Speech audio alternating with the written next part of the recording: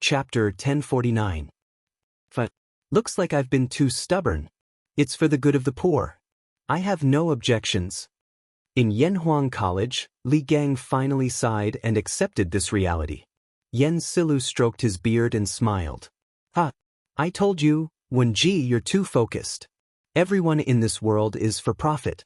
If we don't give some benefits to those who do good, how can this kind act be sustained in the long run?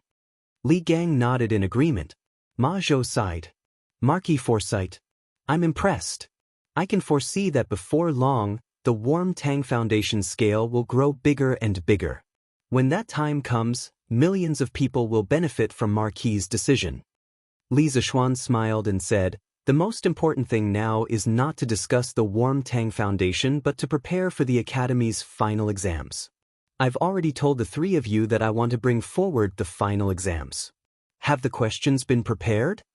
The reason why the final exams were brought forward was because the weather was getting colder and colder. The Academy's teaching buildings were made of cement, so it was still quite cold in the winter. The other reason was that Li Zishuan wanted to let some of the students participate in the Warm Tang Foundation's Warm Tang operation. It was a kind of experience for the students. Yen Silu nodded and replied, the questions for each subject are out, but the students haven't had time to revise yet. Yamacho, do you want to consider delaying the exams for a few days? Actually, the Academy's classes for this semester were basically over. The only problem was that the students had not started revising for some of the classes. Li Zishuan shook his head. No need. It's to see how well the students understand the various subjects. It's better if they don't revise. It'll show their true level. Today is Tuesday. Inform the students that the final exams will begin the day after tomorrow. Yen Silu was a little confused. What kind of twisted logic is this? Li Gang smiled. Kongge, you don't have to worry about the students. If they don't want to revise, then so be it. Besides, what Yamacho said might not be completely wrong. Since Li Gang said so, Yen Silu had no choice but to agree. Li Zishuan said again, Mr. Yen, give me the test papers for each subject later. I'll take them home tonight and look at them. Yes, Yamacho. After Li Zishuan left, Li Gang and Yen Silu immediately called for a meeting of the subject leaders. They conveyed the news that Li Zishuan was going to hold the final exam in advance the day after tomorrow to the subject leaders of the various departments. Wang Ji, Mo Huai, Su Hongji, Xiaodian, and the others were not particularly surprised. This was because when Li Gang asked them to come up with the questions 2 days ago, they had already guessed this possibility. However, they did not expect it to come so soon. The meeting was very short. After Yen Silu conveyed Li Zishuan's message, he announced the end of the meeting. All that was left was for the leaders of the various departments to relay the news to their respective homeroom teachers. As a result, when school was about to end in the afternoon, all 16 classes of Yanhuang College received this unfortunate news almost at the same time. What? The final exam is the day after tomorrow? Sir, we just finished all the courses last week. That's right. We just finished studying last week. We didn't even have time to revise. How can we take the exam? F***CK. Isn't this a scam? Who came up with this rotten idea? The students were all in an uproar. However, no one could change Li Zishuan's decision.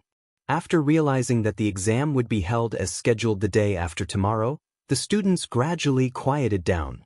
Silence meant acceptance of reality. Many students had already secretly planned to work overtime to revise for the next 2 days. Sure enough, when it was time for dinner today, the students ate exceptionally quickly. After dinner, most of them returned to the teaching building and took advantage of the fact that it was not yet dark to read for a while. When it was dark, they returned to the dormitory. Without washing their feet or faces, they took out their books and immersed themselves in reading. F***CK. It must be Yamacho who set us up. Only Yamacho would be so evil.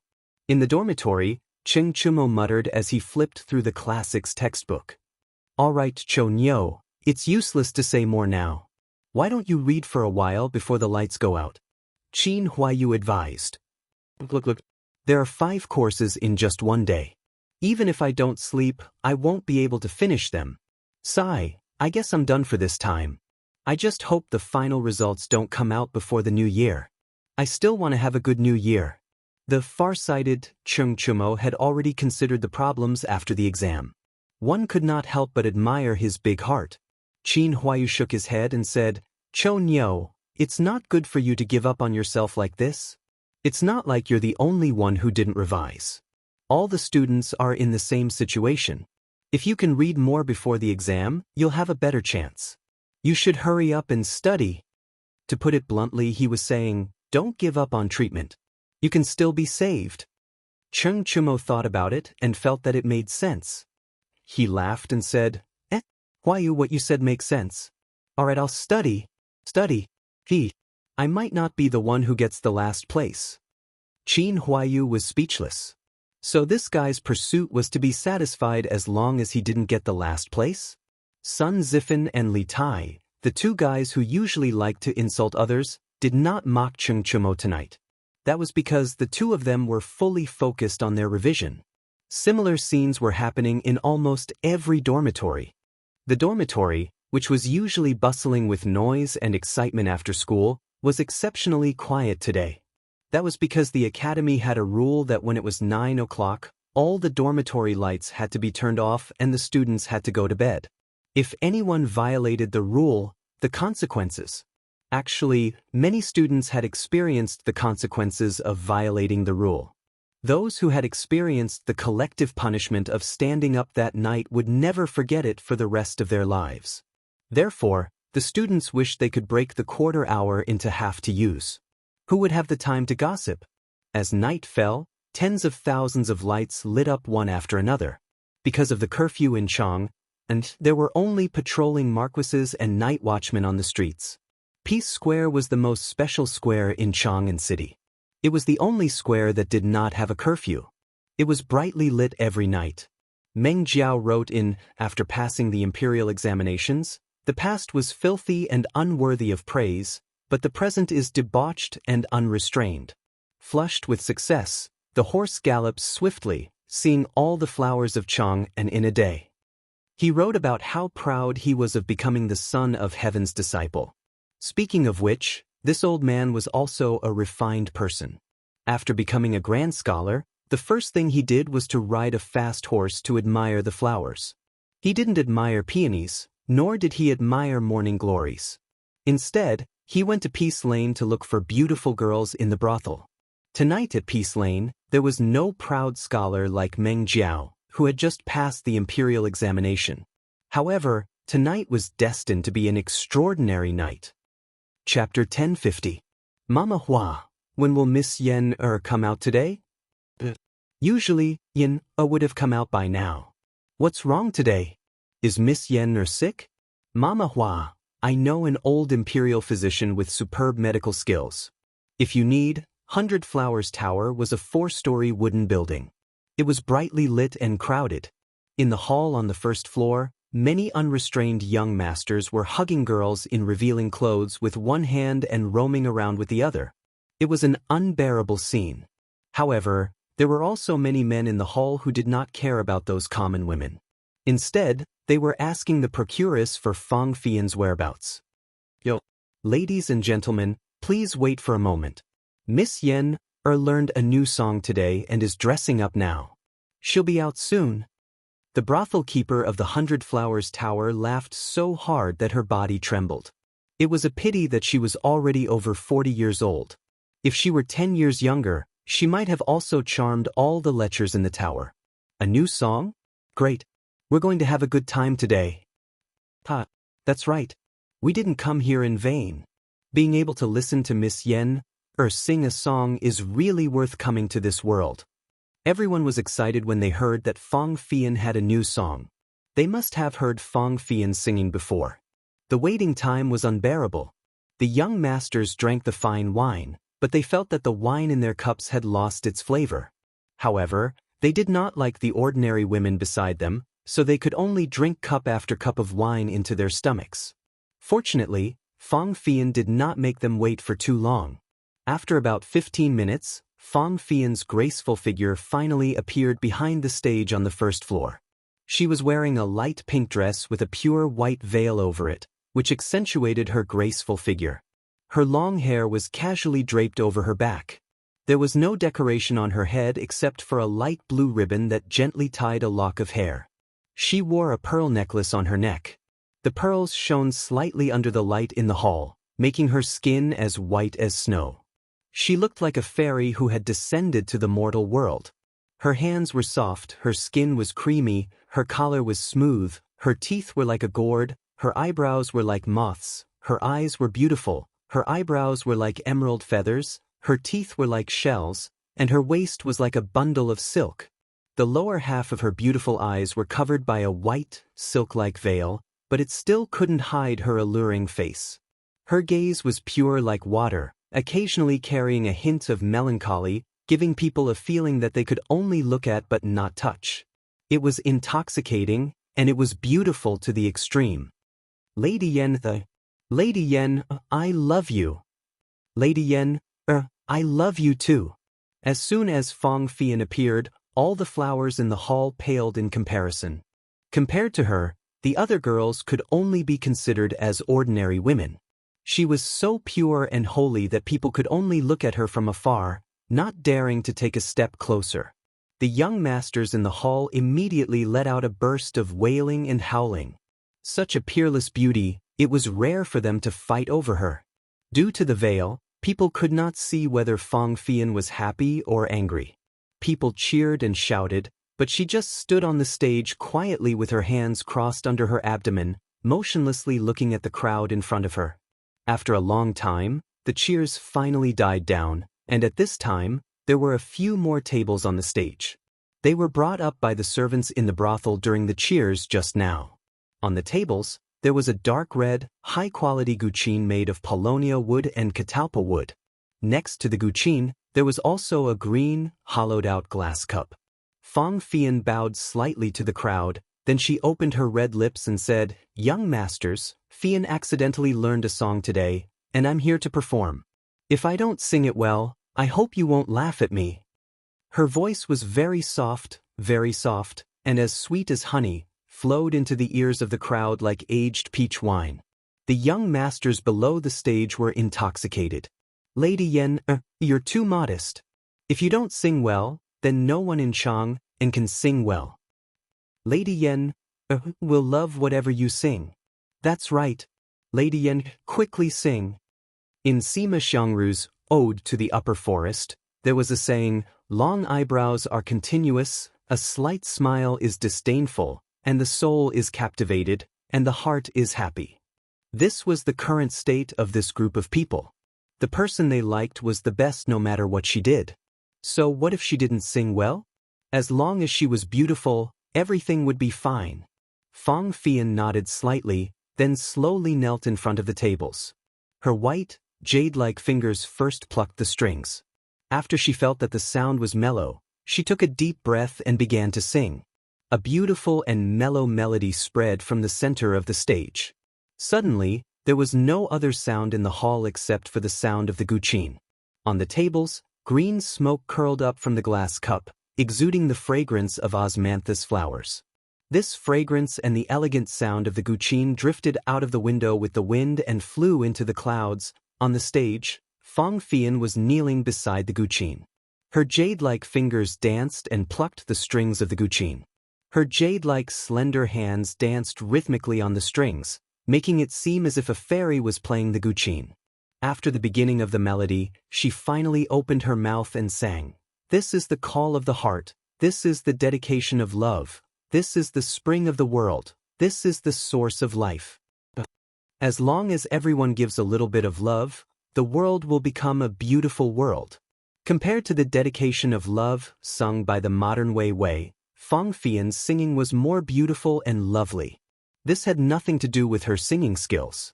The main thing was that Fang Fian's voice was mellow and pleasant to listen to, as clear as a silver bell. The original version's voice belonged to the lingering sound type. It was hard to say which was better, but Fang Fian's voice was more pure and lovely. In the modern world, She would definitely beat all the pure and innocent female celebrities. Since Fang Fian opened her mouth, the rich young men below the stage couldn't close their mouths. They didn't even realize that their saliva was flowing out. Firstly, it was because Fang Fian's voice was beautiful. Secondly, it was the first time they heard such a song that was different from the ancient songs. But they had to admit that it was really nice. Although the lyrics weren't very literary, the meaning in it was very thought-provoking. Everyone was intoxicated by the beautiful world described in Fang Fian's song. Even Fang Fian herself was intoxicated by it. As long as everyone gives a little bit of love, the world will become a beautiful world. What a beautiful hope. Unknowingly, the song soon came to an end. When the last note of the guqin sounded, the hall finally fell into complete silence. However, this was just the calm before the storm. Not long after, a wave of cheers erupted in Hundred Flowers Tower. Beautiful. It's so beautiful. This song is so beautiful. The song was just like the person. The song was beautiful and so was the person. Miss Yen, sing it again. Yes. Sing it again. Chapter 1051. In Hundred Flowers Tower, Fang Fian sang Devotion of Love 3 more times in response to the crowd's strong demand. During this time, the Hundred Flowers Tower was filled with thunderous cheers and excitement. Many people in Ping Kong Square heard the music and came to watch the fun. As a result, the number of customers in Ping Kong Square increased by several times today, making the other brothels in Ping Kong Square jealous. The name of this song is Dedication of Love. Only with love can you accept others. Only with love can you respect each other. If everyone has love, they can forgive and not blame others. Love is silently contributing, not caring about whether there is a return. Love is resolving disasters, not bearing grudges. Today, Chang and City's Warm Tang Foundation is officially established. Fian hopes that everyone can contribute their love. Just like the song says, as long as everyone contributes a little love, the world will become a beautiful world. Good people will be rewarded. In the hall of Hundred Flowers Tower, Fang Fian sang Dedication of Love 4 times in total. After the 4th time, she stood up and spoke slowly to the crowd. As she spoke, she could not help but feel a wave of sadness in her heart. If the Warm Tang Foundation was established 10 years earlier, her father would not have frozen to death in the winter of that year. She and her mother would not have been left to live alone in the world, and she would not have ended up in a brothel. If her father was still alive, no matter how poor her life was, she would still be the daughter of an innocent man. But now that things had come to this, the only thing she could do was to promote the Warm Tang Foundation so that more poor people would not end up in her current situation. When the torch was passed on, what others conveyed was the spirit, but what she conveyed was the love of the world. Good. Miss Yen is not only beautiful, but also kind. I have nothing to say. Tomorrow I will donate 10 strings of cash to the Warm Tang Foundation. I will donate 100 strings of cash tomorrow as well. I will donate 100 strings of cash as well. I will donate 1,000 strings of cash. Waves of cheers came from the crowd. However, the procuress of Hundred Flowers Tower was secretly stomping her feet. If these people donated money to charity, wouldn't the money spent on her tower correspondingly decrease? This kind of thing did not benefit Hundred Flowers Tower at all. Instead, it had hidden disadvantages. Fortunately, Fang Fian didn't say anything else. She just thanked him and left. After that, the stage was given to the other girls in the Hundred Flowers Tower. After all, Li Zixuan had given Mother Hua political task.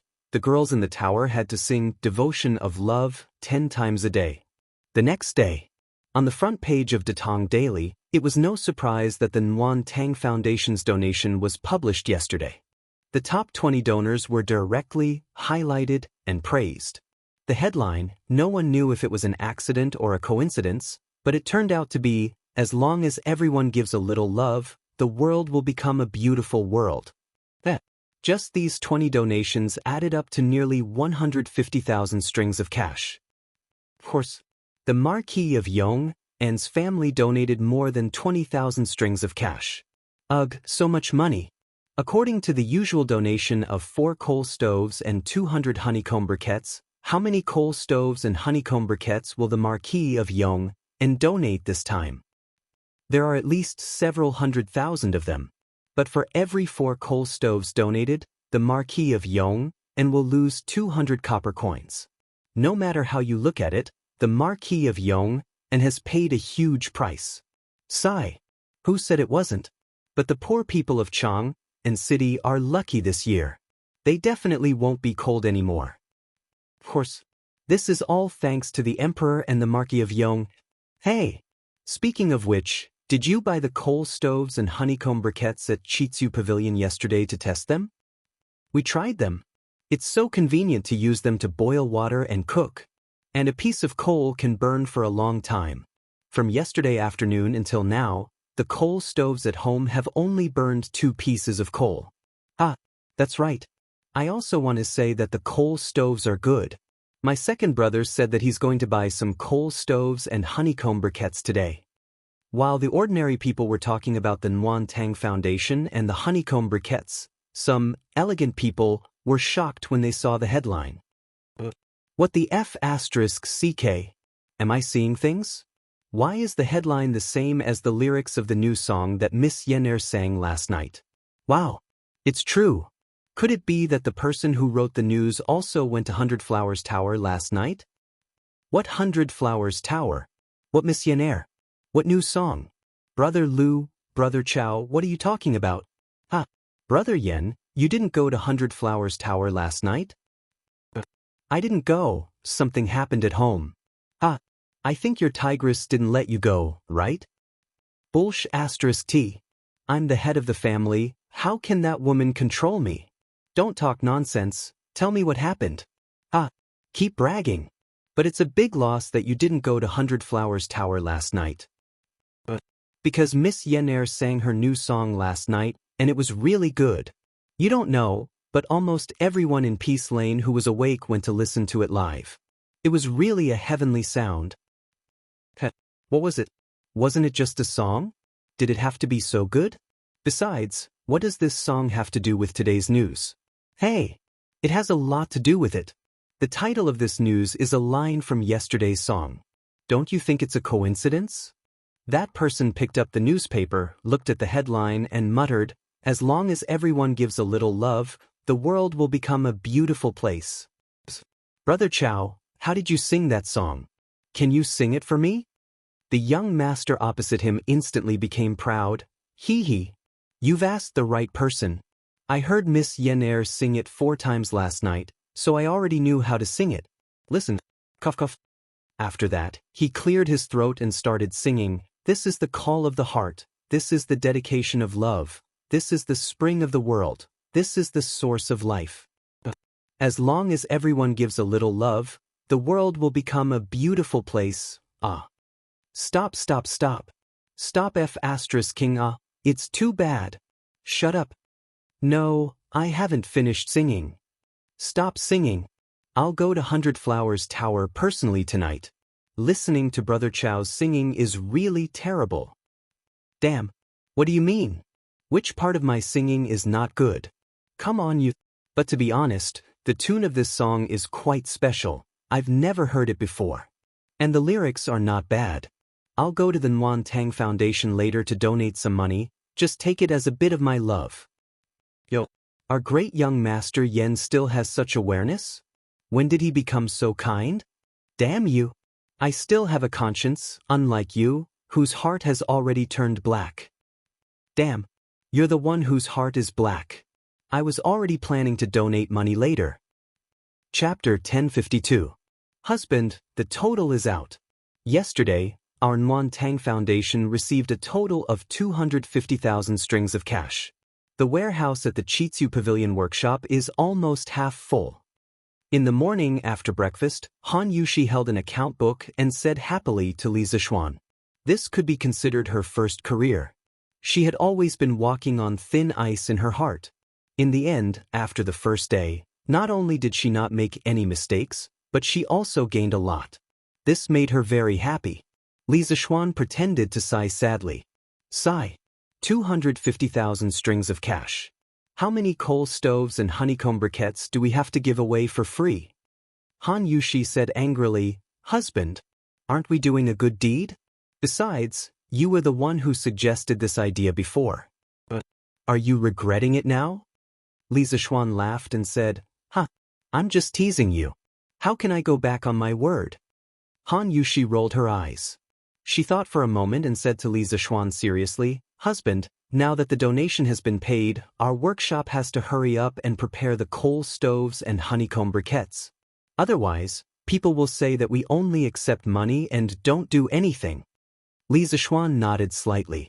He stood up and said with his hands behind his back, Don't worry, my wife. The workshop is already producing coal stoves and honeycomb briquettes. Moreover, Faubert is still recruiting workers these few days. The farmers near Chang and city who are free have basically all been recruited to help. There are also some refugees from other places who are also being recruited to the workshop. Although those people don't have much skill, they don't need skill to make honeycomb briquettes. They only need strength. Han Yushi smiled and said, Yes. This way, not only can we speed up production, but we can also increase the income of the people.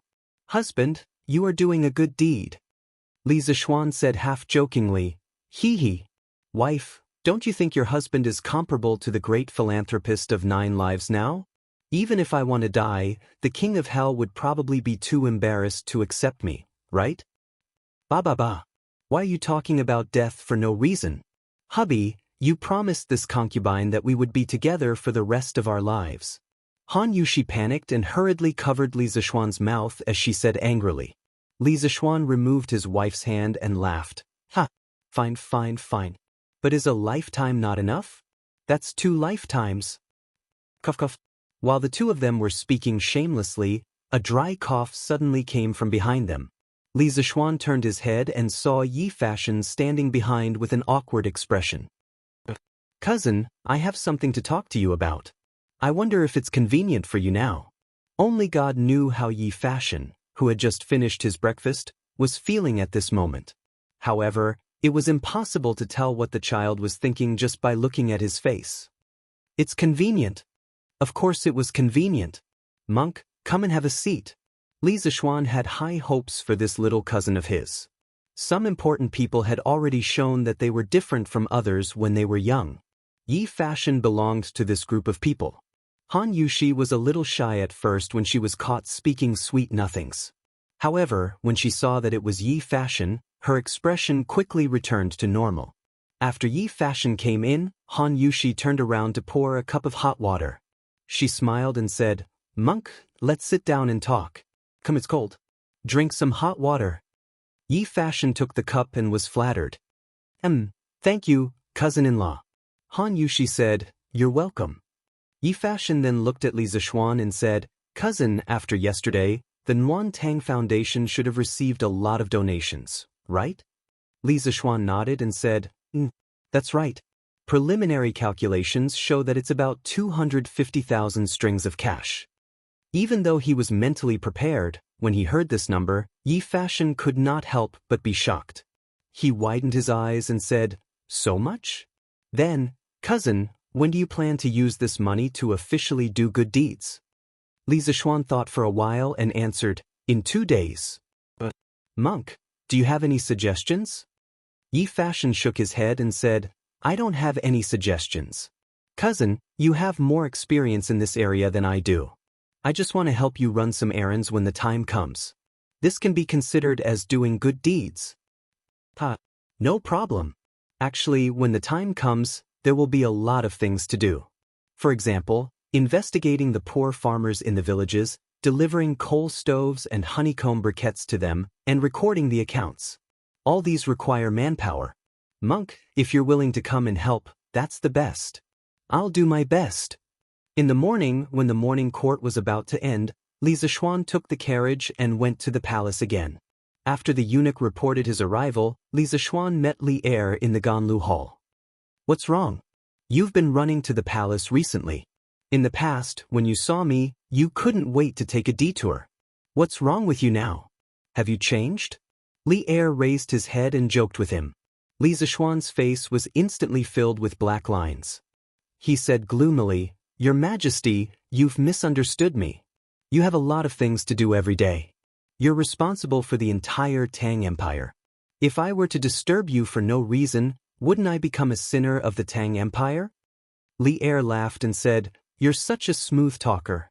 All right, let's cut the small talk and get down to business." Li Zishuan then said seriously, "Your Majesty, the Warm Tang Foundation received a total of 249,816 strings of coins yesterday. I plan to distribute coal stoves and honeycomb briquettes to the poor in 2 days' time." Li Er was stunned and said in surprise, "Almost 250,000 strings of coins? That much?" Li Zishuan smiled and said, "This is only yesterday's amount. I think there will be more in the future." Li Er came back to his senses and said, "Do you have enough manpower? Do you need me to send some people over to help you?" Li Zishuan replied, "Thank you, Your Majesty. I have enough people under me. However, when the time comes to distribute coal stoves and honeycomb briquettes, I will need the help of the county magistrates." Although Xiao Yu was in charge of the Ministry of Civil Affairs and managed the household registration of the entire Tang Empire's people, it was more convenient to find the local county magistrate. After all, a county magistrate was better than a county magistrate. There were more than 20 counties under Chang and city. In terms of rank and merit, Li Zishuan was indeed higher than those county magistrates. However, everything had to be done properly. Without Li Zishuan's special permission, those county magistrates had no obligation to cooperate with Li Zishuan. That was because they did not have a direct, subordinate relationship with Li Zishuan. Li Er nodded and said, "I'll give you an imperial edict. You can take this imperial edict and get all the county magistrates near Chang and city to cooperate with you." Li Zishuan cupped his hands and said, "Thank you, Your Majesty." Is there anything else?" Seeing that Li Zishuan had no intention of leaving, Li Er took the initiative to ask. Chapter 1053. Inside the Hall of Nectar. Li Zishuan said again, "Your Majesty, I have an idea, but I don't know if I should say it." Li Er said unhappily, "If you have something to say, just say it. Since when did you know how to do this?" Li Zishuan smiled and said, "Your Majesty, I think that if we want the people to do good for a long time and let the Warm Tang Foundation continue to operate, we have to give out some rewards to encourage the people and rich merchants to donate money." Back then, Zi Lu was praised by Confucius for saving people from drowning, and Zi Gong was criticized by Confucius for not receiving gold for saving people. It's not completely unreasonable. Li Er couldn't help but say, "Didn't you give the people who donated a certificate of honor? Isn't that a benefit?" Li Zishuan shook his head and said, "Your Majesty, this is just a small benefit.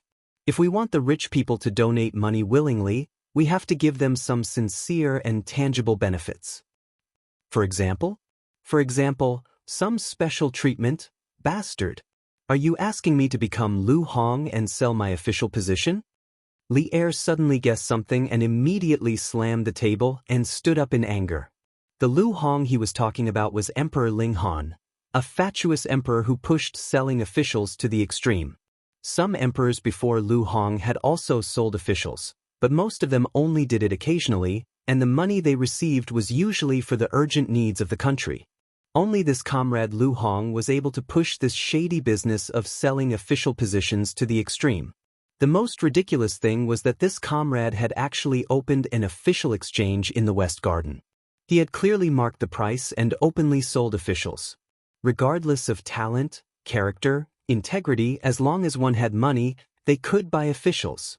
And the money from selling officials would all go into Emperor Ling Han's own pocket. This guy even unified the market price of officials and personally set the rules for selling officials. He set the price of an official's position to be 10,000 times the official's annual income. For example, an official's position with an annual salary of 2,000 sure was priced at 20 million. His method of selling officials was very innovative, and he was not willing to let go of any opportunity. Even Zhang Wen and the others, who had made great contributions and had a high reputation, had to first pay enough money to the emperor to buy an official position before they could ascend to an official position. Li Erjing had thought of the possibility of him selling his position, so he scolded angrily. Li Zixuan stared blankly, thinking, when did I ask you to sell your official position? Is it because your imagination is too rich? Your Majesty, I have no such intentions. This official's idea is that every year, we should select 3 people from the people who donated money and give them the title of righteous merchants of the world. It was just a title. Not only would it not damage the prestige of the imperial court, but it would also stimulate the enthusiasm of the wealthy citizens to donate. Moreover, there were precedents before. It's just a few more, right? In order to prevent Old Li from misunderstanding again, Li Zixuan directly told him his plan. Just a title? You brat, it's easy for you to talk. Do you think the title of righteous merchant is so worthless? Li Er said with a dark face. Your Majesty, I didn't say that it was worthless. According to my preliminary estimates, if a wealthy businessman wants to be selected, he will have to donate at least 50 to 60,000 strings of cash. This wasn't cheap at all. Moreover, all the land under the heavens belongs to the emperor, and all the people who live on the land are the emperor's subjects. Businessmen are also your Majesty's subjects. Why should your Majesty be so biased against them? Li Zixuan couldn't help but say. Li Er frowned and didn't say anything. After a while, he said meaningfully, You're here to persuade me today. The division of scholars, farmers, workers, and merchants has existed since the spring and autumn period, and it has been like this for generations. How do you want me to change it? Li Zixuan clasped his hands and said, This official has never thought of changing the status of the merchants, but this official feels that giving the title of righteous merchant of the world to some merchants who have made outstanding contributions to the Tang dynasty should be harmless. For example, Feng Zhihua from before. Li Er thought for a moment and finally waved his hand and said, All right. I'll give you a place every year. Li Zixuan laughed and said, This official thanks your Majesty on behalf of the millions of merchants and poor citizens of the Tang dynasty. Li Er waved his hand and motioned for a certain someone to scram. Your Majesty, does this year count? Scram. Hey, I didn't say it doesn't count, I just said, scram. That means it counts this year too. Sitting in the carriage, Li Zixuan muttered to himself as he recalled the situation in the sweet dew hall. As long as everyone gives a little love, the world will become a beautiful world. Just as he was thinking, Li Zixuan suddenly heard someone humming a tune outside the carriage. He couldn't help but feel happy. He thought to himself that this modern song had spread quite quickly after it came to the Tang dynasty. However, he didn't know that the reason why this song, Dedication of Love, could spread so quickly was that, other than the special tune itself, the main reason was that the first singer, Fang Fian, was extremely charismatic and sang it very well. While listening to people humming along the way, he unknowingly arrived home. Sir, you're finally back. He jumped out of the carriage and found little Fishy waiting at the door. Li Zixuan smiled and said, What's the matter? Are you looking for me? Little Fishy took out the newspaper from behind and walked to Li Zixuan. She pouted and said angrily, Sir, you're asking the obvious. Why did you insist that I change the headline to this yesterday? Little Fishy pointed at the headline on Datang Daily with a hint of displeasure on her face. Li Zixuan suddenly understood, but he said, Oh, this headline. Little Fishy, don't you think this headline has a better meaning? Little Fishy said angrily, Sir, you're still pretending. I did think so yesterday, but I only realized today that I was fooled by you. This headline is exactly the same as the song that was being sung at Hundred Flowers Tower in Ping Kong Fong last night. Now, everyone in the editorial department is asking me if I went to Ping Kong Fong last night to listen to that song. Even Steward Ma asked me this morning. Damn it. Li Zixuan wanted to laugh when he heard that, but he quickly held it back. He held back his laughter and said with a straight face, Ahem. Coincidence. It's definitely a coincidence. Those people in the editorial department are really too much. Little Fishy, you're a pure and innocent girl. How could they say that you went to that kind of place? The next time I go to the workshop, I'll definitely give them a good scolding. Little Fishy's face suddenly turned bright. She said, That's right. Sir, you must give them a good scolding. I didn't go, but they insisted on slandering me. I did want to listen to that song, but there was no one to accompany me. These people are really despicable. Li Zishuan was stunned. He didn't get little Fishy's anger at all. What was this little girl thinking all day long? She actually wanted to visit a brothel. Oh my God, was she a demon? Chapter 1054. In the morning, when the doors of the Warm Tang Foundation opened, it welcomed even more donors than the day before. Of course, there were also quite a number of people who came to donate money after listening to the song Dedication of Love.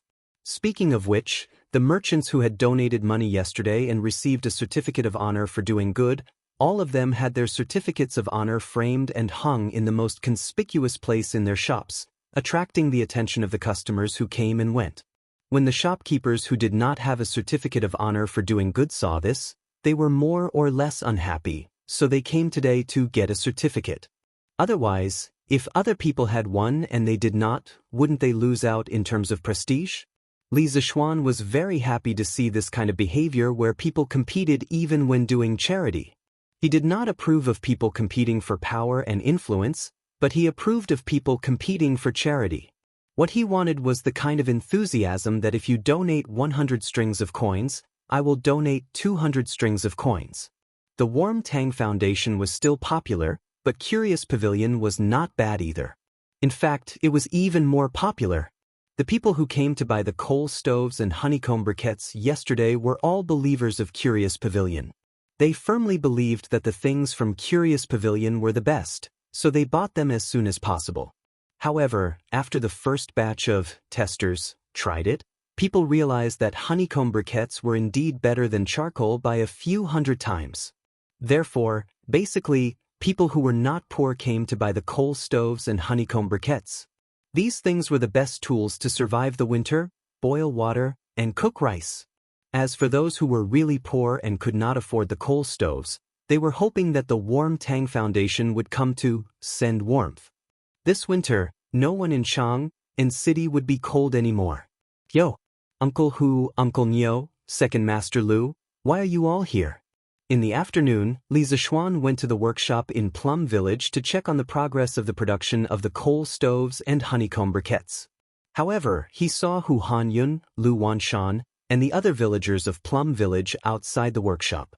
Moreover, there were also villagers from other villages in his fief. There were at least a few hundred people in total. Young master, it's been cold recently, and there aren't many herbs in the mountains. It just so happens that you need manpower in your workshop. Since we farmers have nothing to do at home, we all came to helps.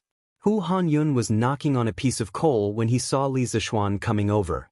He stopped what he was doing and replied. Fu Bin and his men were mining happily in Yifang County. Moreover, the goods route from Yifang County to Chang and had been completely opened. Basically, every 2 days, a large batch of iron ore, sulfur ore and coal would be shipped here.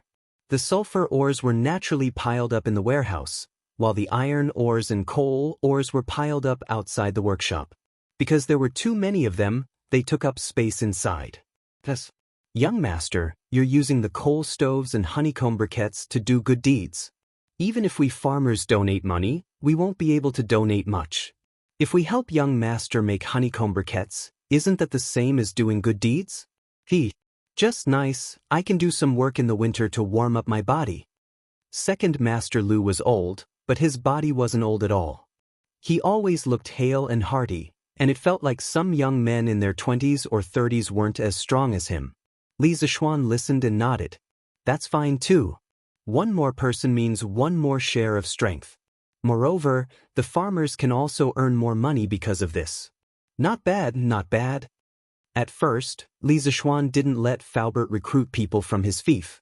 The main reason was that the commoners usually had to go into the mountains to gather herbs.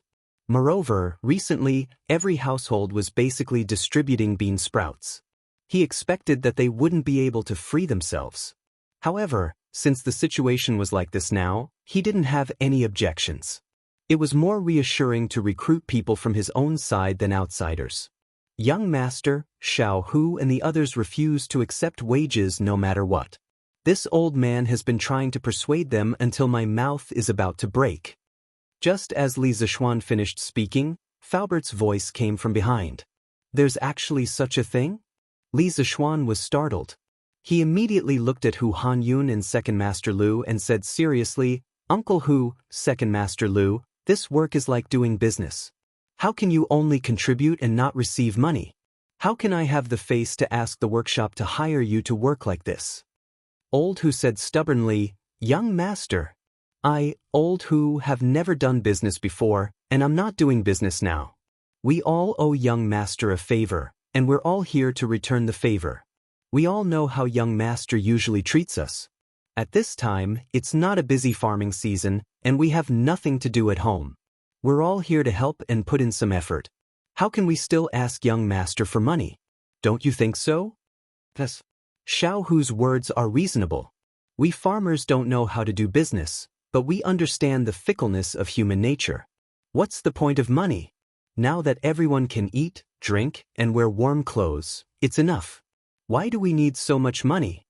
Second Master Lu couldn't help but interrupt. That's right. We have to have a conscience. We can't accept this wage.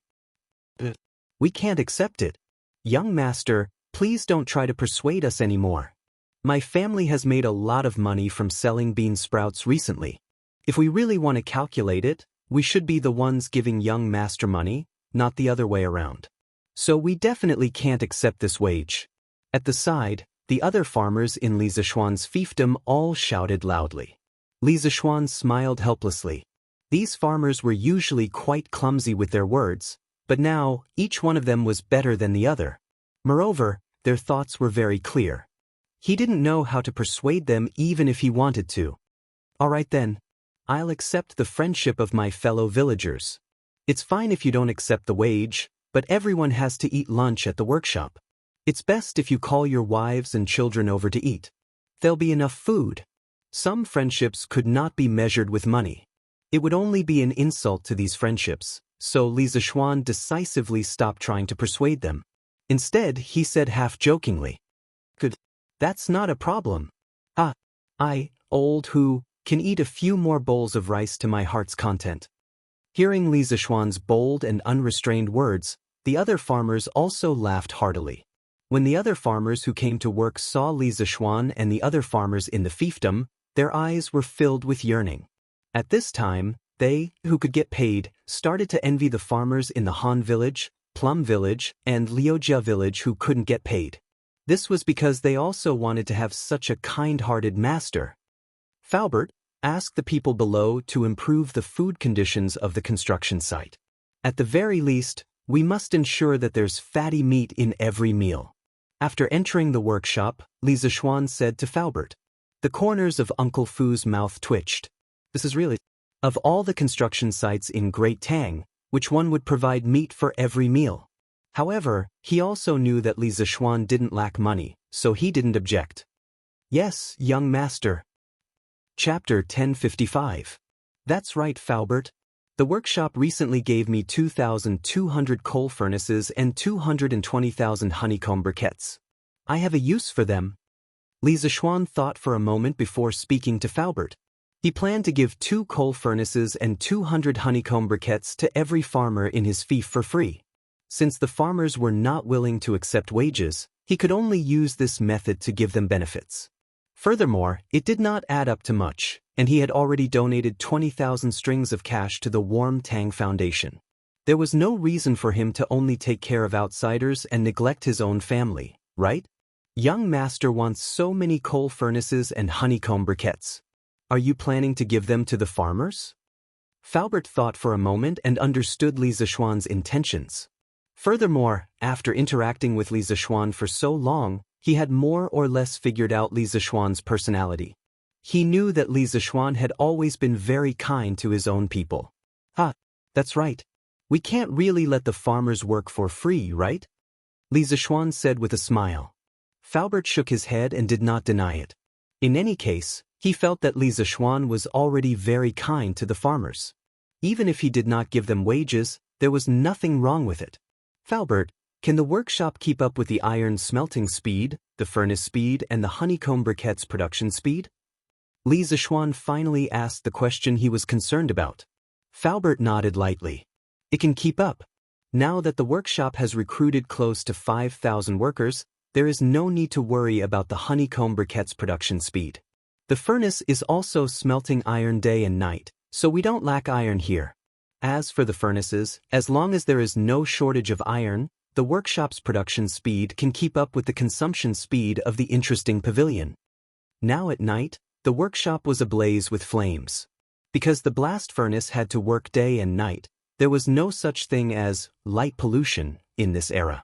On the contrary, the people of Plum Village liked this scene and treated it as a unique landmark of Plum Village. Since that's the case, I'm relieved. Li Zishuan nodded. Then he walked around the workshop again. After making sure that everything was running in an orderly manner, he went home. The next day, Thursday, Yanhuang College's final exam was held as scheduled amidst the cries of the students. At 7:45 a.m., the bell and drum sounded, and all the invigilators in the examination hall began to distribute the test papers. The arrangement of the examination venue and time was similar to that of the previous monthly examination. The only difference was that the invigilation was stricter.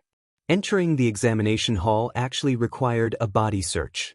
Fortunately, all the students in the academy were male. Otherwise, it would be very inconvenient to search them. In addition, the inspection team from the previous monthly examination had expanded this time. Mo Zhong, Mo Yun, and the other guards of the academy had also joined in. If you asked these guards to teach, they definitely wouldn't be able to do it. But if you asked them to inspect the exam, they wouldn't have any problem with it. Moreover, with their eyesight, they would be even better than the teachers of the academy if they were to invigilate the exam. With more people, it was natural that they would go to each examination hall more frequently. Basically, every half an hour, there would be an inspection team in front of each examination hall. As a result, no student would dare to cheat in such a strict environment. Li Zishuan didn't stay in the academy all the time this time. He came to the academy in the morning to take a look and then went back. First of all, now that every teacher in the academy had their own duties, the academy could run very well even if he wasn't there. His role was only to control the general direction of the academy's teaching. Moreover, he had something to do at home these 2 days, so he had to go back.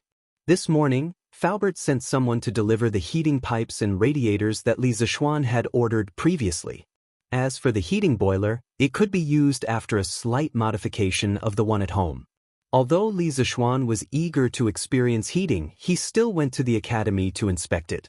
After that, he came back with a group of guards and servants to start installing heating in the house.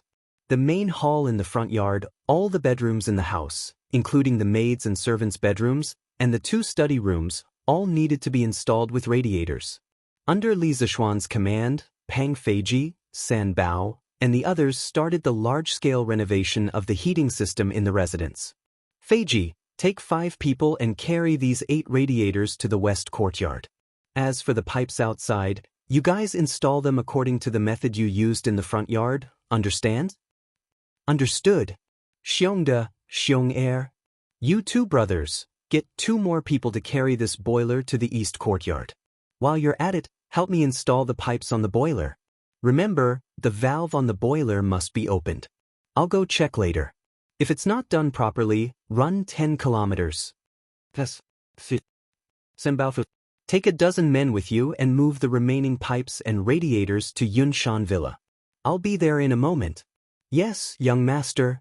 Since Li Zishuan had explained the installation method of the heater to everyone in advance and explained the relevant terms to them, Pang Feiji and the others could still understand the modern terms that Li Zishuan mentioned, such as heater, heater pipe, valve, and other modern terms. Under his command, when it was close to noon, a total of more than 40 rooms in the Li residence that needed heating had all been installed with radiators. The heating pipes had also been preliminarily installed, and all that was left was to test run. Old Man Li, Madam Li. There were also the 3 members of the Yi family. They stood at the side, stunned. They couldn't even get a word in because they had never seen such a thing before. They could only watch from the side as Li Zishuan ordered the people to get busy. Little Xian, with just this, you can make the house as warm as spring? Seeing that Li Zixuan was almost done with his work, Li Jingmo walked over and finally asked the question that had been in his heart for the entire morning. The rest of the family also looked over. Obviously, they didn't believe that Li Zixuan had made the radiators sound so magical. Hey, father! If this thing is really heated, not only will it be as warm as spring, it won't even be a problem to make the house as hot as summer. Li Zixuan chuckled. Many things that were impossible in the eyes of the ancients were so natural in the eyes of a modern person like him. Go away. You're bragging again. If it doesn't work, I'll see where you're going to put your face. Li Jingmo heard that his son was getting more and more ridiculous. He couldn't help but feel annoyed. There's no point in saying more. Father, you better watch carefully later. See if your son is bragging. Chapter 1056. Start burning. After personally inspecting all the heating pipes, Li Zixuan ordered. The servants in the house quickly placed the honeycomb briquettes that had been burned in advance into the stove. In order to maintain enough steam, the capacity of the stove was 10 times larger than that of ordinary honeycomb briquettes. Therefore, the amount of coal consumed every day was not to be underestimated. After a while, the sound of boiling hot water could be heard from the pot. Li Zixuan quickly ordered, Feiji, quickly bring some people to check all the heating pipes in the house. See if there are any leaks. If there are, report to me immediately. Pang Feiji bowed and cupped his fists. Yes, Marquis. After that, Brother Chicken immediately brought a group of guards and split up to check the heating pipes that had just been installed. Old Man Li, who was watching from the side, felt a little unbearable. He went back to the main hall in the front yard and squatted in front of the radiator. He wanted to feel if there was any temperature. Drip! He didn't feel any temperature, but he heard the faint sound of water dripping from the heating pipes. After a while, it became the sound of flowing water. It was the sound of flowing water. However, the radiator was still cold. Just as Old Man Li was suspecting that his son's heating was useless, a trace of warmth suddenly came from the cold radiator. At first, he thought it was an illusion, but as time passed, that trace of warmth became more and more clear. In the end, it was even faintly hot. How is it, father? You should believe me now, right? At this time, Li Zixuan came in with his family from outside. Seeing his father's face full of surprise, he smiled and asked. Previously, Pang Feiji had brought people to check the heating pipes. After confirming that there were no leaks, Li Zixuan was completely relieved. This was because, generally speaking, as long as the pipes didn't leak steam, they could form a closed loop. There wouldn't be a problem with heating. This thing can actually transfer heat. It's just that our main hall is so big, you only put two radiators. If it's far away, can you feel the warmth? At this time, Li Jingma already believed that radiators could indeed conduct heat, but he did not believe that 2 radiators could warm a room. Li Zixuan did not say anything, but Yi Guozhong spoke up. He had just come over to touch the radiators and heard him say, "Don't worry. Jingma, you really won't turn back until you hit a wall. Just based on how hot this thing is, as long as we close the doors and windows and let it continue to emit heat, the hall will definitely become warm. It's just a matter of time." Old Man Yi had been a Taoist all his life. Although he didn't know the law of conservation of energy, he understood the general meaning behind it. Sure enough, an hour later, when lunch was served, Li Jingma couldn't help but wipe the sweat off his forehead and take off his thick fox fur coat because he actually felt hot. Mother, Lung is hot too. Lung ran to Madame Li and said crisply. Madame Li had no choice but to help the little girl take off her fox fur coat. The little girl's voice was filled with excitement. This is great. Now I don't have to sleep under a thick blanket at night. Brother, this radiator you made is really amazing. Everyone laughed. To the little girl, the radiator's only advantage was that she didn't have to sleep under a thick blanket at night. Good. This way, as long as we stay in the house during winter, we definitely won't catch a cold. And this radiator is much more comfortable than a fire. Old Madame Yi said with a smile. Speaking of which, during this trip to Chang, the 3 of them had seen a lot of new things. Of course, grandmother, it's easy to get poisoned if you stay in the fire for too long, but this radiator won't have this problem at all. At most, it will make the air a little drier, but this problem can be solved by putting a basin of water in the house. Li Zishuan said with a smile. When it came to heating in winter, the most comfortable and natural method was the radiator. Even an air conditioner couldn't compare to it, let alone burning charcoal. It's really good. This time, our house can really be as warm as spring in winter. When it comes to enjoyment, the whole Tang dynasty added together can't compare to you, Xian. Old man Li said with a sigh. You old thing, you're always saying weird things. Don't tell me you didn't enjoy the radiator? Li Zishuan's little face darkened, but Mrs. Li rushed ahead of him and spoke up for him. Yi Guozhong stroked his beard and said with a smile, Hee hee. Jingma, little Xian isn't doing this for his own enjoyment. With his current martial arts cultivation, normal cold won't be able to enter his body at all. He's creating conditions for us to enjoy. Old man Yi finally said something fair. Li Jingma was embarrassed by his slip of the tongue. Li Zishuan didn't blame his father. Li Jingma was his father, so what if he said a few words? Don't just talk about it.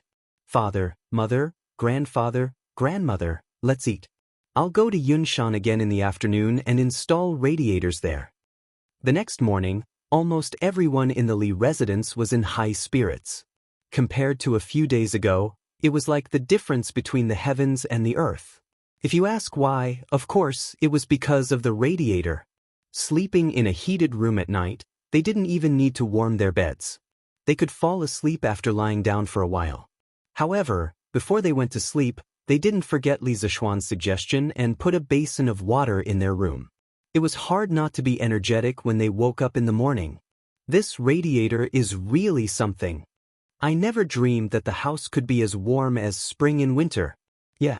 When I went back to my room last night, I took off all my clothes, but I didn't feel cold at all. This radiator that young master installed is really amazing.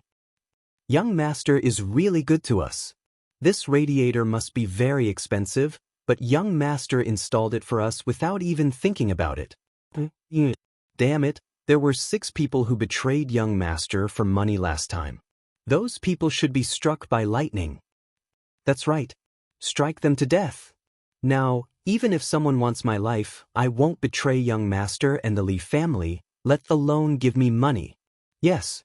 Even if we die in the future, we won't betray young master.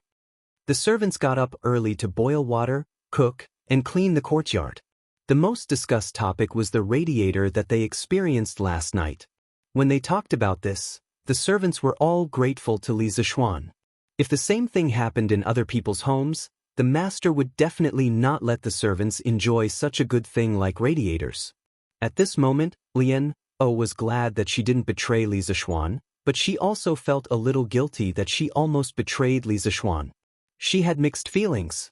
Now, all she could do was serve the master with all her heart, repay his kindness, and atone for her sins. Chapter 1057. Li Zishuan didn't know what the servants were thinking. Yesterday, he had installed a heater in the servants' room. It was just a humanitarian gesture. Although he had transmigrated to the Tang dynasty, Li Zishuan still had some modern thinking in his bones. He respected every life form around him. In his dictionary, there was no distinction between upper class and lower class. After getting up and having breakfast, Li Zishuan went to the academy, while Han Yushi went to the Warm Tang Foundation. Both of them had their own careers now, and they were both in the rising stage of their careers. They could not stay at home every day and leave the academy or the foundation alone. Sitting in the carriage, Li Zishuan couldn't help but shake his head. His and his wife's current situation was very similar to most couples in the modern world. After breakfast, they had to go to work. The only difference was that they were like bosses. Sometimes, they didn't have to go to work. They had a lot of freedom. When they arrived at the academy, Li Zishuan was in Yen Silu's office, chatting with Yen Silu and Li Gang. These 2 days, the students of the academy have been working harder than usual. I was in the cafeteria just now, and I met a student who was eating and reading at the same time. It's really not easy. Yen Silu sighed with a smile. Li Gang shook his head. That's nothing. Last night, This old man had a sudden impulse and went to the student dormitory to check on the dormitory. I found that it was already 9:45 p.m., but some dormitories were still lit up. This old man went in to take a look and saw 6 people neatly lying under the lights, reading books. This old man originally wanted to punish them according to the rules of the academy, but when I thought of how hard they had worked, I directly let them turn off the lights and go to sleep. Sigh. In the end, it's Yamacho's fault for bringing the exam forward so suddenly. The old man didn't blame Li Zishuan. He mainly cared about his students. At his age, fame and fortune were no longer important to him. The only thing he cared about was passing down his legacy. Yanhuang College was the place where knowledge was passed down. He had long regarded this place as his home and the students of the college as his own children. Sirs, in fact, people are forced to do so. The students are working so hard mainly because they feel a sense of urgency. They are still young, and a little pressure can only be good for them. There is no harm. Li Zishuan explained. To Li Zishuan, who had experienced the college entrance examination in his previous life, this was not a big deal. Besides, the earlier the exam, the earlier they could enjoy it. Now that the weather was so cold, wouldn't it be great if a portion of the students could have a holiday after the exam? As for why it's only a part and not all, oh right. Mr. Yen. After the exam this afternoon, tell the students not to leave in a hurry. I have something to announce. Li Zishuan suddenly added. Yen Silu nodded and couldn't help but ask, is Yamacho going to announce the duration of the holiday? Starting from the time of Emperor Wu of Han, there were officially established schools. This was the Imperial College recorded in the history books. The students who studied there were called Imperial College students. At that time, the students had already established a holiday system. The main ones were the farm leave and the holiday. It was a bit like the modern winter and summer vacations. The duration of the holiday was usually 1 to 2 months. Of course, for students who traveled long distances, the time spent traveling to and from school was not included. Yanhuang College's winter vacation was considered late. The Imperial College had already started their holiday half a month ago. More or less. In the future, our college will call this holiday winter vacation, and the farm leave in the summer will be called summer vacation. In a while, I will make some arrangements for the students.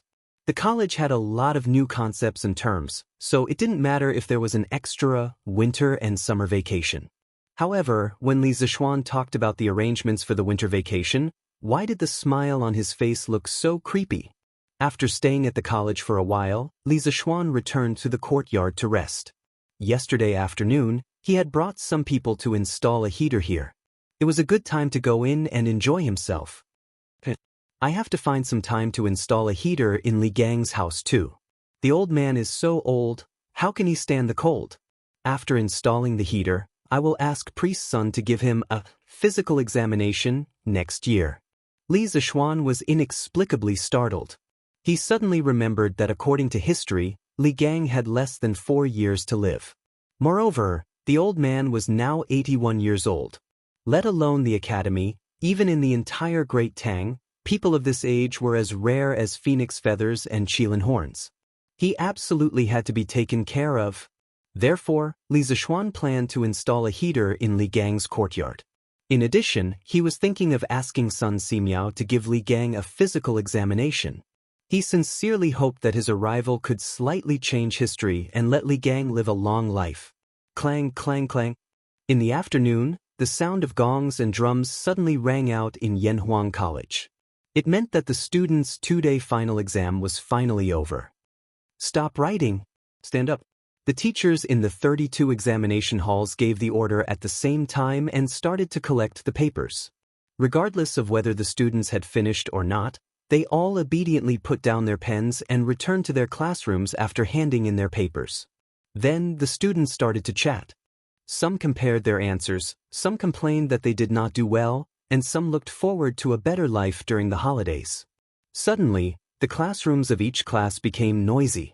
However, not long after, the students regained their silence. This was because their respective form teachers came and brought a notice. All students, gather at the sports field.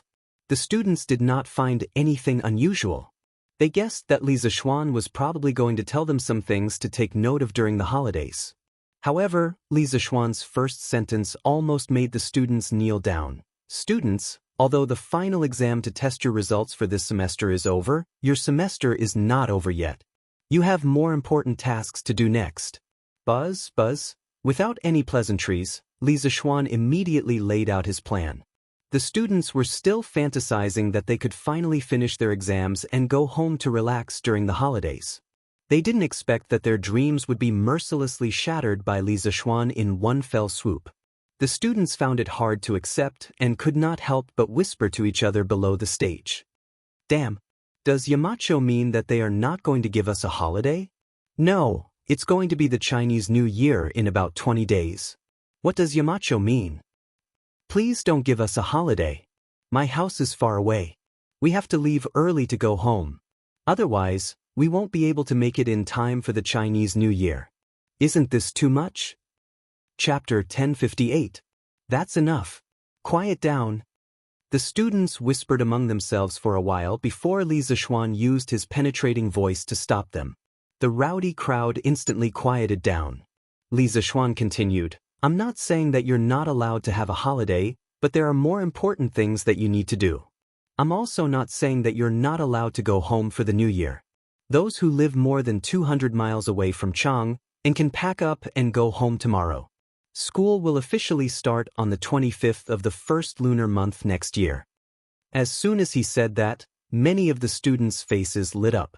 Li Zishuan paused, then continued, as for those who live closer to Chang, and from tomorrow onwards, you will report to the Warm Tang Foundation.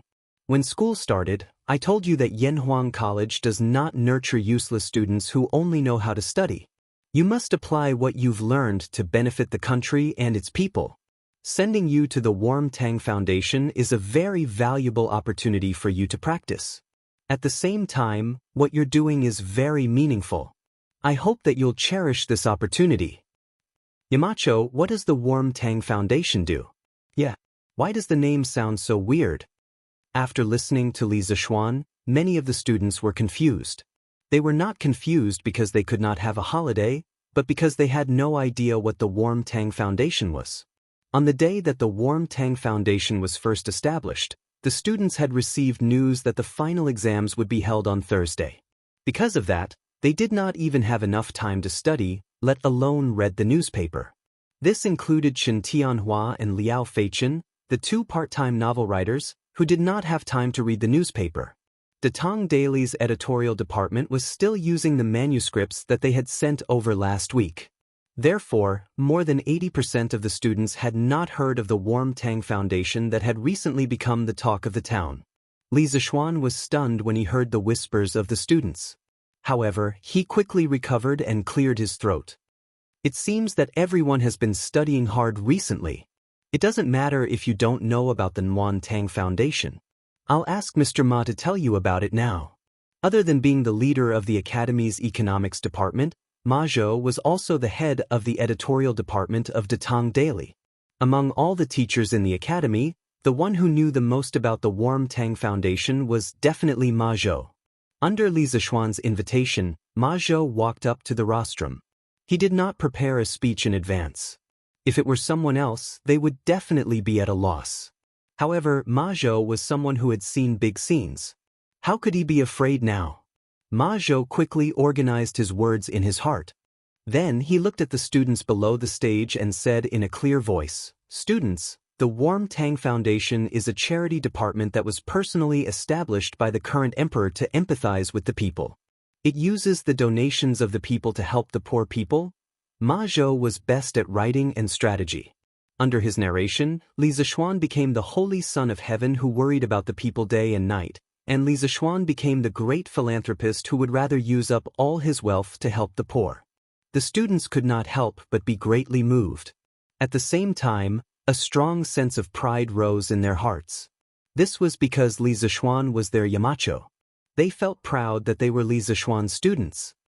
Alright, now you should understand what kind of department the Warm Tang Foundation is, right?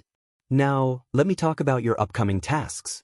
After Ma Zhou spent half an hour introducing the Warm Tang Foundation, Li Zishuan continued, the Warm Tang Foundation has recently launched a warm winter program. By distributing free coal stoves and honeycomb briquettes to the poor people in and around Chang and city, they will be able to afford warmth.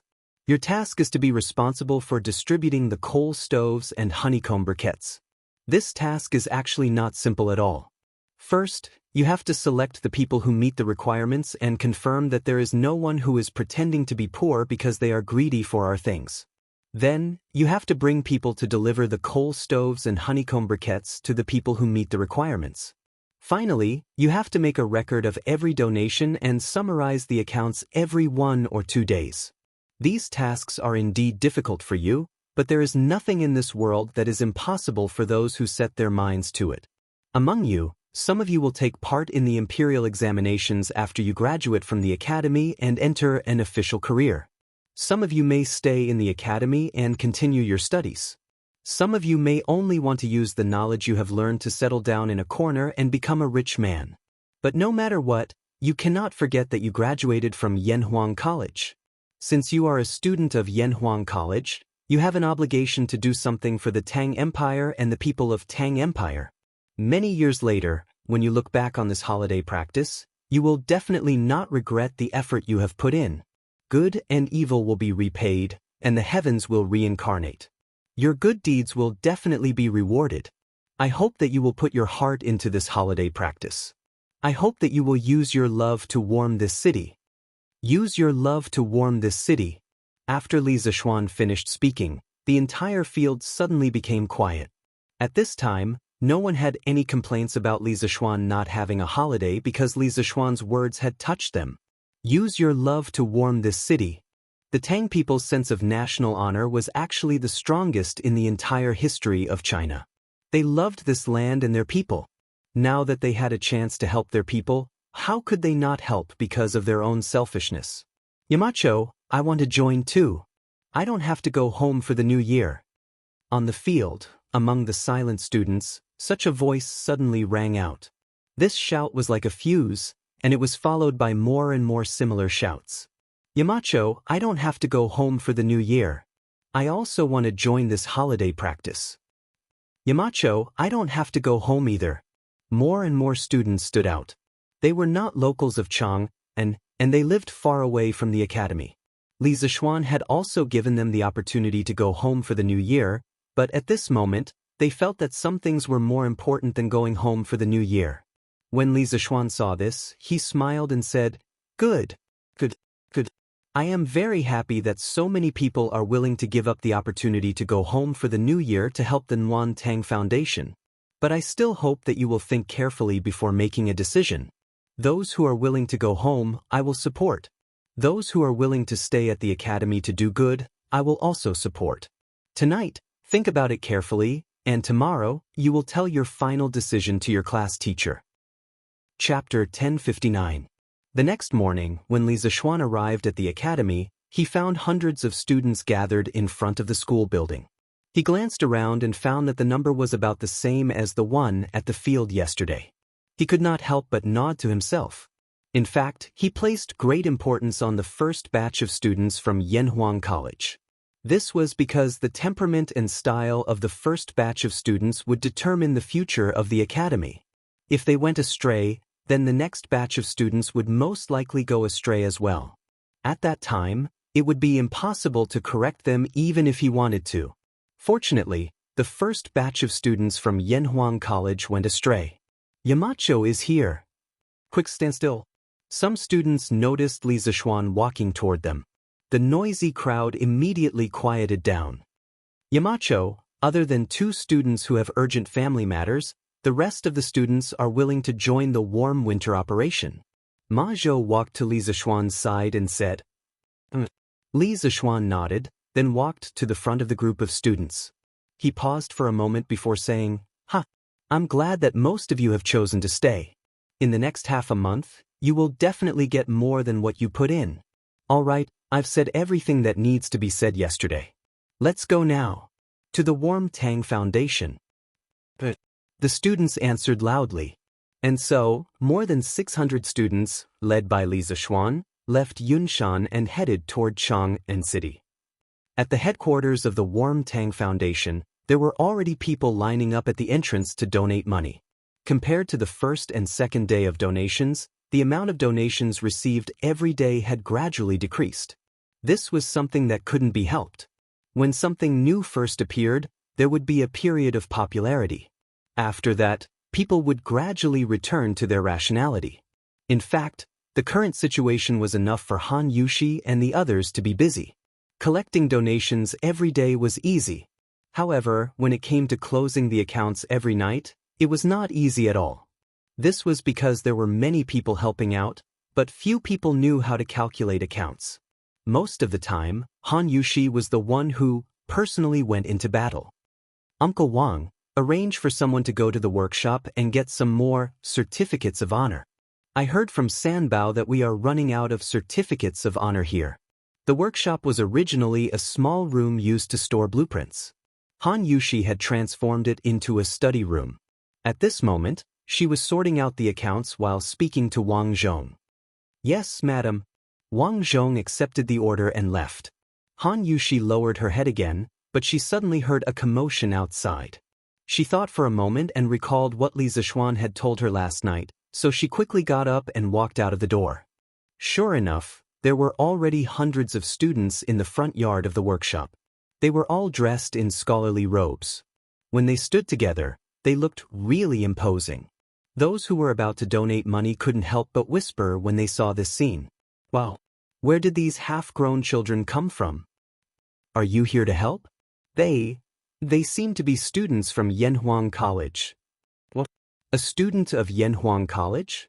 Did Marquis bring these students to help? Ignoring these people's whispers, Li Zishuan was about to lead these students to the backyard when Han Yushi happened to come out. Greetings, madam. Before Li Zishuan could say anything, the group of students behind him shouted loudly. It was the first time most of them had seen Han Yushi. Sure enough, seeing was better than hearing about her. The students couldn't help but sigh in their hearts that Yamacho and Madame Yamacho were really a match made in heaven. Han Yushi smiled slightly and said, "No need to be so polite. I'll have to trouble you for the next few days." "It's no trouble at all." The students immediately responded when they heard this. Their voices were so loud that it was as if they had been injected with chicken blood. The corner of Li Zishuan's mouth twitched. He thought angrily in his heart, a bunch of little brats. Why didn't I see you so energetic when I asked you earlier? But this is not the place to talk. Let's go to the Drunken Wind Pavilion behind. Li Zishuan waved his hand and led everyone to the Drunken Wind Pavilion behind the workshop. It was his original office courtyard and also the place where he had invented the wireless telegraph. He planned to divide the work and make some strategic arrangements for the students there. Qingke, now the county magistrates of the 22 counties under Chang, and will cooperate with our work. From today onwards, you will be the first team leader of Operation Warm Winter. You will be responsible for bringing people to contact the county magistrates. You have to quickly draw up a list of the poor in each county. Tell them not to over-report or under-report. Otherwise, if I find out, I will definitely settle the score with them. More than 600 teachers and students were gathered in the Drunken Wind Pavilion. Of course, the house couldn't hold so many people. Li Zishuan simply held an impromptu meeting under a pavilion in the courtyard.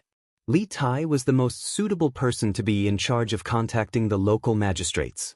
With this little fatty around, how would the county magistrates dare to be sloppy? If you asked them to go east, they wouldn't dare to go west.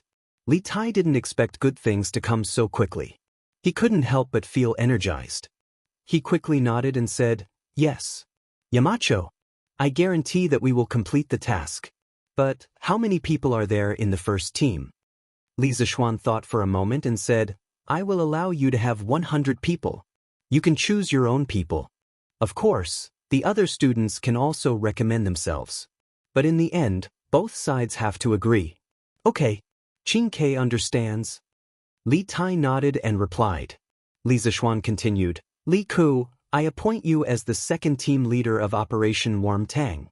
Cheng Chumo will be the vice leader. Your second team's main task is to follow the list provided by Xianxia and deliver the coal and honeycomb coal produced by the workshop to the poor people. You can arrange the transportation yourself or ask the students of the academy for help. But you must control the cost. The total operating cost of your second team must not exceed 500 strings of coins. I will allow you to have 400 people in your team. As for which students to choose, you can discuss it later. Li Zixuan felt that it was necessary to let Li Ku control the cost. Otherwise, this child could directly spend money to hire thousands of people to help deliver the goods. Then the rest of the students would be useless. This was not the way to do charity. Yamacho. Li Ku frowned, but he still replied in the end. Okay, Yamacho. Cheng Chumo was also a little excited. He secretly thought that Li Zixuan didn't cheat him this time. Li Zixuan then said, Bruiser, I appoint you as the leader of the third team for Operation Warm Winter. Meng Wenhao and Li Yan will each be the vice leaders. I'll allow your team to have 138 members. You'll be responsible for keeping track of the accounts. First, you'll need to check the accounts of the Warm Tang Foundation every day. Second, you'll need to record every expenditure of the workshop. All the accounts must be done clearly. Do you understand? Yes, Master. Yes, Yamacho. The three of them replied in unison. After everything was done, Li Zixuan stood up and said, Well then, Operation Warm Winter will officially start from now on. Now you will all be in your teams. Everyone must choose a team. After you are in your teams, follow my instructions and start working. Chapter 1060. Inside the Drunken Wind Pavilion. The students were quickly divided into teams according to the size of their respective teams. The team leaders of each team were all well-known students in the academy. This way, at least they would not be in a situation where they did not know who was better. After the students had chosen their teams, the three teams immediately began to move. Li Tai divided his first team into 22 teams. They went to Chang'an County, Wanyan County, and the 20 counties outside of Chang'an City. He personally led a team to Chang'an County. Bruiser, on the other hand, led his 3rd Brigade to settle the accounts with the Warm Tang Foundation. Li Ku and Cheng Chumo led the 2nd team out of the workshop to prepare the carriages. Because Li Zixuan had limited their activity funds, Li Ku and Cheng Chumo, who had been pampered since they were young, had no choice but to save money and bargain with others. What? You charge 20 copper coins a day to rent a horse here? Why don't you go rob a bank? Do you think I won't sue you for running a scam? This was Cheng Chumo's voice. The shopkeeper's face stiffened. He said in a muffled voice, Little brother, the entire Shi city is like this. If you don't believe me, you can ask other places. Don't try to blackmail me. Cheng Chumo's mouth was smiling, but in his heart he was cursing. It was not like he had not asked other places, but the prices of the carriages and horses were more expensive than this place. Otherwise, why would he be chatting with an old man here? Oh my, you say I'm blackmailing you?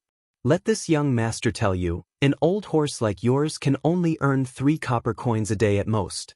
Don't think I don't know anything about horses. I've seen the current emperor's white-hoofed shadow, and white-hoofed shadow with my own eyes. 3 copper coins a day is already too much for me. This idiot saw that the old man did not fall for his trick, so he started to boast. The hoofed shadow, green mantis, and Saliot Purple that he mentioned were all top-notch BMWs that had accompanied Li Er on his expeditions. Other than these 3, there were also Jianmao Gu, Gua, Shifachi, and Telugu, all of which were Li Er's mounts. In the middle of the Zhenguan period, in order to commemorate these 6 warhorses, Li Er ordered Yen Lide and Yen Liben to depict the 6 warhorses in relief, which were placed in the Zhao Mausoleum, and were known as the 6 horses of the Zhao Mausoleum in history. Hearing this, the old man didn't know whether to laugh or cry, and said, Little brother, since you've even seen His Majesty's beloved warhorse, it means that you're either rich or noble. Tell me, why are you arguing with me over a few copper coins? Cheng Chumo cursed in his heart again. It's true that I'm rich, but I can't spend it now. Just as Cheng Chumo was about to go berserk and beat someone up, Li Ku walked over from the other side of the street. Choox, what's wrong? Have you reached an agreement? Li Ku asked after he came over. They had split up into several groups to look for carriages and horses. He had just finished talking with the owner of a carriage company and had come over. Not yet. This shopkeeper is stubborn. Little Ku, you only gave me so little money, there's no way we can talk about this business. It's better for you to talk to him. Cheng Chumo curled his lips and wanted to quit. When the old man heard Cheng Chumo say that he was stubborn, he couldn't help but twitch the corner of his mouth. He actually wanted to beat someone up now. However, he saw that although Li Ku was young, he couldn't hide his noble aura. He knew that Li Ku's background was not small. He calmed himself down and then cupped his hands to Li Ku, saying, "It's not that this old man is stubborn, but the price that little brother just said is simply impossible. 3 copper coins to rent a horse, not to mention Chang, and even in Bing Province and New Province, it's impossible to have such a price." The Great Tang had many horse farms in Bing Province and New Province, so the price of horses there was slightly cheaper than in other places. Li Ke didn't feel offended. He smiled kindly and cupped his hands to the old man, saying, "Shopkeeper, we are all students from Yanhuang College. This time, we came out from the academy to help the Warm Tang Foundation, so we came here to look for some carriages to deliver honeycomb coal and coal stoves to the poor people who can't afford to burn firewood. So, can you give us a discount? After all, we didn't bring much money with us when we came out from the academy." Compared to Cheng Chumo's careless shouting, Li Ku's gentle and refined way of speaking was undoubtedly more comfortable. The shopkeeper only heard half of it and had a good impression of Li Ku. However, when he heard the purpose of Li Ku and the others looking for carriages, the shopkeeper couldn't remain calm. "Hey, so you're students working for the Warm Tang Foundation? You should have said so earlier. 3 copper coins, right? This old man will rent as much as you want. Just treat it as this old man doing a good deed." "Then, thank you very much, shopkeeper." Li Ku smiled and cupped his hands. Cheng Chumo's eyes almost popped out of their sockets when he saw this.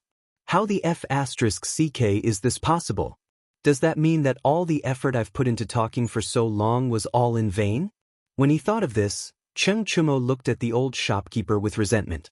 As if he could feel Cheng Chumo's resentment, the old shopkeeper inexplicably shuddered.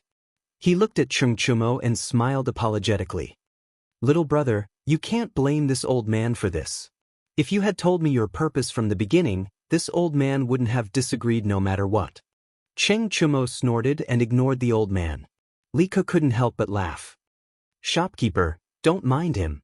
This brother of mine has always been like this. I haven't asked you how many horses you have here. We'll rent them all." The shopkeeper was stunned when he heard this. He didn't expect Li Ku to have such a big appetite. "There are 32 horses in total. Little lord, are you sure you want to rent them all?" "I'm sure. Shopkeeper, we'll rent them for 20 days first. Here, the rent is 1,920 copper coins. That's the guarantor we hired." Li Ku quickly calculated the rent, and then pointed to a middle-aged scholar who was walking over. The old shopkeeper couldn't help but feel a toothache. If he rented all the horses to Li Ku for 3 copper coins a day, then his loss would be too great. However, he had already bragged earlier. At this time, he couldn't regret it even if he wanted to. He could only accept the money and let the horses go. "Little lord, since this old man rented so many horses to you at such a low price, can you let Detang daily mention this old man's good deeds in tomorrow's news?" After the handover, the old shopkeeper remembered that Li Ku was a student of Yanhuang College, and the Yamacho of Yanhuang College was the founder of Detang Daily. He had a little evil thought in his heart, so he eagerly asked Li Ku. Before Li Ku could speak, Cheng Chumo said in a rough voice, "No. Do you think it's so easy to get into Detang Daily? If you really want to do good, why don't you just give these horses to us for free? Little Ku, ignore him. Let's go. Call someone else to take the horses." Chapter 1061. Little Ku, is this considered cheating? Cheng Chumo could not help but ask on the way back. Li Ku was still riding on his horse. He laughed and said, "How is this cheating? The Yamacho only said that we are not allowed to use our status to get help from our underlings and that the total expenditure cannot exceed 500 strings of coins. They did not say that we are not allowed to bargain with others in the name of doing good. Cho Nyo, things are different now. We have to be careful in everything we do. Otherwise, 500 strings of coins will not be enough. The Li Ku now was a completely different person compared to 4 months ago. At that time, he was living like a prince and only needed to practice martial arts in the palace. Why would he need to worry about money? Why would he need to be careful? Hey, little Ku, what you said makes sense. How many carriages do we need? Which one should we go to now? Cheng Chumo scratched his head and laughed. Actually, as long as they could complete the mission and not be caught by Li Zishuan, he could not be bothered to find out if this was cheating. Li Ku's lips curled into a smile. There's no need for that. We have enough carriages and horses. That's it? Does that mean that Zifen, Yui Bao Lin, and the rest have already rented carriages? Cheng Chumo was stunned for a moment and said in disbelief. The members of the 3rd Brigade had all gone out to look for carriages according to Li Ku's plan. Sun Zifen and Yui Bao Lin were members of the 3rd Brigade.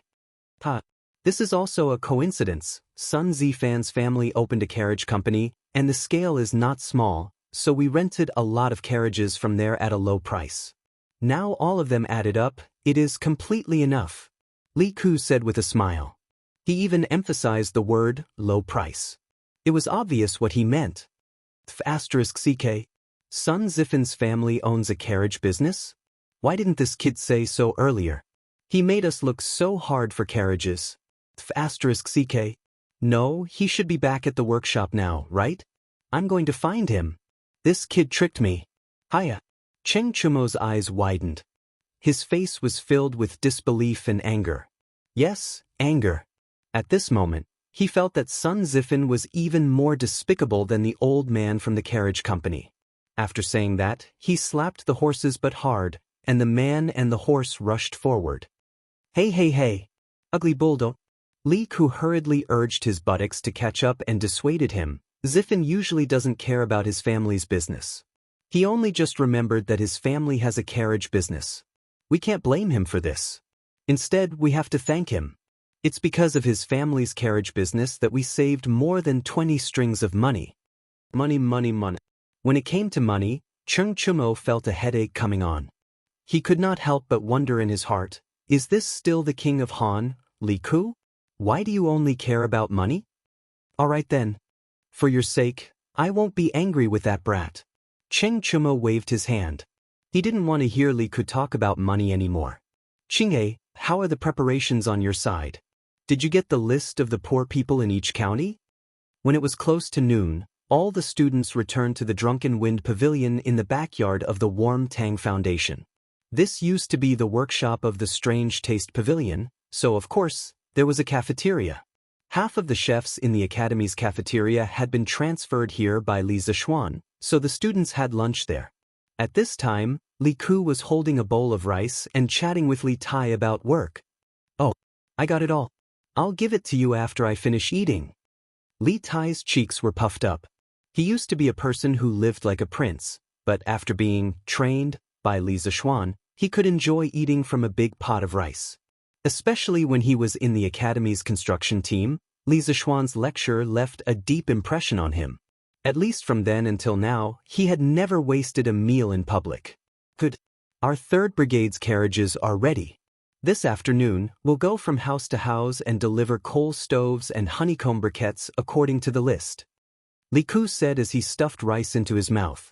Little Ku, I don't think it's nice to say coal stoves. We should call this warmth.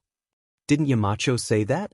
We're participating in the Warm Tang Foundation's warm winter operation, so it's only right that we call it warmth. Li Tai's eyes turned as he corrected Li Ku. Li Ku thought about it and also felt that coal, moldy, stoves didn't sound nice. He nodded and said, okay. Then we'll go and deliver warmth to the poor people in the afternoon. Li Tai smiled and said, yes, that's right. But did you hire a coachman? Why would we hire a coachman? A coachman's salary is dozens of copper coins a day. Where would our 3rd Brigade get that much money? Li Ku said subconsciously. Li Tai's eyes widened as if he was meeting Li Ku for the first time. He said, no, little Ku, did I hear wrong? You're stingy with a few copper coins? Are you the little Ku I know? Li Ku said matter-of-factly, what do you mean by stingy? There's no need to waste money. By the way, Xianxia, do you have people who lend money to earn interest? Li Tai was puzzled. Yes, I do. But why are you asking about this, little Ku? In ancient times, the rich and powerful all did this kind of business where they lent money to the poor and earned interest. One of the four princes of the Warring States period, Meng Changjun, used this business to raise 3,000 mercenaries. Li Ku replied, "It's not convenient for us to carry around the 500 strings of coins that Yamacho gave us, and we don't need that much money at the moment. Why don't you get your people to lend 300 strings of coins to people who are short of money? It doesn't matter if the interest is low, as long as it's safe." Li Tai was completely speechless when he heard this.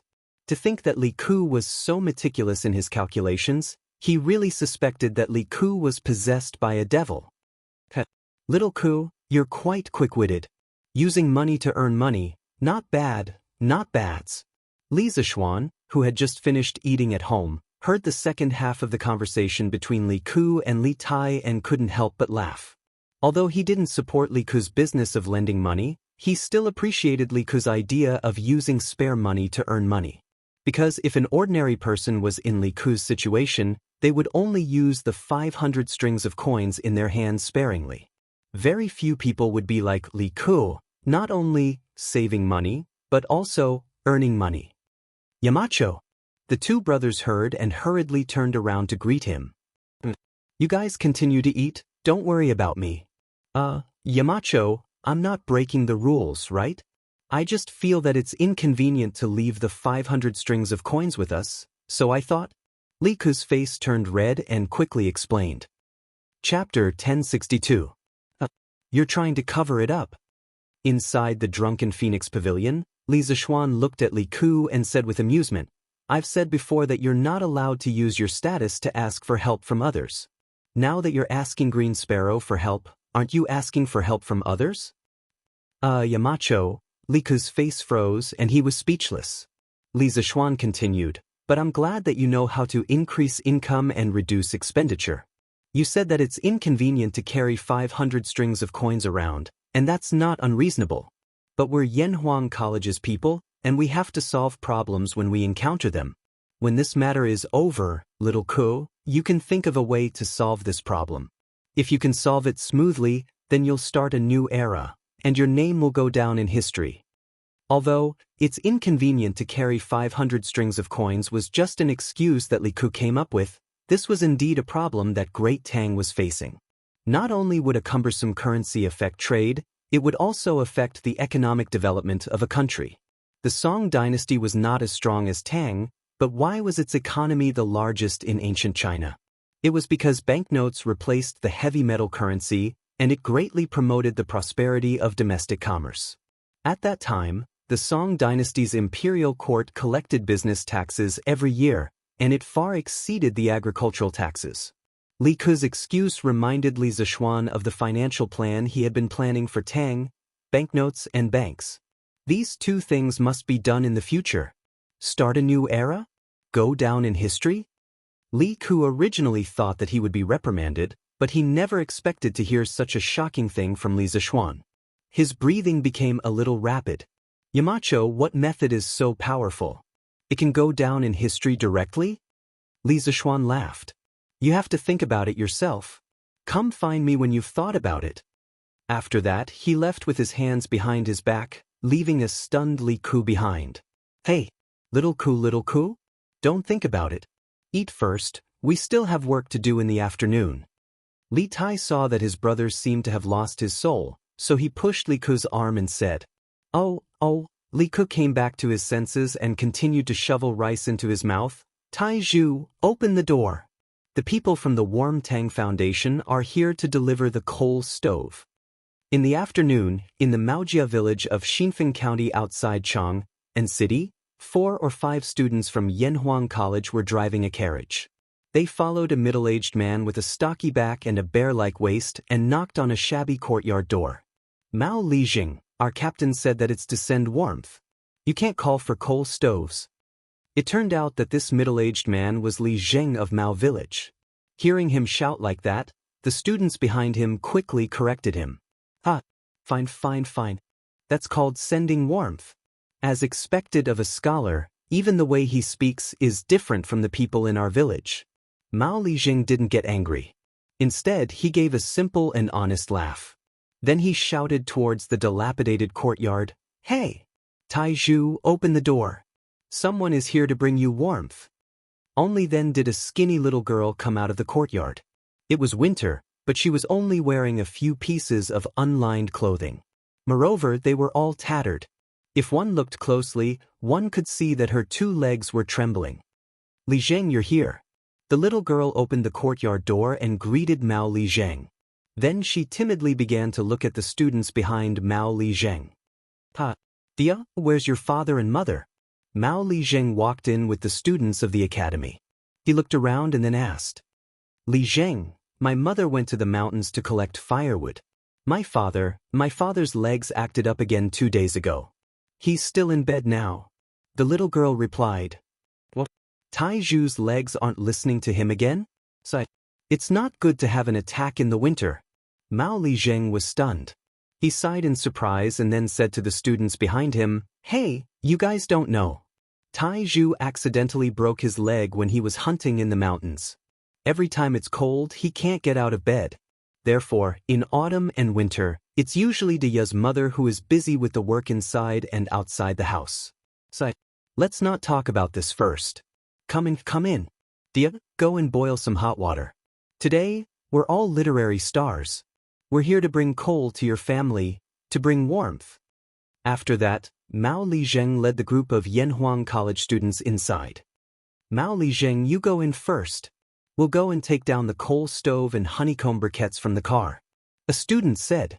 Only then did Mao Li Zheng realize that there was a car full of warmth behind him. He patted his head and said, "Hey, look at my memory. I almost forgot about this. You guys are all literary stars. How can you do this kind of rough work? You guys go in and rest. I'll do it. I guarantee it won't be wrong." Although Yanhuang College was in Lantian County, it was very famous. Not to mention Xinfeng County, even hundreds of miles away from Lantian County, there was no one who didn't know about it. Yanhuang College's tall and magnificent building had become the immortal palace in the human world through word of mouth. Students who could get into Yanhuang College were naturally literary stars. Moreover, Li Zishuan, the Yamacho of Yanhuang College, was full of righteousness.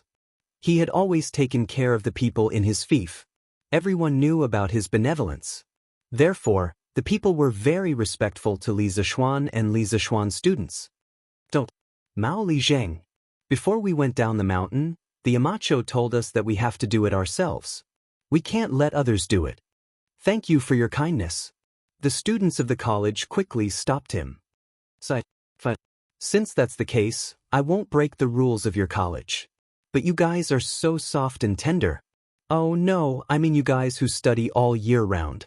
How can you move this?" Mao Li Zheng, don't worry. We moved this up ourselves. Of course, we can move it down." Half an hour later, the students moved a coal stove and 50 honeycomb briquettes into the dilapidated house. After patiently teaching the little girl how to use the coal stove and repeatedly reminding her to pay attention to the ventilation when burning the briquettes for warmth, the students left under the little girl's sparkling eyes and the man named Tieju's endless gratitude. They still had to hurry to the next house. Big brother, wait a minute. Which one of you dropped your money bag?" But who knew that the group of students hadn't gone far when the little girl chased after them again. She was holding an exquisite black purse in her hand.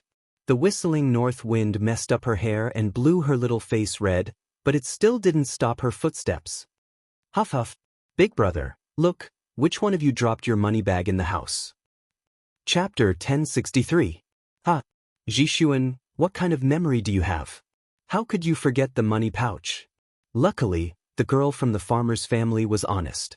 Otherwise, where would you find it later? On the way, the group of Yanhuang College students joked with each other. It turned out that it was Di Zhishuan who dropped the money pouch just now. Chu Suiliang's son, Chu Yanfu, was also among them. Di Zhishuan just shook his head and smiled when others made fun of him. "Zhishuan, you deliberately left the money pouch in their house, didn't you?" Those who could get into Yanhuang College were not fools. One of the students couldn't help but ask. As soon as the words came out, everyone was stunned. Several pairs of eyes looked at Di Jixuan. Di Jixuan smiled helplessly and said, I also saw that family's life was really difficult. But if I gave them money openly, they definitely wouldn't accept it. So I thought of this idea. I didn't expect that girl to be so honest. Alas. In fact, it's only a few hundred coins. Even if it's lost, it won't hurt at all for you and me. But for that family, it's a life-saving money. We've sent coal furnaces to almost 5 families today. To be honest, I admire Yamacho's wise decision. If we didn't go down the mountain this time, many of us might not know how difficult it is for the common people to live. Alas. As soon as he said this, the group of people who were laughing and joking just now suddenly fell silent. Among them, Di Jixuan and Chu Yanfu were from the families of officials, while the other 3 students were from the families of merchants. They really didn't know what was called suffering in the world since they were young. Mao Tieju's poor family just now also touched them a lot. There were still common people who lived such a poor life. There were still such poor people in the world. Jixuan, you were right. If I had known, I would have secretly hidden some money in their house just now. The student who laughed at Di Jixuan's carelessness just now said in a low mood.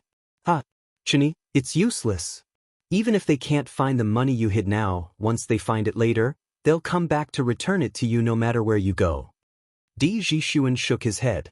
The student named Chini was puzzled and asked, Jixuan, why are you so sure?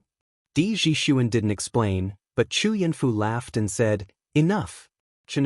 Ji Sun is able to see things clearly and see into people's hearts. In this aspect, you shouldn't doubt him. Let's go. It's almost time for the next one. Di Jixuan's team was not the only one who encountered such poor people. In the evening, all the students returned to Yanhuang College. Compared to the students of the other 2 brigades, the students of the 2nd Brigade, who were responsible for delivering coal stoves and honeycomb briquettes to the poor, were obviously in low spirits. Even Cheng Chumo and Yuchi Baolin, who were careless, were quiet when they were eating in the canteen at night. Clearly, what they had seen and heard this afternoon had greatly affected these students. Yamacho, the students don't seem to be in a good mood. Coming out of the canteen, Yen Silu said to Li Zixuan. According to Li Zixuan's rules, the teachers of the academy were not allowed to intervene in the whole process of organizing the students to do good deeds down the mountain. They were only responsible for the logistics at most. Therefore, Yen Silu did not know much about the students' experience this afternoon. However, the old teacher had experienced the vicissitudes of life. How could he not see that the students were in low spirits? Li Zixuan stopped in his tracks, nodded and replied, They must have seen too much suffering in the world today. This was also good. There were some things that could only be learned after experiencing it. Only then would one know how to cherish what they had now. And as students of Yanhuang College, it's not good if they only know how to read and ignore the outside world. Yanhuang College exists for only one purpose, and that is to benefit the people of Tang. Yen Silu stroked his beard and sighed. Yamacho is right. These children can't always stay in the academy and study. It's good to let them see the suffering of the people. On the first day, the students of Yanhuang College visited more than 800 poor families and gave away more than 800 coal stoves and 40,000 honeycomb briquettes. Early in the morning of the second day, the students woke up at 5 in the morning, washed up, and ate. At 7:15 in the morning, the students gathered in front of the teaching building and went down the mountain to deliver the warmth. At this time, there was a thin layer of frost on the withered leaves by the roadside. After arriving at the Warm Tang Foundation, the students of the 3 brigades immediately went into working mode. They each had their own duties. Those who needed to go to the government to coordinate, those who needed to deliver the warmth, and those who needed to stay behind to keep track of the accounts. The division of labor was clear and orderly. The news of the students of Yanhuang College going down the mountain to do charity in the name of the Warm Tang Foundation had already spread yesterday. Many people knew about it. Today's Datong Daily's headline was, "Without a doubt, left to this group of students who silently gave their love in the cold wind." The title was, "This Winter's Not Too Cold." There was a paragraph in the news that read, "They came from Yunshan, and their hearts were filled with the poor villagers. They drove their carriages to visit one village after another, and they sent warmth to one family after another. It was they who warmed this city, and it was they who made this winter not so cold. Their cheeks were red from the cold wind, and they were shivering, but they were still fearless. They still traveled over land and water to deliver their love to the people in need. They are all the students of Yanhuang College. Tisk tsk. Yesterday, I even met a group of students from Yanhuang Academy who were driving a carriage. These kids are really good." On the streets, some of the people in the city who had read the newspaper sighed. "Isn't that so? Why don't you take a look at who the Yamacho of Yanhuang College is? How can the students taught by Marquis be bad?" "Ah, that's right. When Marquis said that he wanted to build an academy, I felt that the academy built by Marquis would definitely be extraordinary. Looking at it now, it was indeed so. Look at the Imperial College and the Hongwen School. Can they teach such students? That's definitely not possible. The Imperial College and the Hongwen School are already on holiday. I heard that the students of Yanhuang College were also on holiday, but they volunteered to do this. Many of the children who live far away might not be able to make it back in time for the new year because of this." Whoa, there's actually such a thing? How can it be fake? Sigh. In the future, if my brat can't get into Yanhuang College, I'll beat him to death. This kind of academy is a good one. Unknowingly, Yanhuang College's reputation in the hearts of the people increased again. However, the Imperial College and the Hongwen School were inexplicably implicated. Chapter 1064. While the students were busy sending warmth to the people of Chang and City, Li Zishuan was not idle either. He brought his personal guards to send warmth to the villagers in his fief. No matter if they bought a coal stove or honeycomb briquettes, they would send 2 coal stoves and 200 pieces of honeycomb briquettes. If they did not accept, they would be disrespecting the master.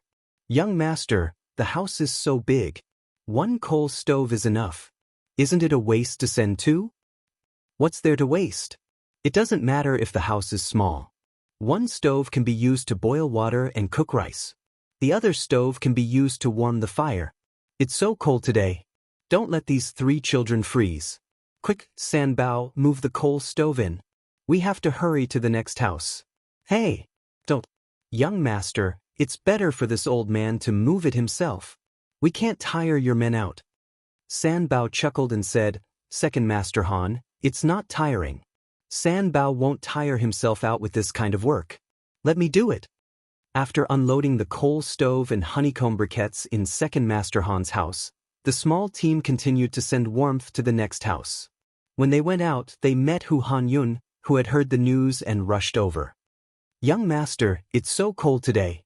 Why did you come over personally? Even if you want to send things to the villagers, you don't have to do it yourself." Han Lijing was now at Hedong Road. Old Hu was now the acting Lijing of the Han family manor. If there was any trouble in the manor, he would be the first to know. This time, Li Zishuan was really planning to visit every single household in his fief. When he heard this, he smiled and said, "Hee, Uncle Hu, since I have nothing better to do at home, why don't I come out to deliver some gifts to the villagers and exercise my muscles a little?"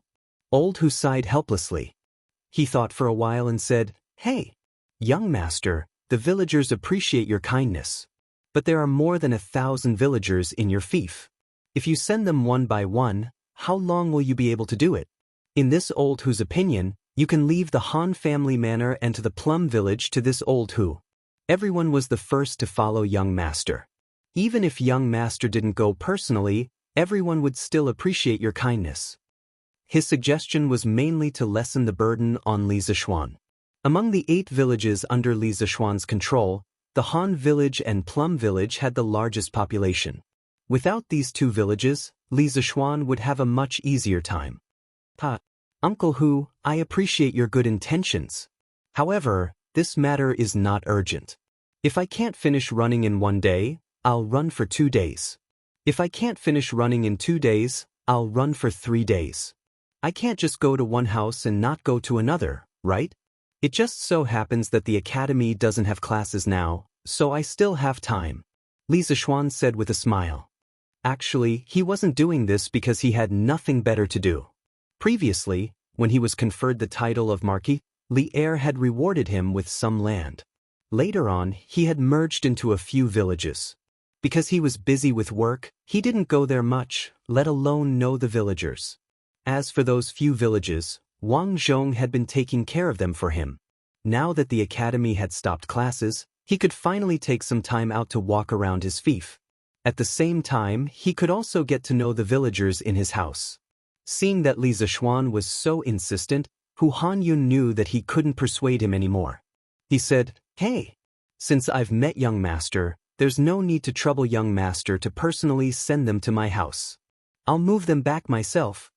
After saying that, he walked up and lifted a coal stove with one hand. The strength of his hands was not ordinary. All right, I won't stand on ceremony with Uncle Hu. Li Zishuan laughed and said to Ah Fu, who was beside him, "Ah Fu, help Uncle Hu carry these honeycomb briquettes back. We'll go to the next house first. Catch up with us later." "Yes, young master." Ah Fu carried a bag of coal and left. Li Zishuan said to Pang Feiji, "Let's go. Next house." Although there were many villagers in the Han family village, they lived in close quarters. Therefore, Li Zishuan ran from house to house and was done by noon. Lunch was naturally settled at the academy. The academy had indeed transferred half of the chefs away, but the other half were still cooking for the teachers who stayed in school. After resting at the academy for a while, Li Zishuan ordered Pang Feiji to bring some people to the workshop to get some things. Then, they went to the 9th house in Yunshan, Li Gang's house. Li Gang was one of the earliest professors in Yanhuang College. Of course, he had the right to live in this house. When Li Zishuan separated the houses, he gave the 9th house to Li Gang. The number 9 represented longevity and health. He had put in a lot of effort in this. "Grandfather, why isn't it snowing this year? And Ren, why are you looking forward to it snowing? It's fun when it snows. When it snows, and Ren can snowball." "And Ren, you think it's fun when it snows, but those poor people who can't afford to wear clothes will freeze to death when it snows. Do you still want it to snow now?" "Grandfather, why don't they have clothes to wear? Can't and Ren let them wear his clothes?" "If you let them wear your clothes, what will you do?" "And Run will hide in the blanket and not go out. Then he won't freeze." As they approached the 9th courtyard, due to Li Zishuan's astonishing hearing, he was able to hear the conversation between the grandfather and grandson from far away. He couldn't help but feel a trace of warmth in his heart. What an adorable and sensible child. At this moment, he felt that his decision to set up the Warm Tang Foundation and Operation Warm Winter was absolutely correct. If even a child had the ambition to protect the poor people of the world, as an adult with a high position, if he still remained indifferent despite having the ability to do so, then wouldn't he have lived 2 lives in vain? Little and Ren, you don't have to hide in the blanket. Those poor people have a fire to roast them now. They won't freeze to death. Li Zishuan pushed open the courtyard door and smiled at the cute little boy in the courtyard. "Yamacho." "It's brother Xiao Xian." Li Gang got up and looked at Li Zishuan in surprise, but Li Anren had already jogged over to greet him. He had met Li Zishuan many times, and his grandfather always praised Li Zishuan in front of him. This made him have a good impression of this big brother Li Zishuan. "Little and Ren, long time no see." Li Zishuan smiled and patted Li and Ren's head. Then, he looked at Li Gang and said, "Mr. Li, have you eaten?" Li Gang chuckled and replied, I've eaten. Why does Yamacho have time to think about an old man like me?" Li Zishuan pointed at the carriage of pipes behind him and said with a smile, "I thought that it would be a little cold recently, so I brought people over to install a heater in Mr. Li's house. This way, when it snows, Mr. Li and Little and Ren won't be cold." Chapter 1065. Heater? What is heater? In the 9th courtyard of Yunshan, Li Gang looked at Li Zishuan and asked curiously, Mr. Li, this heater is something that can make the house as warm as spring. Compared to burning charcoal, the warmth provided by this thing is more comfortable and safer. You will be able to feel it after it is installed. As Li Zishuan spoke, he called for Pang Feiji to bring people to install the heater in Li Gang's house. These people were all experienced now and could do it without his command. Thank you, Yamacho. Li Gang was touched. Regardless of whether the heater was good or not, just the fact that Li Zishuan had brought people here and put in so much effort was enough to move him. Brother Xiao, can these iron pipes make the house warm? But it's clearly cold when I touch it. Li Zishuan had said that it was magical, so he ran over to touch the heater pipe, but Li Zishuan couldn't help but laugh. Ha! Of course it's cold now. And Ren, wait for a while. After they install it, you can touch it again. It definitely won't be cold. Then I'll touch it later. Compared to the Li residence, which occupied a huge area, the courtyard in Yunshan was not considered big. Therefore, Pang Feiji and the others used less than 2 hours to install the heater in Li Gang's house. Li Zishuan ordered, light it. Try to see if it leaks. Yes, Margaret. Pang Feiji went to light the heater with ease. After about half an hour, the heater finally started burning. Li Zishuan's people quickly entered the house to check the pipes. After a while, after confirming that all the pipes were fine, Li Zishuan said to Li Gang, Mr. Li, it's done. In the future, you just need to instruct the servants to put honeycomb coal in the boiler after a period of time, and it will ensure that the house is always warm. Now you and Enrun can go in and experience it. Although Li Gang had studied Confucianism all his life, he had been in Yanhuang College for so long. Even if he wasn't proficient in engineering, he could still understand some of the things related to engineering.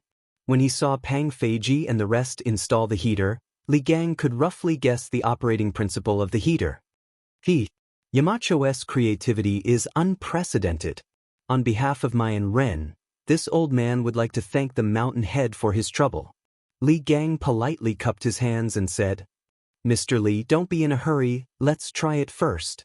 Li Zishuan extended his right hand and made an inviting gesture. And Ren, let's go. Let's go in. Li Gang pulled his son and walked into the house. While they were gossiping outside, the heater in the house had already heated up. Although it was not as warm as spring, they could still feel the warm air blowing against their faces when they walked in. Obviously, the inside of the house and outside of the house were two different worlds. But, Grandfather, this house is so warm. Li Anren exclaimed and said excitedly, This thing works too fast. Li Gang was also a little surprised. He turned to look at Li Zishuan, his face full of shock. Although he had roughly guessed the operating principle of the heater, he didn't expect it to work so quickly. It will be even warmer in a while. I have some other things to do in the afternoon, so I'll take my leave first. If there's anything wrong with the heater, just send someone to let me know, sir. After seeing that everything was fine, Li Zishuan said goodbye. He still had to go to Plum Village in the afternoon to send warmth to the villagers. Okay, take care, Yamacho. Li Gang nodded. Brother Xiao, why don't you have a cup of hot water before you go? At this time, Li Anren walked over with a cup of hot water that was emitting white steam. Li Zishuan was afraid that the child would accidentally burn himself, so he hurriedly stepped forward and took the teacup, saying, Anren, be good. You're all grown up now, so you have to take care of your grandfather, okay? And Ren will definitely. After coming down from Yunshan, Li Zishuan went to the workshop to get a few carts of warmth and continued to send warmth. The students of Yanhuang College weren't idle either. Needless to say, the students of the 2nd Brigade had been rushing around in their carriages since morning. Unlike Li Zishuan's situation, the villagers on the list they got from the government rarely lived together, so they had to travel a long distance to deliver the warmth. Naturally, it wasn't as convenient as Li Zishuan's method of delivering the warmth from door to door. After more than a day of hard work, the 1st Brigade was almost done contacting the government. Li Tai now had a list of the poor people in more than 20 counties near Cheng. In total, there were about 20,000 households. What was even more amusing was that Li Tai even received a list of poor people from some counties not near Cheng. They hoped that Li Tai could ask the foundation to help them. Li Tai could only put the list aside helplessly. Their mission now was mainly in Cheng and city and the 20 counties around Cheng. According to the current speed of the 2nd Brigade's warmth delivery, it would take at least a month to send all the poor people on the list. There were less than 20 days left until the new year. Li Tai wanted to help all the poor families before the new year. Therefore, in the afternoon, he brought more than 100 people from the 1st Brigade and joined the 2nd Brigade. More than 500 students followed the name list and started their journey of sending warmth again. Li Tai could do this mainly because Li Zixuan had already completed the task of collecting the list for the 1st Brigade. 3 days passed in the blink of an eye. Including the first day, the students had actually been warm messengers for 4 days. In these 4 days, the speed of their warmth gradually increased. On the first day, they sent 800 families.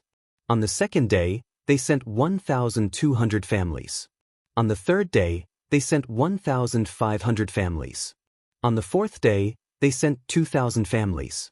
In total, they sent 5,500 families. On the morning of the 5th day, when the students gathered in front of the teaching building, Li Zixuan looked at the group of children. Although they looked tired, their eyes were full of determination and perseverance. He couldn't help but say loudly, "I know that these 4 days have been very hard for you. You have traveled mountains and rivers, you have braved the cold wind, and many of you have blisters on the soles of your feet. But until now, no one has quit. You are all good. I, Li Zixuan, am very proud to have a group of students like you. Do you still remember what I said at the beginning of school? I said that the purpose of Yanhuang College was to establish a heart for heaven and earth and establish a life for the people. Now you have done it. What you are doing now is to establish a heart for heaven and earth and establish a life for the people. This year's winter in Chang'an City is not too cold because of your efforts." Chapter 1066. Set your heart for the heavens and earth, set your life for the people. Inherit the lost knowledge of the past, and create peace for all ages. These were the famous words of the Northern Song Dynasty's Confucian master, Xianxia. During the 2nd year of the Northern Song Dynasty's Shenzong, Xianxia became a professor at Chongwen Academy. Later, his brother, Zhang Jin, was convicted of opposing Wang Angshi's reform. Xianxia resigned and returned to his hometown, where he made a living by lecturing and writing books in the local Chongshu courtyard. After Xianxia's death, people changed the name of Chongshu courtyard to Henku Academy in his memory. Xianxia's famous words were magnificent and had a large structure. China's modern philosophy master, Feng Yulan, called them the 4 lines of Henku. Looking at Xianxia's life, he was summoned twice and became an external official 3 times. He wrote books and established a school, but he was poor all his life. After his death, he was so poor that he didn't even have a coffin to bury himself. Fan Wenjingong wrote in the famous book, Yang Tower Records, that those who live high in the temple worry about the people, those who live far away worry about the ruler. Henku Academy's Mr. Henku was an official when he advanced and a sage when he retreated. He used his actions to open up a new era of Confucianism. History was always fair. Those who see the vanity of the world as passing smoke and have the people of the world in their hearts, although they may have been poor when they were alive, after brushing away the dust of history, behind them will stand a historical monument that will be honored for generations to come. This was the logic of history.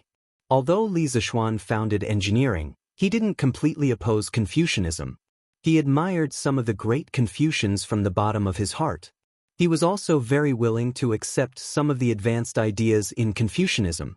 Xianxia's 4 lines of Henku was used by him as the school's motto. The sea can accommodate hundreds of rivers, and the tolerance is great. If engineering wanted to develop for a long time, it needed a soul. If it only relied on the accumulation of skills, it couldn't be passed down. And if a new school of thought wanted to have a complete soul, it was not something that could be done in a day. This was a long-term process of accumulation. Li Zixuan was not a big shot who specialized in philosophy or education in his previous life. What he could do now was to absorb the cultural essence of other schools of thought to enrich his knowledge.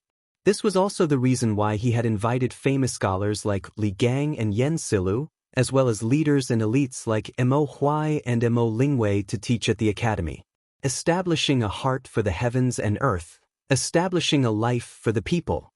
These two sentences were like two bowls of incomparably delicious chicken soup for the soul, causing the souls of the students to be sublimated in an instant. All of a sudden, the exhaustion on their bodies seemed to have been swept away. All of them were full of energy and fighting spirit as they went down the mountain to do good deeds. Li Zishuan continued to send warmth to the villagers in his fief.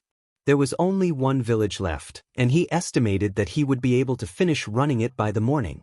Now, the villagers in his fief could be said to have completely become Li Zishuan's die-hard fans. If they heard someone say anything bad about Li Zishuan while walking outside, they would stop in their tracks and argue with the other party for a long time. This was the aspiration of the people. This was the invincible benevolence. The next day, under Ma Zhou's arrangement, Li Zishuan's speech to the students yesterday morning was edited by Ma Zhou and published on the Datang Daily's headlines. The title was, "Establishing a Heart for the Heavens and Earth, Establishing a Life for the People." Ma Qiyong, and hope for all the teachers and students of Yanhuang College. There was a paragraph in the news that read, "The heavens and earth have no heart, but people have hearts." The heart of a person is to be born with a benevolent heart of universal love and help the people, and the heart of a saint like the Grand Duke. Using rational cognition to think about the principles of all things in the heavens and earth, this is establishing a heart for the heavens and earth. Mencius said, "Those who do their best know their nature. Know their nature and know the heavens. Keep a heart, nurture a nature, and so do the heavens. Live a long life, cultivate the body to wait for it, and so establish a life." A sage's aspiration is to establish a life for the people and our compatriots, so that there is nothing in the world that cannot be found. Only then can it be complete, and cannot be satisfied with just oneself or a few gentlemen settling down and living their lives. Such an atmosphere is establishing a life for the people. Recently, there was a lot of news on Datang Daily about Yanhuang College's students running around and helping the needy. The people now had a good impression of Yanhuang College. After they saw this headline, although they didn't quite understand what Ma Zhou meant by writing a bunch of people, they felt that it was very awesome.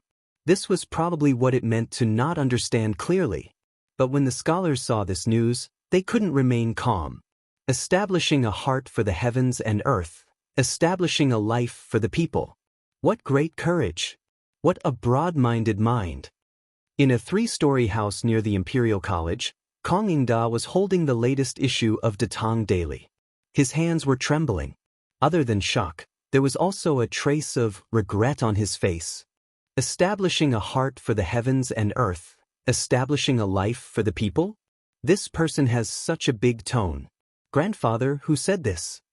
A youth beside Kong Yingda raised his head and asked. Sigh. Kong Yingda sighed and shook his head without saying anything. At this point, there was no point in thinking too much. Li Zishuan was already walking further and further away from the Confucian school. This was a person who was gradually establishing a sect. In the past, Kong Yingda didn't particularly care about this new school of thought. This was because he felt that although it was the opposite of Confucianism, it only had a skeleton and didn't have a soul. Even if it could create a lot of advanced tools, it couldn't compare with Confucianism that had been passed down for nearly 1,000 years. But now, Kong Yingda felt an inexplicable sense of crisis in his heart. This was because Li Zishuan was injecting a soul into engineering. And in this soul, there was a shadow of Confucianism. Inclusive, learned from others' strong points, and could be used for oneself. This kind of opponent was often more terrifying than those talented and arrogant opponents. Establishing a heart for the heavens and earth, establishing a life for the people. What kind of place is Yanhuang College? After reading the headlines on Datang Daily, the scholars couldn't help but have such doubts in their hearts. Previously, they had regarded engineering as a different kind of school. But now, why did it have a hint of Confucianism in it? Imperial Palace, Sweet Dew Hall. Li Er's lips curled into a smile. Establishing a heart for the heavens and earth, establishing a life for the people. Guanyin maid, this kid has such a big tone. Zhang Sun tightened the fox fur coat on her body and tilted her head to look at the newspaper in Li Er's hand. After a while, she smiled and said, "Your Majesty, the Marquis of Yong, and is very knowledgeable and ambitious. He's really a talent for governing the country. I congratulate Your Majesty on getting such a talent." Li Er couldn't help but laugh. "Ha! If that kid hears Guanyin Maid praising him like this, his mouth will definitely be crooked from laughing." Chapter 1067. Husband, I've been looking at the Warm Tang Foundation's accounts for the past 2 days and found some problems. When it was almost noon, Han Yushi took an account book and found Li Zishuan in West Courtyard. There were only 2 alleys between Yongla Lane and an E Lane, where the Warm Tang Foundation's headquarters was located. Now that a group of top students from Yanhuang College had joined the foundation, the pressure on Han Yushi instantly disappeared. She didn't even need to do the accounting.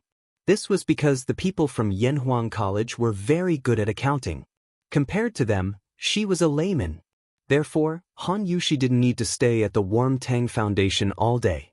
Under normal circumstances, she only needed to go once or twice a day.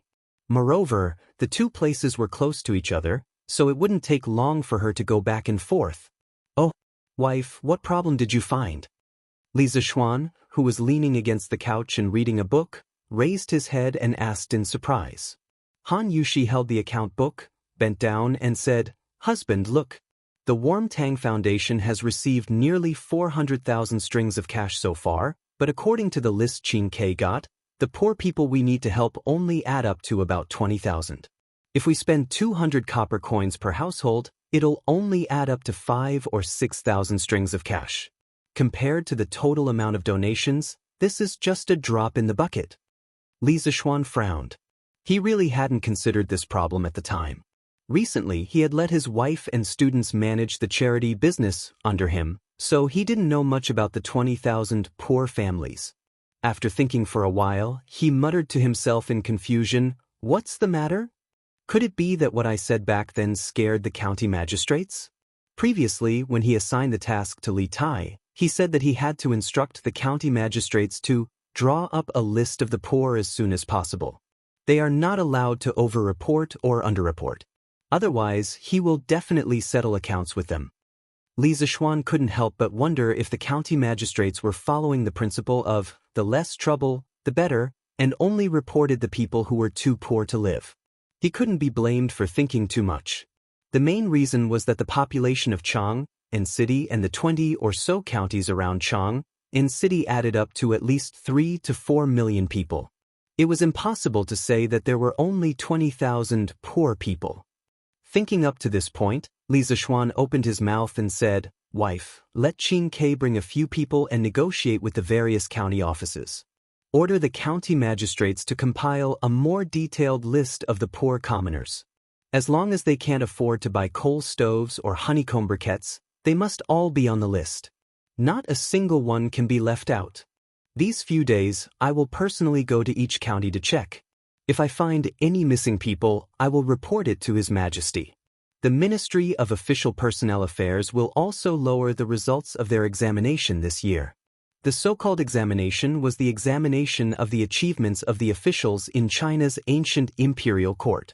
It was also called the examination of achievements, examination of merits, etc. The examination of achievements originated from Yao Shun. It was followed by many generations and recorded in many historical books. During the Sui and Tang dynasties, the examination system was already very perfect. Especially with the establishment of the imperial examination system to elect officials, the examination system for officials was further perfected. It had a very positive effect on the improvement of the governance of the officials at that time. From the examination system established in the beginning of the Tang dynasty, civil and military officials and exiled officials above the 9th rank had to go through a small examination every year. Every 4 years, or 3 or 5 years, a big examination would be held. The contents of the examination were 4 virtues and 27 virtues. It could be seen that the examination was very detailed. Li Zishuan's move could not be said to be not ruthless. He directly grasped the weakness of the local officials. Unless you had no ambition and only wanted to be a small county magistrate forever, You would definitely care about the examination of the imperial court every year. Husband, are you saying that the county magistrates all over the country underreported? Han Yushi blinked and asked. Li Zishuan grunted and nodded. I estimate that they underreported by at least 3 to 4 times. Of course, this is only one problem. Other than underreporting, I feel that we should slightly increase the aid given to the poor people. We can give them more clothes or food. After all, this autumn harvest has reduced the production of many places. Wife, what do you think? Yes. This concubine thinks so too. Han Yushi nodded excitedly.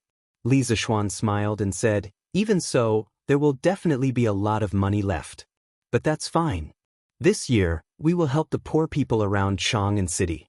Next year, we will help the people even further away.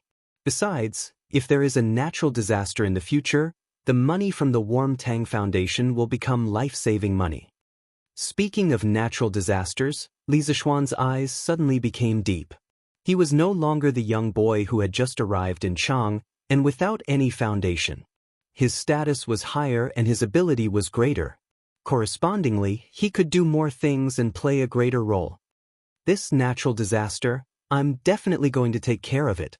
If Li Zishuan had only wanted to help his own family survive the locust plague, then he now wanted to help the entire Tang Empire survive the locust plague. After living in the Tang dynasty for almost a year, he had completely fallen in love with this era and the people of this era. The Tang dynasty was a complex that Chinese people could never get around, and Li Zishuan was no exception.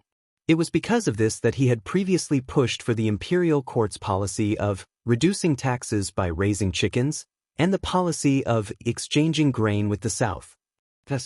Then I'll go to the foundation now to make the arrangements. Han Yushi did not know that Li Zishuan's thoughts had drifted far away. She responded and prepared to leave. Li Zishuan quickly pulled her back and said, Hey, it's already noon, let's go after lunch. Anyway, Xianxia is probably not back yet. Husband, you're right. Then let's have hot pot for lunch. I think father, mother, and grandmother all like it. I like it too. I feel like the whole family is very happy eating hot pot together. After saying that, Han Yushi went to the kitchen to ask the cook to prepare. Now, Li Zishuan did not need to do it personally in the Li mansion to eat delicious hot pot.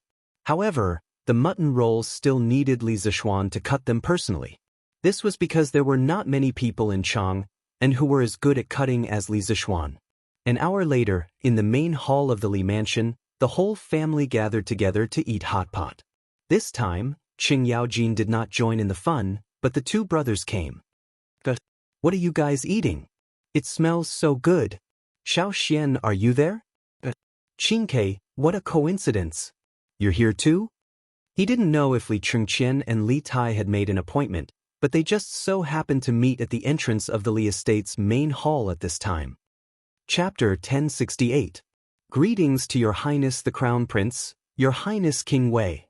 The people eating hot pot in the room were interrupted by the two people's exclamation. Yi Guozhong and old Madam Yi had never seen Li Chengqian before. After Yi Yuzhu whispered to them, they quickly stood up and bowed to Li Chengqian and Li Tai. No need to be so polite. No need to be so polite. This must be the previous head of the Yi clan of Nanyang, right? This one has heard of you before. Yi Guozhong was flattered and said, To be known by Your Highness the Crown Prince, this old man is honored.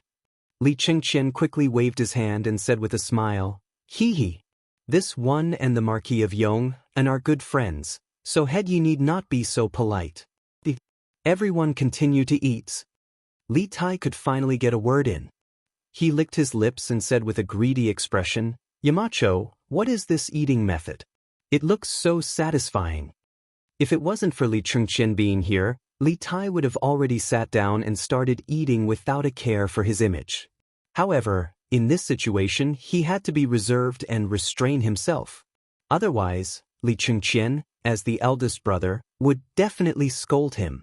Li Zishuan glanced at the little fatty who was about to drool and said, Xianxia, if you haven't eaten lunch, then come and eat with us. He, haven't eaten. Then I won't be polite. Xiao He, I'll have to trouble you to bring me a pair of chopsticks. As expected, Li Tai unceremoniously moved a stool and sat next to Li Zixuan. For the sake of food, this guy's tone of speaking to Xiao He was 3 times more polite. He gave a dissatisfied humph because Li Tai had pushed her away from Li Zixuan. While you're at it, help him get a bowl of dipping sauce. Li Zixuan added from behind. If there was no dipping sauce, this unlucky child probably wouldn't be able to take a bite. Then he remembered that Li Chengqian was still standing to the side, so he turned his head and asked, Chengqian, have you eaten lunch? If not, why don't we eat together? In this room, he was the only one who dared to invite Li Chengqian, the crown prince, to eat at the same table. The main reason was that he came from the modern era and didn't have much concept of hierarchy in his bones. Furthermore, he had always treated Li Chengqian and Li Tai as friends. I haven't eaten yet. Let's eat together then. Li Tai was just about to say eat when he saw Li Tai dip some bean sprouts into the pot and dip them in Lan Er's dipping sauce bowl. Before Lan Er could react, Li Chengqian quickly put them into his mouth. Li Chengqian couldn't help but feel the gluttony in his stomach, so he quickly corrected himself. Good. Then Xiao He, go and help me get 2 bowls of dipping sauce and 2 sets of chopsticks. Li Zixuan nodded and instructed Xiao He. Xiao He took the order and left. At this time Lan Er screamed, Smelly brother Qing, you stole Lan Er's dipping sauce. Yi Guozhong was so scared that he almost couldn't hold his chopsticks. Although Li Tai was Li Zixuan's student, he was still the king of Wei. How dare a little girl talk to him like that? Who knew that Li Tai's face didn't show any anger at all. Instead, he didn't feel ashamed and instead felt proud. With a shameless attitude, he said, at most, I'll let Lan Er dip it back later. Li Tai was very happy to be mischievous. Lan Er pouted and said, Brother Qingke is so shameless. The sensible old lady quickly held Lan Er's hand and said, Come, come, come. Lan Er, be good. Grandmother still has more dipping sauce here. Use grandmother's. Grandmother, you eat. Lan Er has more here. Lan Er very sensibly refused. Li Chengqian looked at Li Tai and shook his head helplessly. He didn't criticize him because he felt that although the current Li Tai was a little mischievous, he was more sunny than before. In the past, Li Tai would give people a cold and gloomy feeling. After a while, Xiao He brought 2 bowls of dipping sauce and 2 pairs of chopsticks. The 2 brothers, Li Tai and Li Chengqian, started to eat without holding back. Although they had never eaten hot pot before, they imitated Li Zixuan's family and ate with relish. Oh, is this mutton? Why is it so delicious? I can't feel the smell at all. Wow, it's really mutton. Even the imperial chefs in the palace can't compare to this knife skill, right? When did your cook become so good, Yamacho? Everyone in the Li family liked to eat meat. The 2 brothers immediately launched an attack on the mutton. After tasting the deliciousness of the hot pot mutton, the 2 of them immediately exclaimed. Li Zixuan glanced at the 2 brothers and said lightly, What cook? I cut this myself. You 2 are in for a treat today. Li Tai couldn't help but give a thumbs up with his left hand and said, Yes, yes. Yamacho is Yamacho. You're good at everything. Little Fatty didn't stop when he was flattering. His chopsticks were constantly moving back and forth between the mutton plate and the hot pot plate, as if he was afraid that he wouldn't be able to eat it if he was too slow. After tasting it, Li Chengqian didn't crave it as much. He wasn't a person who particularly valued good food, but he still found the way the family ate around a stove very interesting. After a while, he ate a lot. This meal was undoubtedly the most special meal Li Chengqian had eaten in the past 10 years. In the past, when he was in the Eastern Palace, he ate most of the time alone. Sometimes, he would eat with Li Heir and Empress Xianxia, but at that time, the family was sitting upright and eating in a proper manner. There was a lot less flavor. In Li Zixuan's house, he truly felt the taste of home. Everything was so warm and harmonious. Little Xian, can you teach me how to make this hot pot? I want to bring it back and let Imperial Father and Imperial Mother try it. After the meal, Li Chengqian leaned comfortably on the armchair and asked directly. He had a fantasy in his heart. He imagined that his imperial father, imperial mother, imperial brother, imperial sister, and his imperial grandfather could also eat hot pot together like Li Zishuan's family. Li Zishuan didn't plan to use the hot pot secret to earn money. He smiled and replied, "Why not? Xianxia, when you return to the palace, send a chef over. My kitchen maid will teach him. As for this mutton roll that is as thin as a cicada's wing, you have to find someone with good knife skills. In my opinion, Steward Zhao is definitely up to the task." The dignified head eunuch, a martial arts expert in the Grandmaster realm, was arranged by Li Zishuan to be a chef. If Zhao Song knew, he would probably cry but have no tears. Li Qingqian didn't know whether to laugh or cry as he touched his nose and said, "We'll talk about it later. Steward Zhao is already very tired from being in charge of my imperial father's safety. How can I trouble him for such a small matter?" That's not right. Yamacho, why is your house so warm?" Li Tai, who was lying on the armchair picking his teeth, seemed to have realized something was wrong and asked in surprise. Chapter 1069. Previously, when Li Tai and Li Chengqian entered the house, Li Zishuan and his family were sitting around a coal stove and eating hot pot. Although the two brothers felt that the house was very warm, they only thought that it was because there was a stove in the house. Recently, coal stoves and honeycomb briquettes had become very popular. They had seen it before, so they weren't very surprised. However, after the coal stove was removed, the temperature in the house didn't drop at all. It was still as warm as before. This made Li Tai feel strange. "That's right. Xiaoxian, is there a heater somewhere in your house? Why is it so warm?"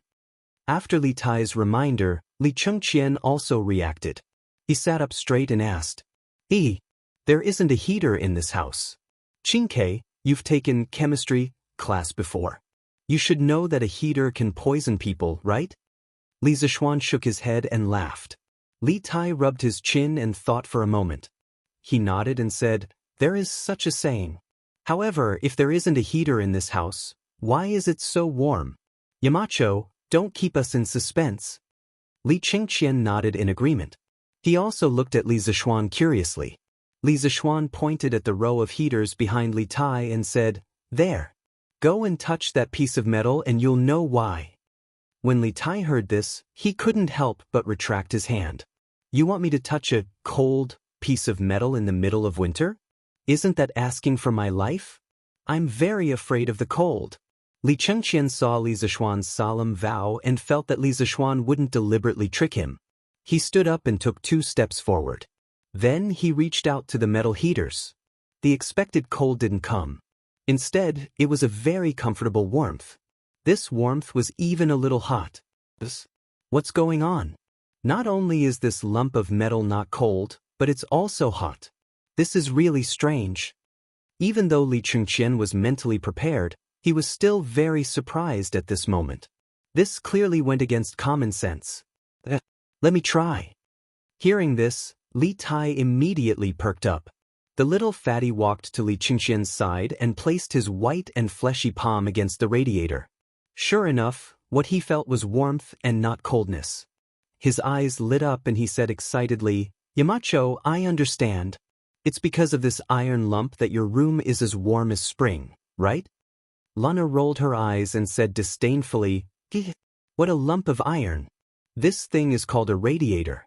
There's a heater in it, so of course the house will be warm." "Radiator?" Li Tai was stunned. He didn't have time to fight back against Lan Er's disdain. He turned to Li Zishuan and said, "Yamacho, do you have any extra radiators? I want to install this in the imperial residence as well." Li Chengqian also nodded vigorously and pleaded, "Yes.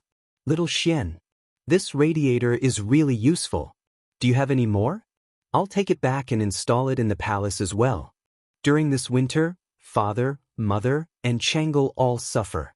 I was planning to raise money for father and mother to repair the palace.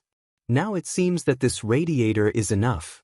Li Zishuan originally made this radiator for his family to enjoy. He gave it to Li Gang out of respect for the old man's scholarly character. He also planned to prepare another set for the Qin family.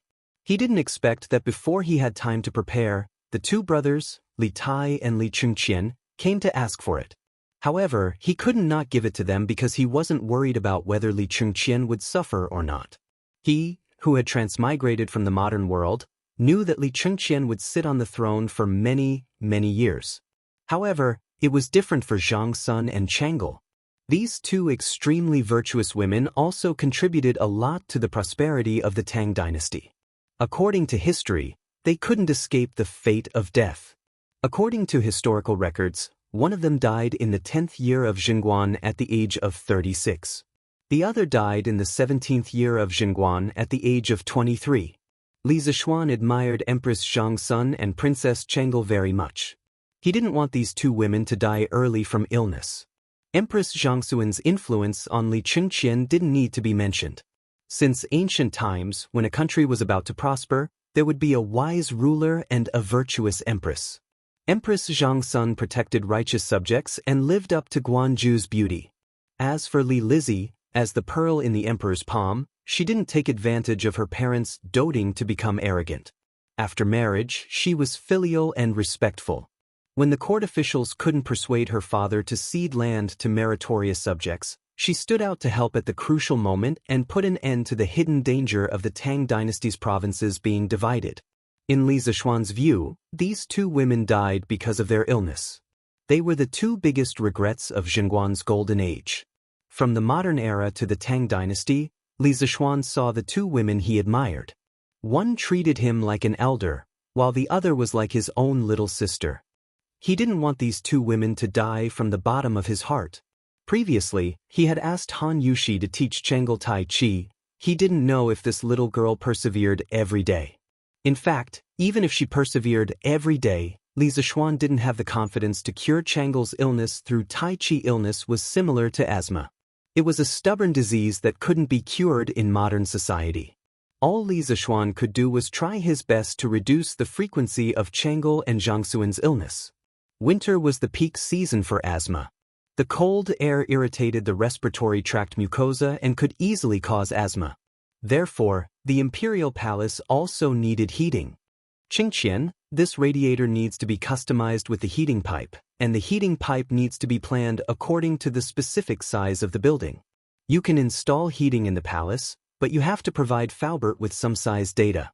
Otherwise, if the heating is not suitable, it will easily cause problems. Li Zishuan said. This was considered to be an agreement to Li Chengqian and Li Tai's request for heating. However, unlike modern advanced production processes and technology, the heating pipe made by the workshop was custom-made and formed in one piece. With the workshop's current technology, it was still a little troublesome to make the modern air valve that connected the pipes. Therefore, if Li Chengqian and Li Tai wanted to install heating, it had to be custom-made. This was also one of the reasons why Li Zishuan didn't plan to use heating to make money. This was because the heating technology he made was relatively backward and not suitable for mass production. It wouldn't be too late to promote the heating business when the technology matured in the future. Li Chengqian was stunned. He said awkwardly, "If that's the case, I'll go back to the palace and ask father." The architectural drawings of the imperial palace were confidential. How could they be easily leaked to outsiders? Li Tai laughed and said, "Huh. Then I'll go talk to Faubert in the afternoon and ask him to build a heating for me first." This guy didn't have so many scruples. As long as he could enjoy it, it was fine. Chapter 1070. Yongle Lane, Li Manor's main hall. After agreeing to Li Chengqian and Li Tai's request to install a heater, Li Zishuan thought for a while and said, "Maybe we can do this. Qingqian, send a craftsman to the workshop to find Faubert. Faubert will teach him the specific production and installation methods of the heater. Then, the craftsman will take the lead to install the heater in the palace." Because Li Zishuan did not plan to do a heater business, he did not mind teaching the crudest and most primitive heating method to Li Er's people. Li Qingqian's eyes lit up. He was very touched and said, "Thank you. But don't worry, Xiaoxian. Even if the craftsman knows the method to make the heater, he won't leak it."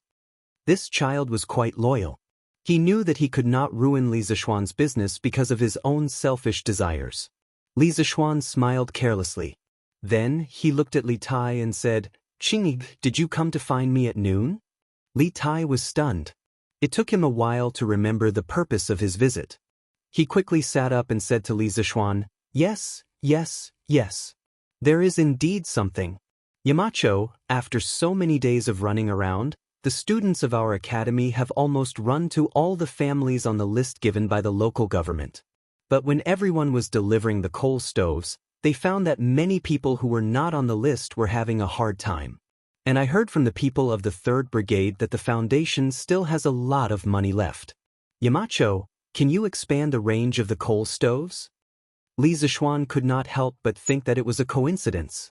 He had just talked to Han Yushi about this in the morning, and this little fatty had come at noon for the same thing. However, the little fatty had really profited from this trip. He had gotten a hot pot and a heater. Thinking of this, he said, "I already know about this. I already know about this matter. I think that the officials of the various prefectures and counties didn't want to be meddlesome, so they only put the names of those whose families were especially poor on the list. I plan to ask you to bring some students to the county yamen and order them to do a thorough check. If there are any missing students, I will report it to His Majesty and ask the Ministry of Official Personnel Affairs to lower their exam this year." Li Tai waved his fist and said with an indignant look, "Hey! I was wondering what was going on. It turned out that some officials were not doing their jobs. Yamacho, wait for me. I'll go look for them." Li Zishuan hurriedly said, "Hey! Send, wait." Li Tai halted in his tracks upon hearing this. Li Zishuan continued, "It was originally a good deed to accumulate virtue and do good deeds. Qingke, don't use your status to ruin it. That won't happen. Apart from this, there is one more thing. Qingke, you said earlier that the Foundation has a lot of money left in its account, so I plan to send some clothes and food to the poor people in the future in addition to coal stoves and honeycomb briquettes to help them through the winter." Li Tai immediately laughed when he heard this. "Ha, that's good. Yamacho, you don't know, but there were many students who saw how pitiful those poor people were, so they gave some money to those people. These few days, not only did the students put in effort, but they also gave money." Ha! Li Zishuan couldn't help but praise the first batch of students from Yanhuang College. Their character was really not bad. Tell the students to report all the money they gave to the people these few days. Let the 3rd Brigade do the tabulation. When this matter is over, I will return all the money to them." Li Zishuan waved his hand and said generously, "Ha, that's good. Yamacho, I'll go back to the Foundation first." After eating and drinking to their heart's content, Li Tai said his goodbyes and left. Li Zishuan looked at Li Qingqian.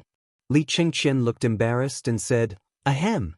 If it wasn't for Qingge, I would have forgotten that I came here today to talk to you about something." Li Zishuan smiled and said, "What is it?"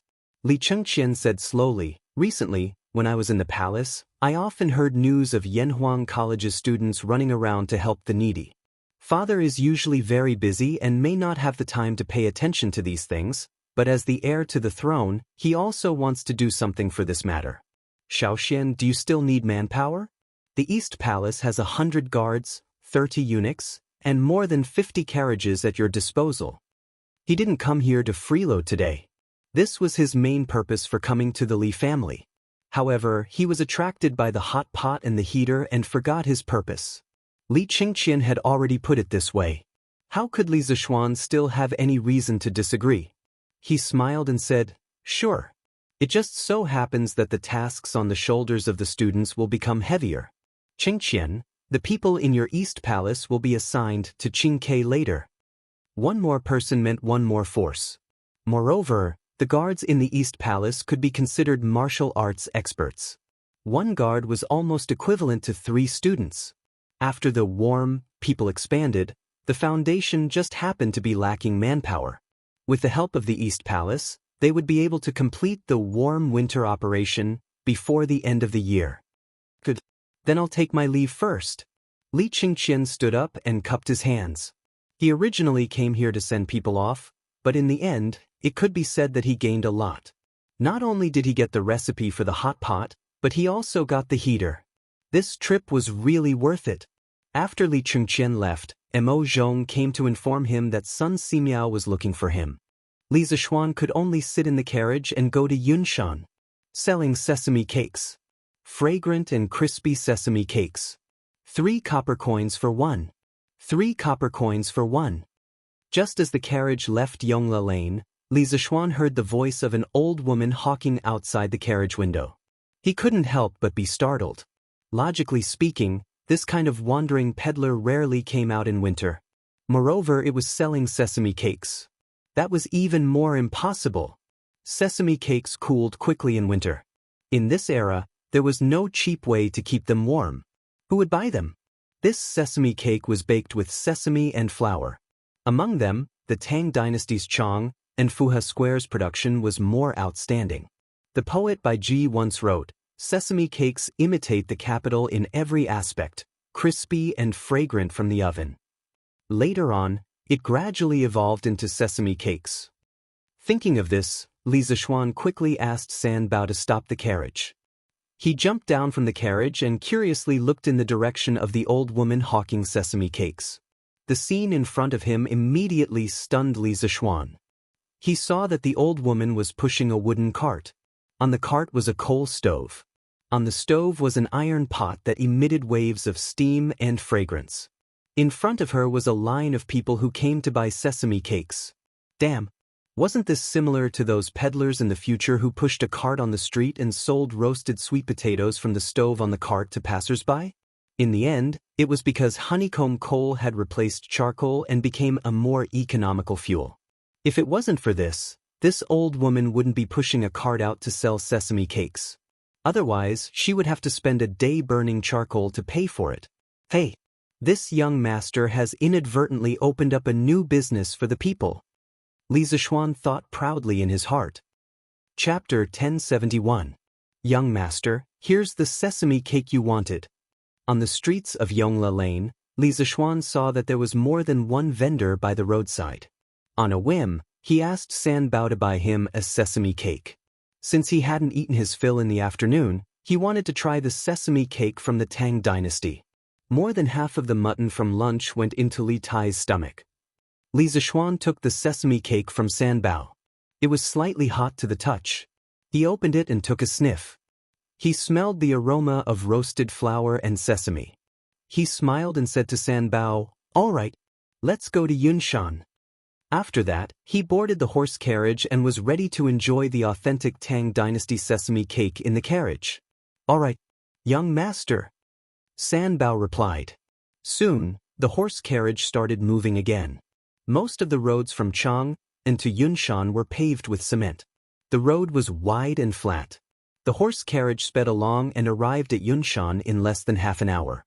Li Zishuan had already finished his sesame cake. He got off the horse carriage and walked towards the third courtyard where Sun Simiao was staying. The courtyard was very lively. Other than Hu Jing, Professor Wang, Professor Qin, and their 2 disciples were all there. "Oh, Yamacho is here." In the courtyard, Professor Wang, Professor Qin, and the rest greeted Li Zishuan when they saw him. It's quite lively here today." Li Zishuan smiled and greeted everyone. He then looked at Sun Simiao and asked, "Taoist Master Sun, I heard that you were looking for me?" Sun Simiao stroked his beard and smiled. "Yes, there is. Xiao Xian, take a seat first." Li Zishuan found a stool and sat down. Sun Simiao continued, "Xiao Xian, recently, the students of Yanhuang College went down the mountain to help those in need. I've heard about it. I'm very glad that Taoism has a junior like you." Li Zishuan was stunned. Sun Simiao's words meant that he thought that he was doing so much to increase the reputation of the Dao sect. However, the actual situation was not like that. He had asked his students to do this because he could not stand the sight of so many poor people around him. In addition, it was also convenient for his students to gain experience. He had never thought of increasing the reputation of Taoism. Although he was also a member of the Dao sect and had a good impression of the Dao sect, those were 2 different things. When he was doing this, he did not have such thoughts.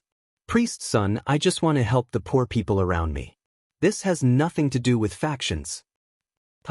No matter. Being compassionate to others and forgiving to others, you have done this after all. Sun Simiao waved his hand with a smile and said, "Little Xian, you're leading your students to do good deeds at the foot of the mountain, but I can't always be idle on the mountain. She actually told me an idea yesterday. I think it's not bad, so I want to share it with you. Li Zishuan's eyes flashed. He smiled and said, Priest's son, you want to go down the mountain to provide free medical treatment for the poor people, right? Actually, free medical treatment had a long history. At the end of the Eastern Han Dynasty, there was a plague epidemic in Xianxia. The governor of Xianxia, Zhang Zhongjing, who was also known as the medical sage by later generations, personally sat in the court and provided free medical treatment for the people. Since then, doctors in ancient times were known as sitting in the court when treating patients. Sun Simiao nodded with a smile and said, that's right. I have the same idea. Little Xian, what do you think? Yamacho, now that the academy is on holiday, and we have nothing important to do at the academy, we would also like to provide free medical treatment with Dr. Sun. Just treat it as giving our 2 students a chance to gain experience. Professor Qin interrupted at this time. Li Zishuan frowned and thought for a moment, then nodded and said, no problem. Priest Sun, Professor Wang, Professor Qin, if you want to go down the mountain to provide free medical treatment for the people, I support. When the time comes, all the medical expenses will be covered by the Warm Tang Foundation. Also, the Academy's guards can go down the mountain with you, so you can take care of each other when the time comes. These people were all old antiques in the Academy. It was not an exaggeration to say that they were the living treasures of the Tang Empire. Li Zishuan was not at ease with them going down the mountain to provide free medical treatment. What if a few unruly pestered them endlessly and hurt them? Since this is little Xian's good intentions, then this poor Taoist will not decline. I plan to follow Brother Qin, Brother Wang, and the others to the 22 surrounding provinces and counties. I will also stay near the county government of each province and county for a day, so I hope that little Xian can help me spread this news in advance on De Tong Daily, so that the poor people who need medical treatment will not miss it. This last sentence was Sun Simiao's main purpose. He did not look for Li Zishuan for the medical expenses. He thought back to when he was wandering the world alone, with no one to sponsor him with medicinal herbs.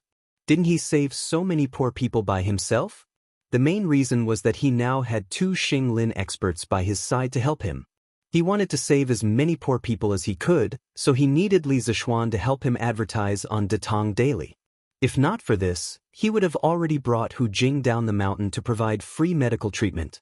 Li Zishuan smiled and said, all right, priest's son, tell me about your free medical treatment itinerary in a while, then I will ask Mr. Ma to put it in the most prominent position on De Tong Daily. As for the county yamen, I'll send someone to contact them. In my opinion, you might as well do a volunteer clinic in the county yamen. It's winter, and it's not a good idea to do a volunteer clinic on the streets.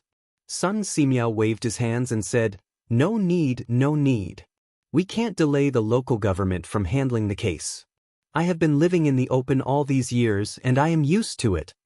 Li Zishuan said, how can you do that? It is almost the new year, and the local government probably won't have any cases.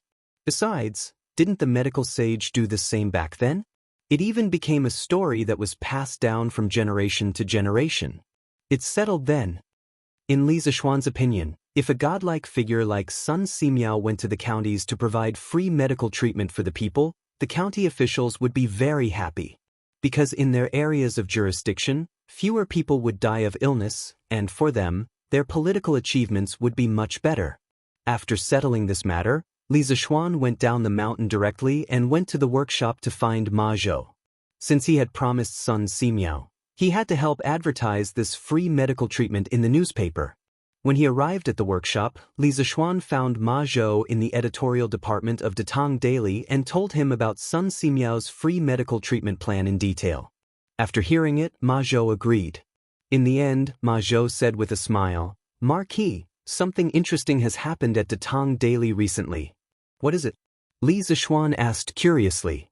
2 days ago, the authors of Xianxia's biography of a cultivator and The Long Way to Immortality came to find me. They said that they wanted to donate all the money they received this month and next month to the Nuan Tang Foundation. From this, you can see how influential the Nuan Tang Foundation is now. Chapter 1072. Oh, there's such a thing? Inside the Datang Daily editorial department, Li Zixuan was a little surprised after hearing Ma Zhou's words. He only knew that the Warm Tang Foundation's charity, Storm, had spread to the palace, to the homes of the civil and military officials, to the private merchants, and to the common people, but he didn't expect it to spread to the novel circle. This indeed showed that the Warm Tang Foundation's charity effect was very impressive. However, the authors of Xianxia's biography of a cultivator and The Long Journey to Immortality, Chen Tianhua and Liao Feichen, were both students of Yanhuang College. It was very likely that they had been influenced by helping the poor in various provinces and counties, so they donated money to charity. This didn't really explain the problem. Outsiders might not know that Chen Tianhua and Liao Feichen were the authors of these two novels, but how could Li Zixuan and Ma Zhou, the two most powerful people in the Datang Daily editorial department, not know?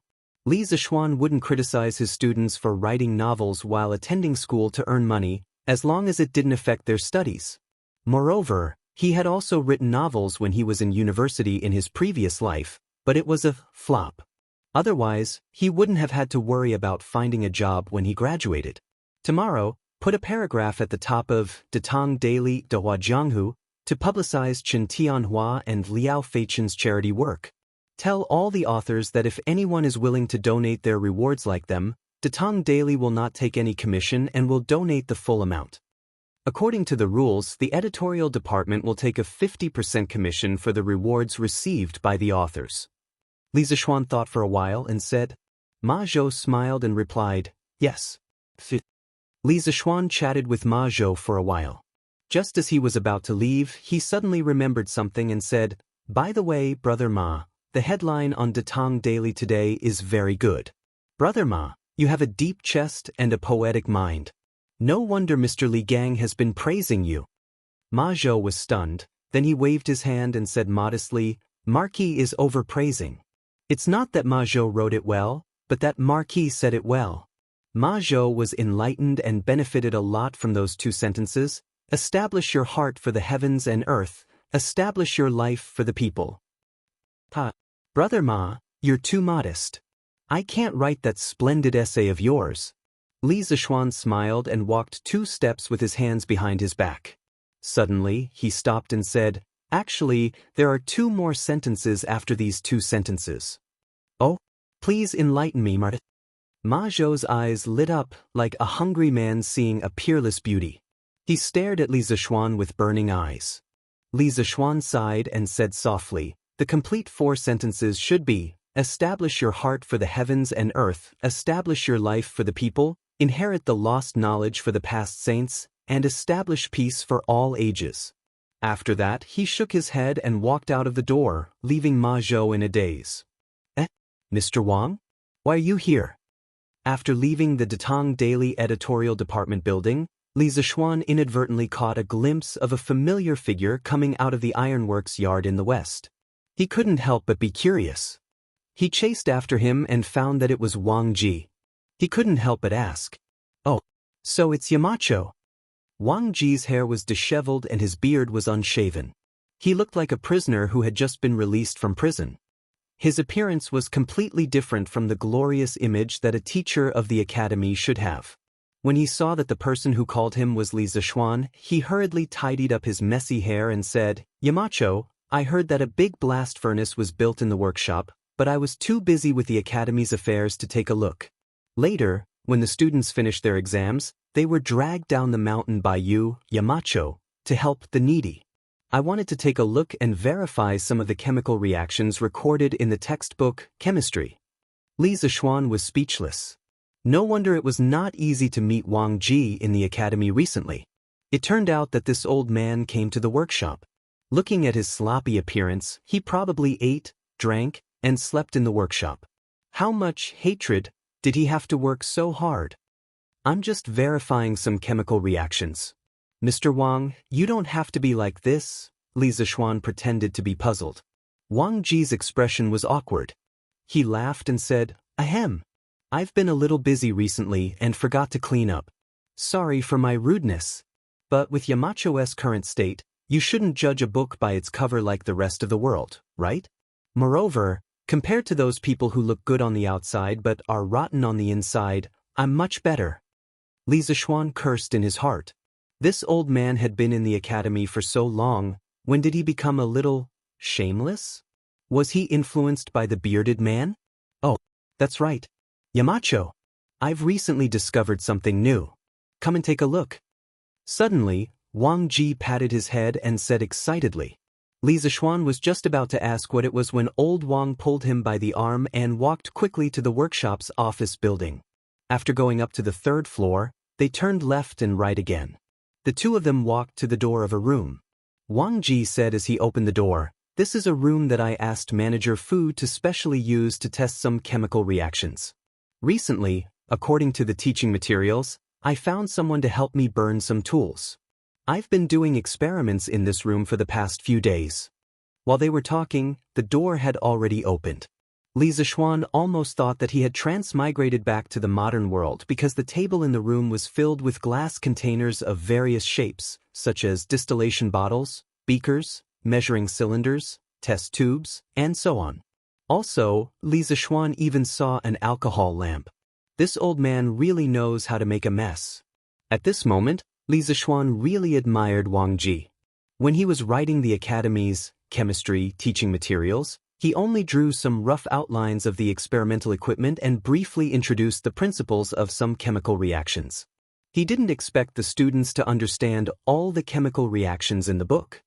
He felt that it would be good enough if the students could understand the nature of matter through the chemistry class. In other words, the chemistry teaching materials he wrote were incomplete. Due to the lack of experimental materials and equipment, the whole course lacked a lot of experimental evidence. Most of the time, it was only limited to theoretical explanations. Of course, such a chemistry couldn't be considered complete. But even if it was incomplete, he still wanted to introduce this course. He wanted to present the theory first and leave some of the specific things in it for future generations to verify when the conditions were right. For example, the periodic table of the elements that he proposed.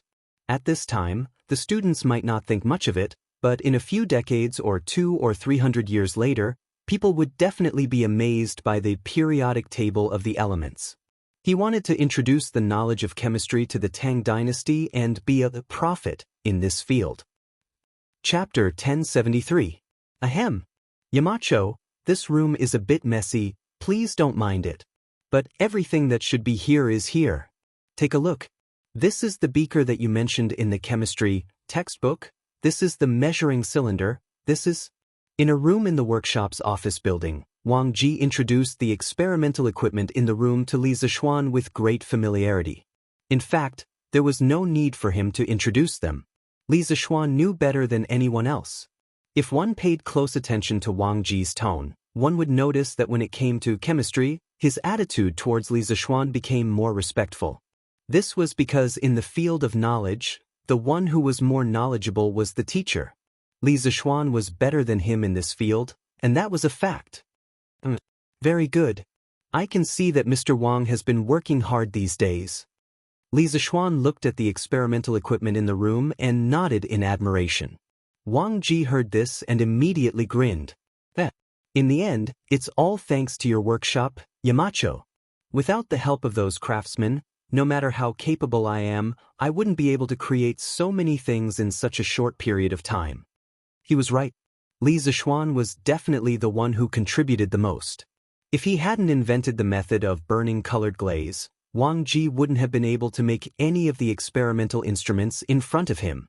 Mr. Wang is too humble. Li Zishuan laughed and then asked, Mr. Wang, have you been living in this room for the past few days? This was because he saw a very simple wooden bed in the corner of the room. When he thought about how this old man in front of him was doing experiments day and night in this cold weather, Li Zishuan felt a little sad. A scientific worker shouldn't be treated like this. But this was Wang Ji's usual style. When Yanhuang College was first established and recruited the first batch of teachers, Wang Ji wanted to win the bet with Yan Silu and prove that he was worthy of the high salary of the college and the position of the head of the chemistry department. He crazily studied the chemistry textbook day and night for nearly a month and finally won the bet with full marks and proved his ability. After the exam, the old man fell into a coma for a day and a night. This showed that this was a stubborn old man, but at the same time, a very capable old man. This old man was sometimes very cruel to himself. This is fine, as long as there's a place to lie down, it doesn't matter where I sleep. Yamacho, you don't have to worry about me. Wang Ji only wanted to show Li Zixuan his research results. He didn't have time to care about his living situation. Li Zixuan said decisively, "No. The body is the body. The body, the capital Mr. Wang. If you continue like this, you'll definitely fall sick in a few days. I'll ask Faubert to send someone to install a heater in your room." Heater? What's a heater? Wang Ji, who was only focused on various chemical equations, obviously didn't notice that the workshop had recently produced several heaters, so he asked curiously.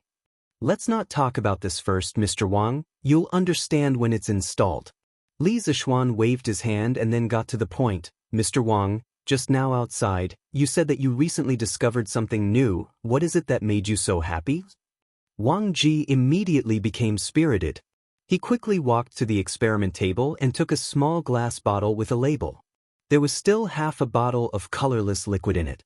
Then he smiled and took the glass bottle in front of Li Zixuan and said, "Yamacho, this is it." "What's this?" Li Zixuan took it with one hand and asked subconsciously.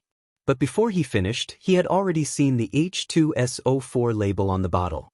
The doubt on his face suddenly turned into surprise. Sulfuric acid? Wang Ji nodded proudly and stroked his beard. "Yes. That's right. It's sulfuric acid." Geezer Wang had painstakingly studied the chemistry textbook, so Li Zixuan wasn't surprised at all that the old man could say the name sulfuric acid. But now Wang Ji actually said that he had made sulfuric acid, which made Li Zixuan feel very incredulous. "Mr. Wang, how did you make sulfuric acid?" The foundation of the modern chemical industry was 3 acids and 2 bases. It could be said that without 3 acids and 2 bases, there would be no modern chemical industry. And sulfuric acid was one of the important components of 3 acids and 2 bases. If Wang Ji really made sulfuric acid, it would be awesome. The 3 acids were sulfuric acid, hydrochloric acid, and nitric acid. The 2 bases were sodium hydroxide and sodium carbonate. Wang Ji took out a small box from the drawer and a small paper bag from the wooden box. When the paper bag was opened, a small pinch of green powdery substance was revealed. Wang Ji smiled and said, "Yamacho, this is it." This old man placed the green vitriol on a flame to heat it up and discovered that it would produce a kind of gas. Furthermore, this gas is very soluble in water. After this old man used the chemical equation to calculate, this solution is very likely sulfuric acid. Green alum. Isn't this thing a water crystal of ferrous sulfate? Li Zixuan was stunned. He suddenly remembered that according to the chemistry books in his previous life, you can indeed make dilute sulfuric acid by burning green alum. The chemical equation was 2FeSO4 7H2O equals high temperature Fe2O3 plus SO2 plus SO3 plus 14H2O. Sulfur trioxide dissolved in water is dilute sulfuric acid. But where did Wang Ji get the green alum? Mr. Wang. With doubts in his heart, Li Zixuan was just about to ask where Wang Ji got the green alum from. Suddenly, the memories of his previous life made him realize that green alum was a kind of Chinese medicine in ancient times. Wang Ji must have gotten it from Sun Simiao. Tang Benchao and Compendium of Materia Medica both had records of green alum's medicinal properties. It could be used to treat typhoid, malaria, and other diseases. Yamacho, you guessed right. This green alum was borrowed by this old man from divine Dr. Sun. Wang Ji seemed to have seen through Li Zixuan's thoughts and said with a smile. As for the borrowed, he mentioned, it must be that he did not return it. Sun Simiao reacted after a while. He would probably find trouble with Wang Ji. Mr. Wang is really a genius. You actually thought of using green alum to make sulfuric acid. Admirable, admirable. Li Zixuan was sincerely convinced. This chemical reaction might not be difficult for a modern person like him, but Wang Ji, an ancient person, could actually make dilute sulfuric acid by himself. That was really amazing. At any time, creation was much more difficult than innovation. Wang Ji laughed and said, "You're too kind. This is all thanks to your chemistry textbook, Yamacho, that gave me a lot of inspiration.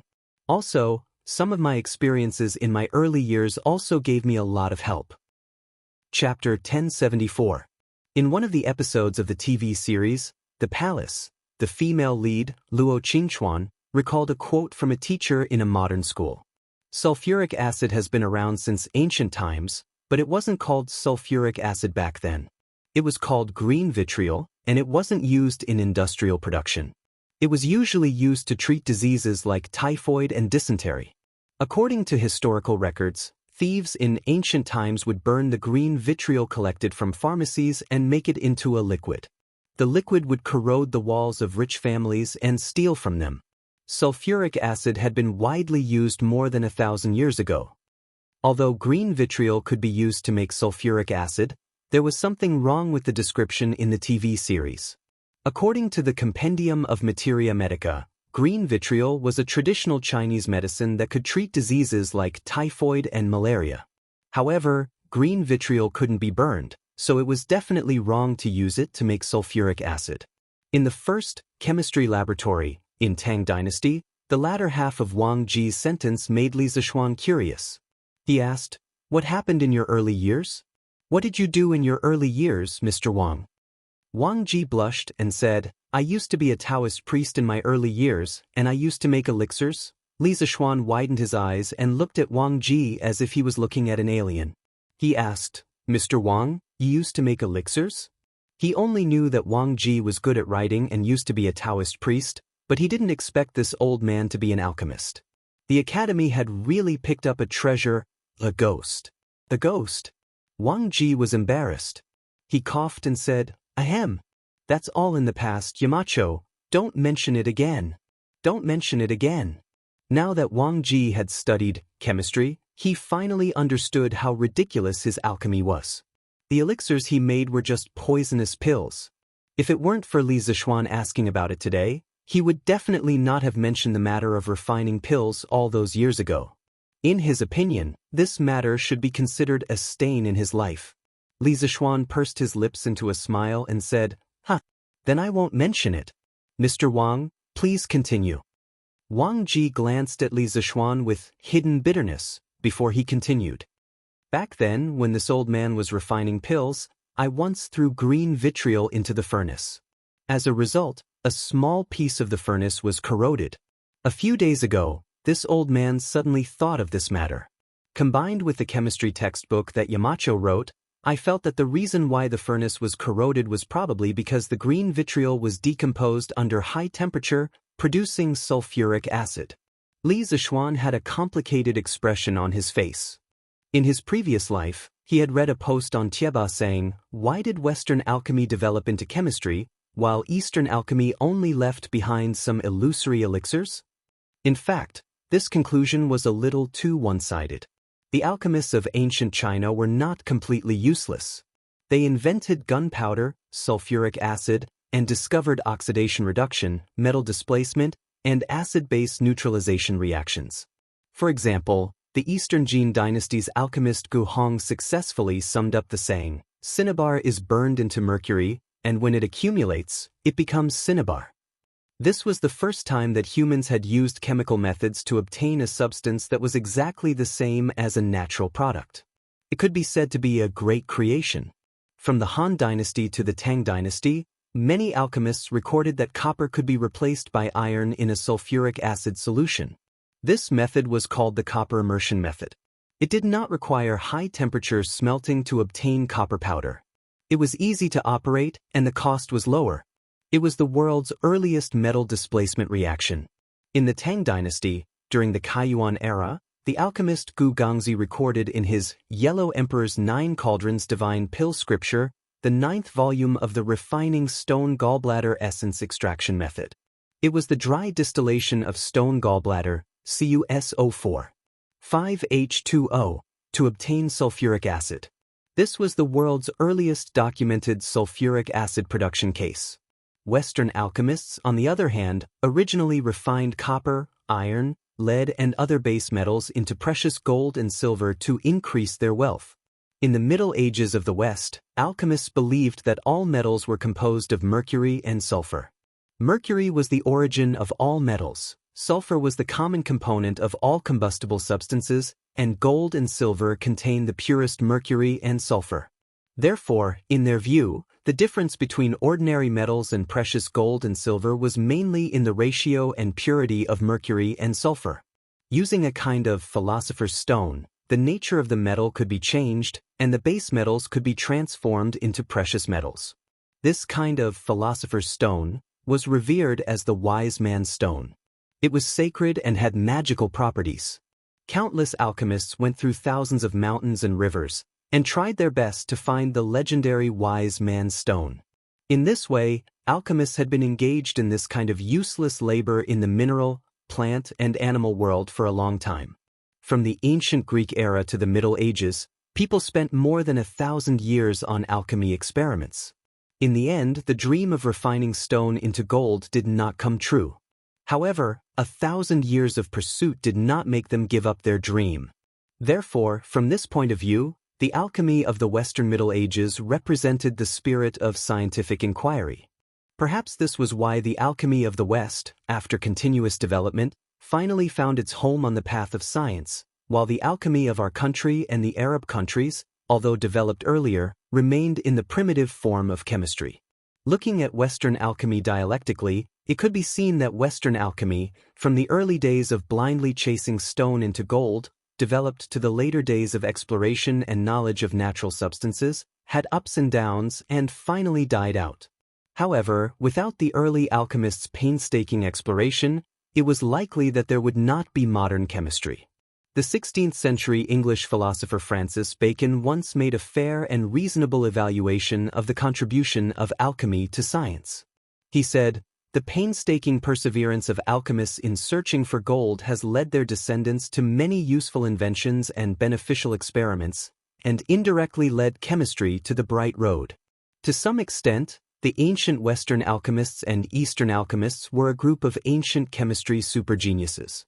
However, many alchemists' life goal was to refine elixirs, so many of their useful inventions were not widely used for a long time, such as gunpowder. Now, Wang Ji had gradually evolved from a traditional alchemist to an alchemist who was constantly seeking knowledge. His life goal was no longer to refine elixirs, but to seek knowledge in exploration. Many people may not believe it, but the titan of physics, Newton, in addition to the dazzling titles of physicist, mathematician, and dynamicist, he also had a little-known title, which was alchemist. Yamacho, this old man has a question. When sulfur is directly burned, why can't sulfur dioxide continue to react with oxygen in the air to form sulfur trioxide? Chapter 1075. Sulfur burned in the air to produce sulfur dioxide.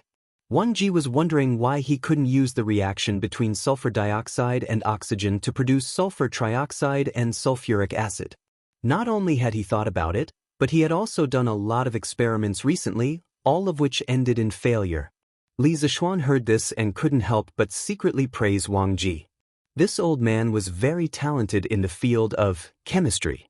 He could even comprehend by analogy. Mr. Wang, it's not that sulfur dioxide can't continue to react, but if they want to react further, they need a catalyst. This is mentioned in the second volume of Chemistry. Using sulfur dioxide to produce sulfuric acid was the most commonly used method in modern industry. The raw material was pyrite, the main component was ferrous sulfide, which was calcined at high temperature to produce sulfur dioxide. Under the action of the catalyst and high temperature, sulfur dioxide formed sulfur trioxide, which was absorbed by 98.3% sulfuric acid to produce pyrosulfuric acid.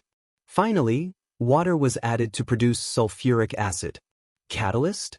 What kind of catalyst can catalyze the reaction between the two? In the first volume of Chemistry, there was an introduction to catalysts, but Wang Ji didn't know what catalysts could catalyze the oxidation of sulfur dioxide.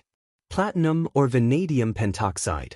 Li Zishuan thought for a while and said lightly, Platinum? Vanadium pentoxide? Yamacho, where can I buy these two things? Wang Ji frowned and asked. Li Zishuan smiled helplessly and said, These two things aren't sold anywhere. Especially the first one, as far as I know, it's very rare in the whole world. As for vanadium pentoxide, it can be extracted from the ammonium metavanadate in the vanadium ore, but as of now, no one in Tang Dynasty knows the use of the vanadium ore, let alone where the vanadium ore is. Wang Ji immediately said anxiously, Yamacho, it doesn't matter if no one knows. We can send people to look for it. With this catalyst, we can produce sulfuric acid in large quantities. The current method of producing sulfuric acid from green alumina isn't suitable for mass production. He had heard Li Zishuan mention the importance of sulfuric acid several times before. After spending so much time together, Wang Ji deeply understood a principle. If Li Zishuan said it was important, then it must be important. Li Zishuan said that platinum and vanadium pentoxide could catalyze the further reaction of sulfur trioxide with oxygen, so it must be possible. Unlike normal students, Wang Ji, who had read the chemistry textbook and had personally done a lot of experiments, was completely convinced by Li Zishuan's knowledge in chemistry. At this time, Li Zishuan closed his eyes and fell into deep thought. Seeing this, Wang Ji quickly shut his mouth and did not dare to disturb him again. Actually, Li Zishuan was trying to recall which area had the most vanadium ores on the mineral distribution map from his previous life. If it wasn't for the fact that he now had super abnormal spiritual power, he wouldn't have been able to recall this thing at all. After a full quarter of an hour, Li Zishuan finally opened his eyes and said, What Mr. Wang said just now makes sense. The vanadium mine is very important to the workshop's future technological advancement. We must send someone to look for it. I've just deduced that there should be a lot of vanadium mines in the Jianan circuit. The so-called Jianan circuit mainly referred to the modern-day Sichuan region. Back then, after the Qin dynasty destroyed Ba and Shu, they implemented the system of prefectures and counties in Sichuan. Ba and Shu prefectures were established in the former Ba and Shu prefectures. In the 5th year of the reign of Emperor Wu of Han, the Sichuan region was designated as Yi Province.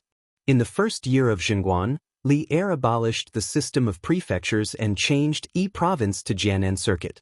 In modern-day China, vanadium mines were distributed in 19 provinces, cities, and autonomous regions. Among them, Sichuan had the most, with nearly 13 million tons of vanadium ore reserves. Searching for vanadium ores was a time-consuming and laborious task. However, it wasn't only Wang Ji who wanted to send people to look for them. Li Zishuan also wanted to send people to look for vanadium ores as soon as possible. As a modern person, no one understood the importance of sulfuric acid more than him. Putting aside the daily necessities derived from sulfuric acid like pigments, detergents, and cosmetics, for now, Li Zishuan felt that if the Tang dynasty could produce sulfuric acid in large quantities, it should first be used in fertilizers, metallurgy, and petroleum industries.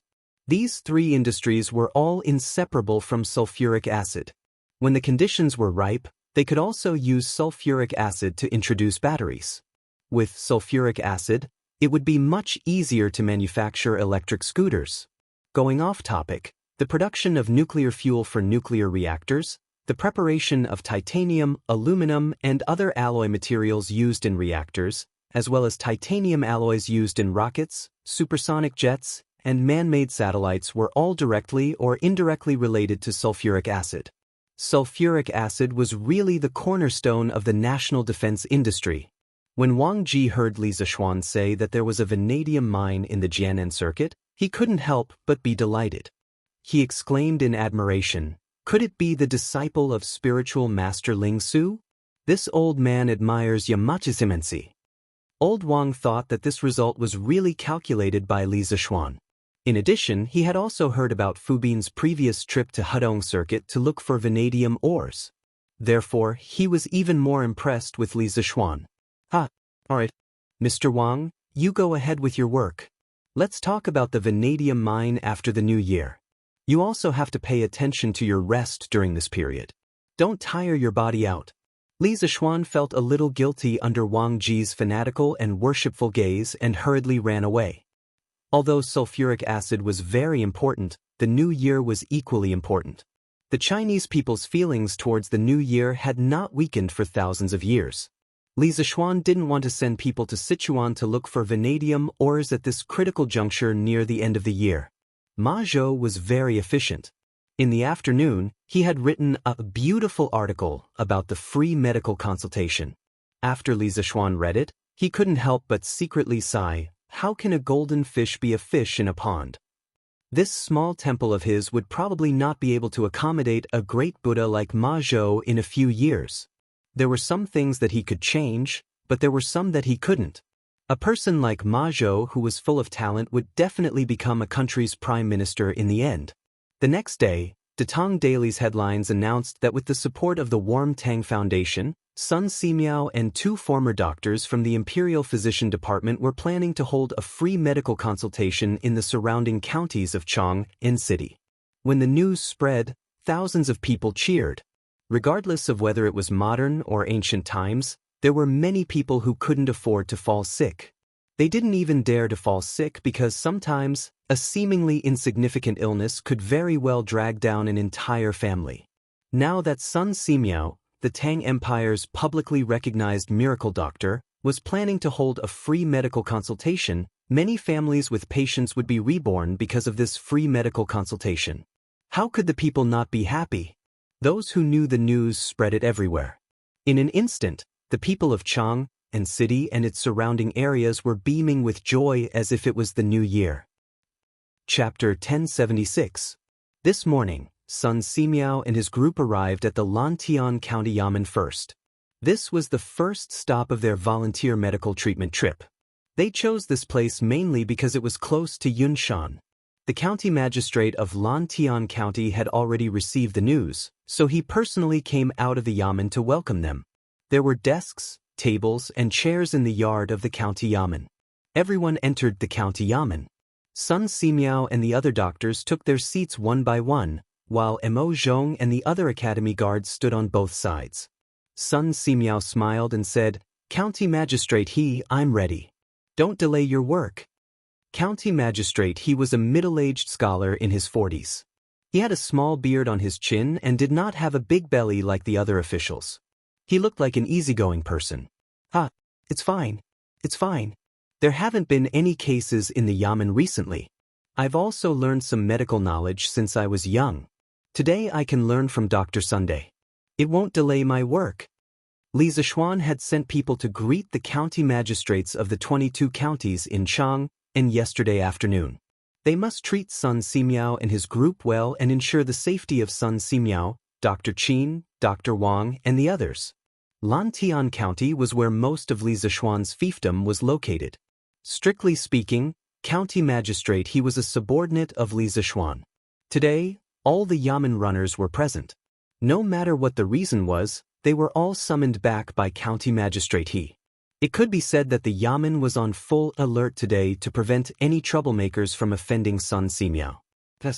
Since that's the case, please let the people waiting outside in. Sun Simiao frowned slightly. Due to his long years of cultivation and traveling, he did not like to deal with local officials. He was not used to County Magistrate He's enthusiasm. "No problem." County Magistrate He answered and turned to the runner behind him. "Arrest your son, let the people outside the Yamen line up and come in." After that, he gave the latter a look, indicating that he should be more vigilant and prevent any bad people from mixing into the crowd. "Yes." Constable's son agreed loudly and nodded almost imperceptibly. Line up, don't squeeze." There was already a sea of people outside the Yamen. The commoners were squeezed into the crowd with their families. None of them wished to miss today's free medical consultation. If they missed it, it wouldn't just be a matter of waiting a year. Seeing that the officials of the Yamen were finally willing to let them go, the commoners cheered.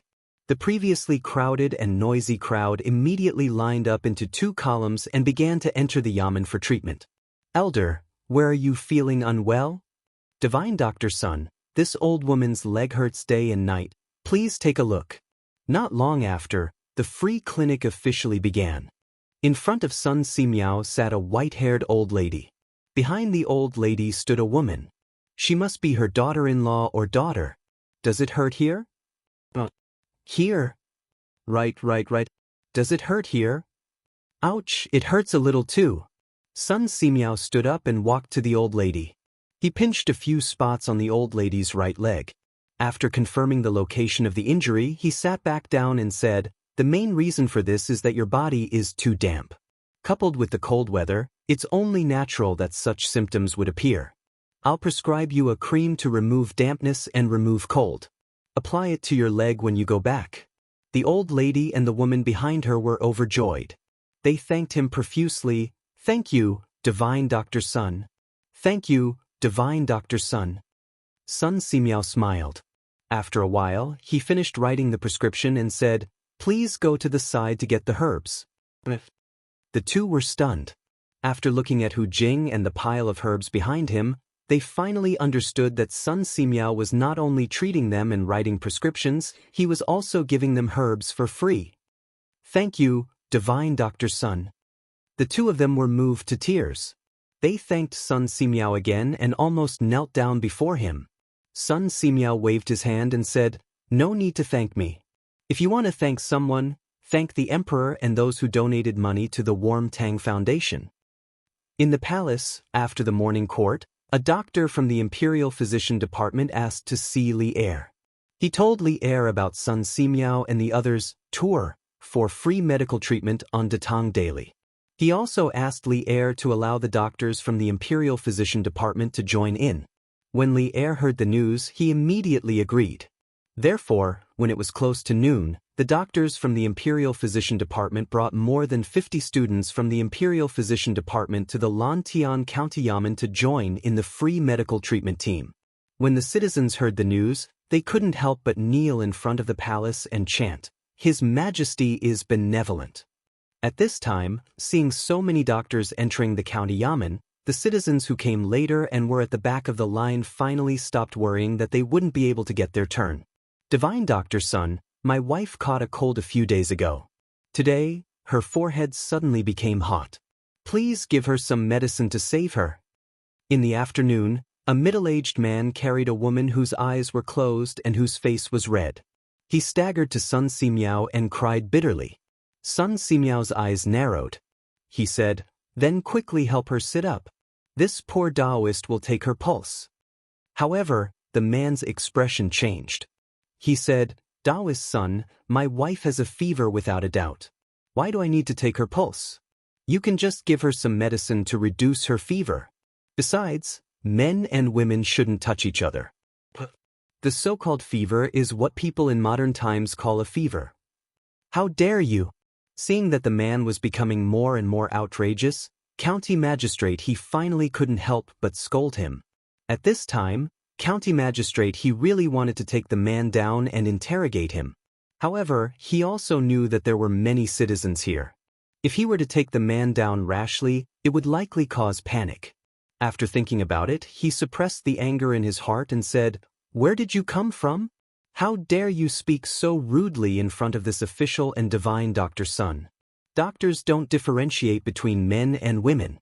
If you're afraid of treatment, why did you bring your wife here to see a doctor?" The man lay on the ground and complained with snot and tears, "Lord, it's not that I'm being nosy. It's just that my wife doesn't like to be touched by other men.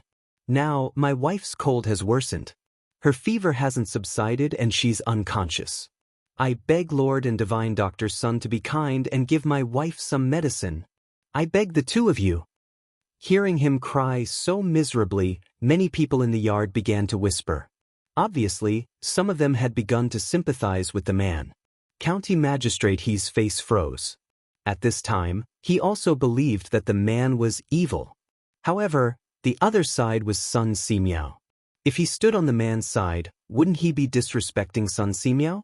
However, if he didn't do so, once the people's hearts changed, he would lose his official position. Chapter 1077. What's so difficult about that? You, come and take the pulse of this madam. In the front yard of the Lantian County Yamen, when County Magistrate he was caught in a dilemma and didn't know how to choose, Sun Simiao glanced at the unconscious woman in the man's arms and said coldly, "Hey, that's right. As the saying goes, a famous teacher produces a brilliant student. Dr. Sun's medical skills are outstanding. Since this young lady is under Dr. Sun's tutelage, her medical skills will definitely not be bad." County Magistrate He's eyes lit up as he said with a smile. The most important thing was that this way, he didn't have to be caught in the middle. "Yes, Master." Hu Wei responded and handed the work in her hands to a student from the Imperial Physician Department. Then she walked towards the sick woman, who knew that the middle-aged man would quickly hug the woman in his arms tightly at this time, guarding against Hu Wei as if she was a bad person. He said, "You're not allowed to come over. You're not allowed to take my wife's pulse." County Magistrate He's face darkened and said unhappily, "How can you be so ungrateful? Previously, you said that your wife doesn't like to touch the opposite sex. Dr. Sun and I both understand that. But now, this young lady is taking your wife's pulse. What are you objecting to?" The man's face was a little flustered at first, but then he forced himself to calm down and said, She's just a little girl who's still wet behind the ears. What does she know about medical treatment? I can't let her take care of my wife. Otherwise, when she's not good enough, she might diagnose my wife with other diseases. She's a righteous person. Letting her take care of my wife is like disregarding human life." "You presumptuous." County Magistrate He was so angry that smoke was almost coming out of his 7 orifices. He pointed at the man and secretly looked at Sun Simiao and Hu Wei's faces. Seeing that the two of them weren't angry, he couldn't help but feel relieved. Then he said sternly, "As far as I know, Miss Hu is Dr. Sun's last disciple. She has treated many people and can be said to have superb medical skills. Don't be unreasonable here, or don't blame me for being rude to you."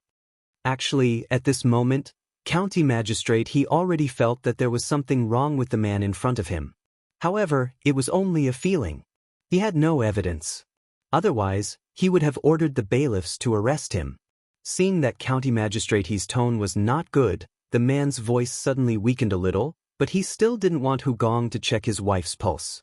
He argued, "Even if she is Dr. Sun's disciple, she is only in her teens. How can her medical skills be so good? I don't want her to come see me. Divine Dr. Sun, if you really have the heart of a bodhisattva, then please give me some antipyretic medicine. If you don't want to give me the medicine, I'll take my wife to the doctor in Chang'an City." Sun Simiao narrowed his eyes and remained unmoved. At this moment, Hu Gong smiled and said, "Brother, it's not that my master doesn't want to prescribe medicine for you, but as a doctor he can't prescribe medicine without personally diagnosing the patient. If my master prescribes medicine only based on your one-sided statement, then he is disregarding human life. Moreover, not all fevers are caused by a cold. As far as I know, heavy humidity, night sweats, internal injuries, blood and qi not flowing smoothly, and visceral dysfunction can all cause fevers. So brother, if you really want the best for your wife, then let me check your wife's pulse."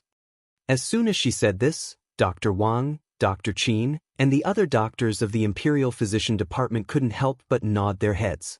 They secretly praised Sun Simiao's ability to teach his disciple, which was as good as his medical skills. However, the man wasn't in such a good mood at this moment. He still stubbornly said, "I don't care. What do you know about medical treatment as a little girl? What do you know about checking the pulse?" County Magistrate He flew into a rage and was about to order the arrest when Hu Gong beat him to it and said, "Brother, you keep saying that I'm young and don't know how to treat illnesses, then I have to introduce myself." Then she looked at the bustling commoners in the courtyard and said loudly, "Fellow villagers, my name is Hu Gong. Before April this year, I was just a blind girl who couldn't see anything. Fortunately, my master saved me and I became his disciple.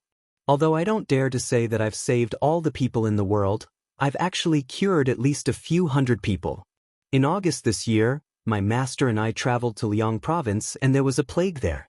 It was my master and I who helped the local medical officials and suppressed the plague.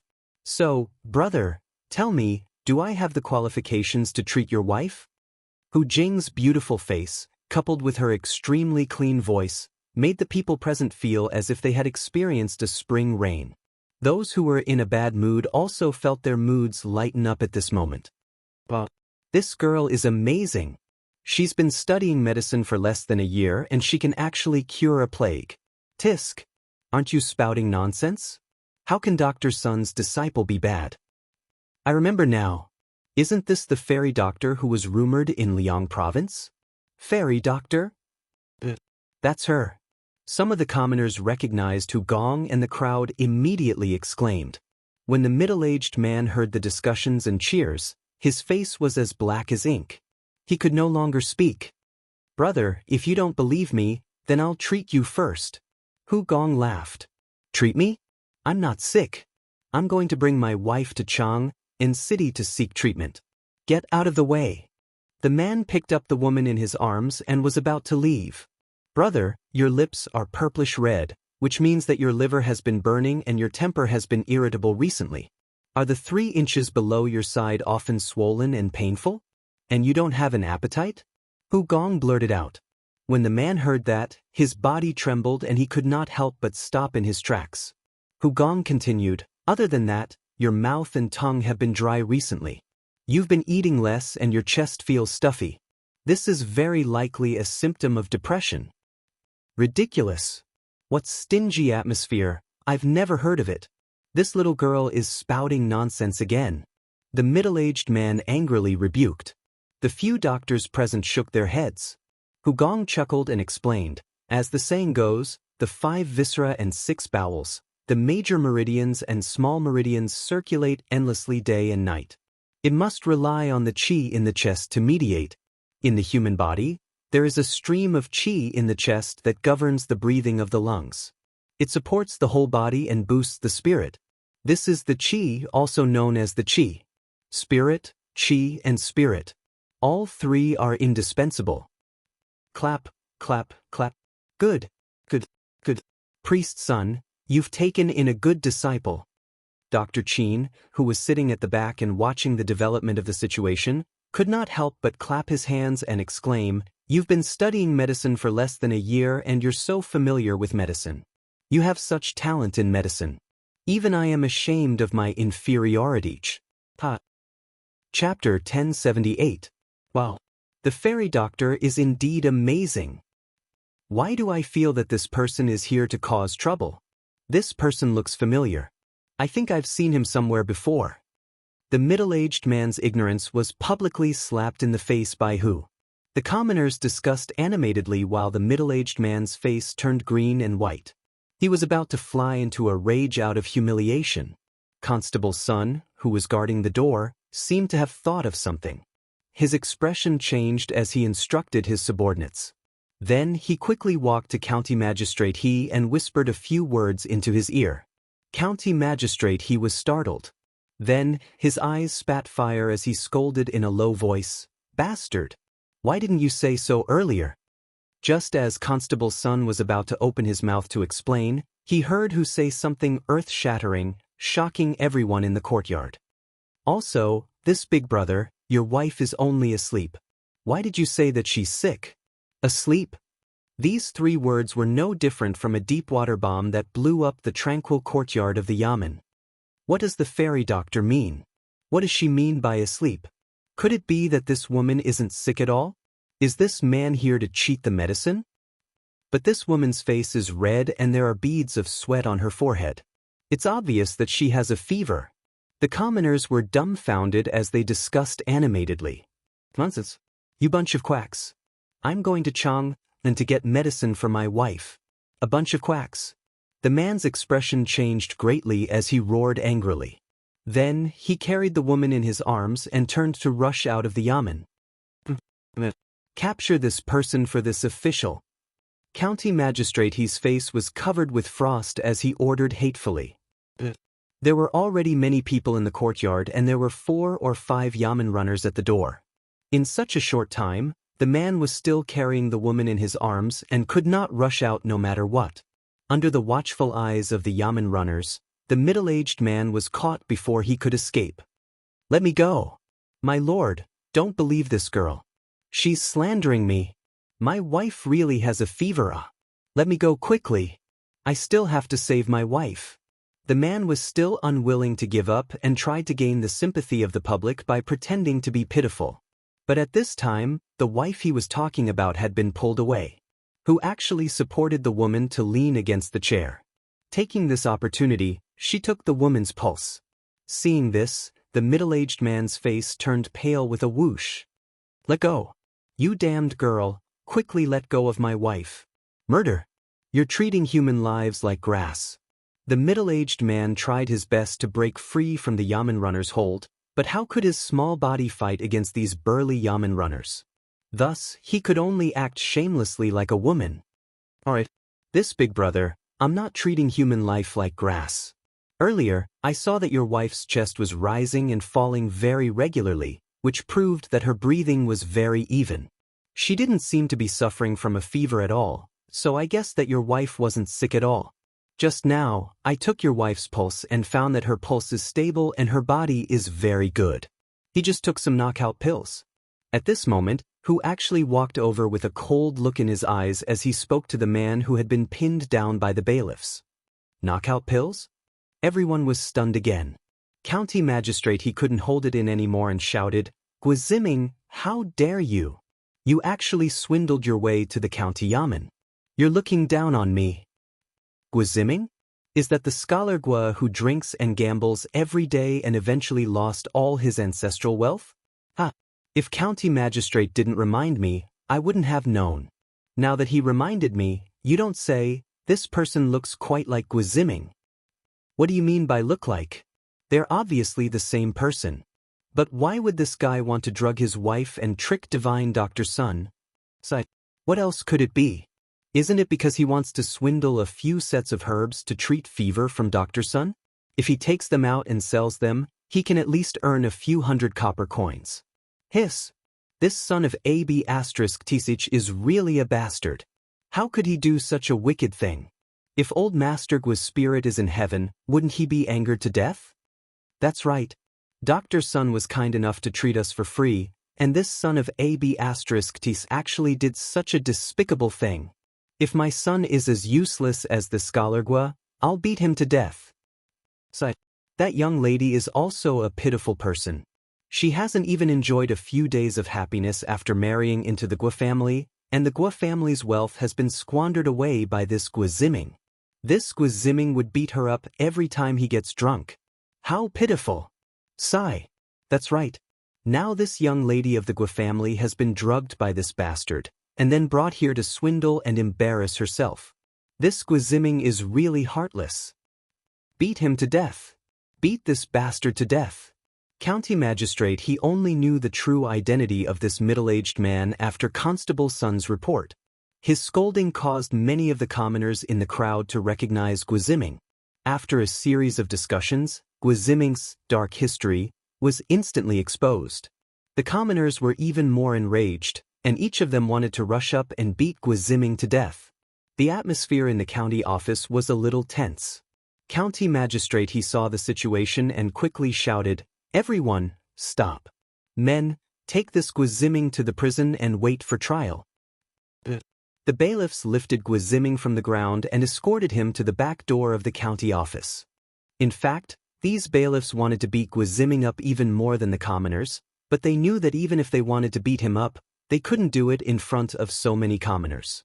Otherwise, if the commoners came over and beat him up, he would definitely be beaten to death. If that happened, they wouldn't be able to bear the consequences. Dr. Sun, I'm really sorry. I was careless and almost fell into this unruly commoner's trap. After Guiziming was taken away, county magistrate he coughed twice and bowed apologetically to Sun Simiao. No worries. As long as you didn't waste the Nguyen Tang Foundation's donation for no reason. Sun Simiao waved his hand and said, seeing that Sun Simiao didn't have any intention of blaming him, county magistrate he sighed in relief and said, I heard from Constable Sun that Guiziming was originally from a scholarly family. However, he later got addicted to alcohol and gambling. After his father passed away, he became even more uncontrollable and quickly squandered away all the family's wealth. Who knew that after squandering away all the family's wealth, he still didn't know how to restrain himself. Not only did he look for people to borrow money, he even swindled people into the county office. This is really outrageous. Hu Meng glanced at the woman lying on the chair and sighed faintly. It's just that I pity this sister. She was ruined by a man like Guiziming. County magistrate, please help her more in the future. County magistrate, he smiled and said, of course. However, there's one thing that I don't understand. Please enlighten me. Hu Meng raised her head and said, County magistrate, you want to ask why this madam's face is so red, right? County magistrate, he gave her a thumbs up and said, Miss Hu is really smart.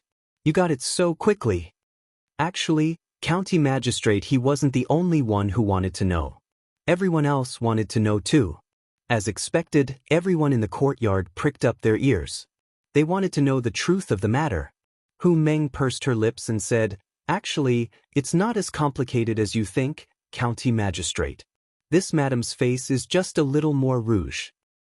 Rouge? County magistrate, he choked and almost vomited blood. When the doctors and students from the Imperial Physician Department heard this, they were even more embarrassed. They had studied medicine for so many years, but they were almost fooled by Guiziming's little trick. Chapter 1079. The farce finally ended with Guiziming's arrest. The people continued to line up for medical treatment, but while they were lining up, many people didn't forget to condemn Guiziming. The news reached the Li residence. During dinner, Yi Guozhong sighed and shook his head. It's hard to predict people's hearts. This is what it means to predict people's hearts. Sometimes, you want to be a good person, but you will always meet people with ulterior motives. Li Zixuan was silent for a moment, then said, But in this world, there are always many good people. We can't give up the persistence in our hearts because of a few rats. Old Madame Yi laughed and clapped her hands. Xiao Xian said it well. I always believe that the heavens are watching everything that people do. Some evil is not unpunished, but it's not time yet. Some kindness is the same. Good and evil will eventually be repaid. This is the truth.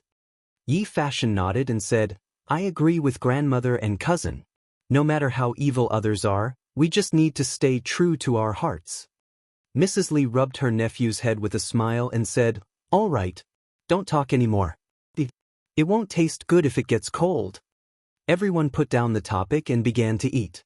After dinner, Li Zixuan and Han Yushi returned to the west courtyard, but they didn't go to bed immediately. Han Yushi took out an account book and began to flip through it. Li Zixuan stood at the side and watched. After a while, he frowned and couldn't help but say, Wife, we spent more than 7,000 strings of coins today? Yes. Why are you so surprised? Doctor's son brought a group of doctors from the Imperial Medical Department for a day and used so many herbs. Don't they need money? Han Yushi felt that her husband was making a fuss about nothing, so she said. Li Zixuan smacked his lips and sighed. Tisk, I know that herbs cost money, but I didn't expect it to be so expensive. This is more expensive than sending coal stoves and clothes.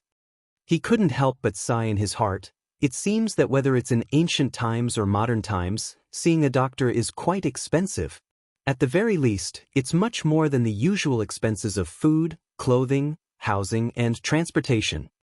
Han Yushi rolled her eyes at her man and said, This is still because Daoist's son and a group of imperial physicians tried their best to replace some of the expensive medicinal herbs when prescribing medicine. Otherwise, it wouldn't have been 7,000 strings of coins. Speaking of which, who had actually helped the Nuan Tang Foundation reduce their losses? Husband, this child is becoming more and more promising. Uncle Hu and Aunt Lu don't have to worry about them anymore. While Han Yushi was rejoicing over the recent emergence of talents in the Han village, Li Zixuan's focus was different. When he heard that Hu had actually helped the foundation save 2 or 3 strings of money, he was immediately surprised. 2 or 3 consecutive hits? Wasn't it just a few decoctions for febrile diseases? Is it that expensive? Speaking of which, in modern times, a cold medicine costs only $1, right? Now that he had finished 2 or 3 rounds of medicinal soup, what he was eating wasn't medicinal soup, but immortal herbs. Han Yushi pursed her lips gloomily and then said angrily, Does husband think that fever is so easy to treat? It's very difficult for a normal doctor to treat it. In our Tang Empire, who knows how many people die from fever every year? Daoist Sun's medical skills are top-notch. The decoctions that he prescribes, not to mention the medicinal herbs, are worth more than 2 or 3 strings of coins.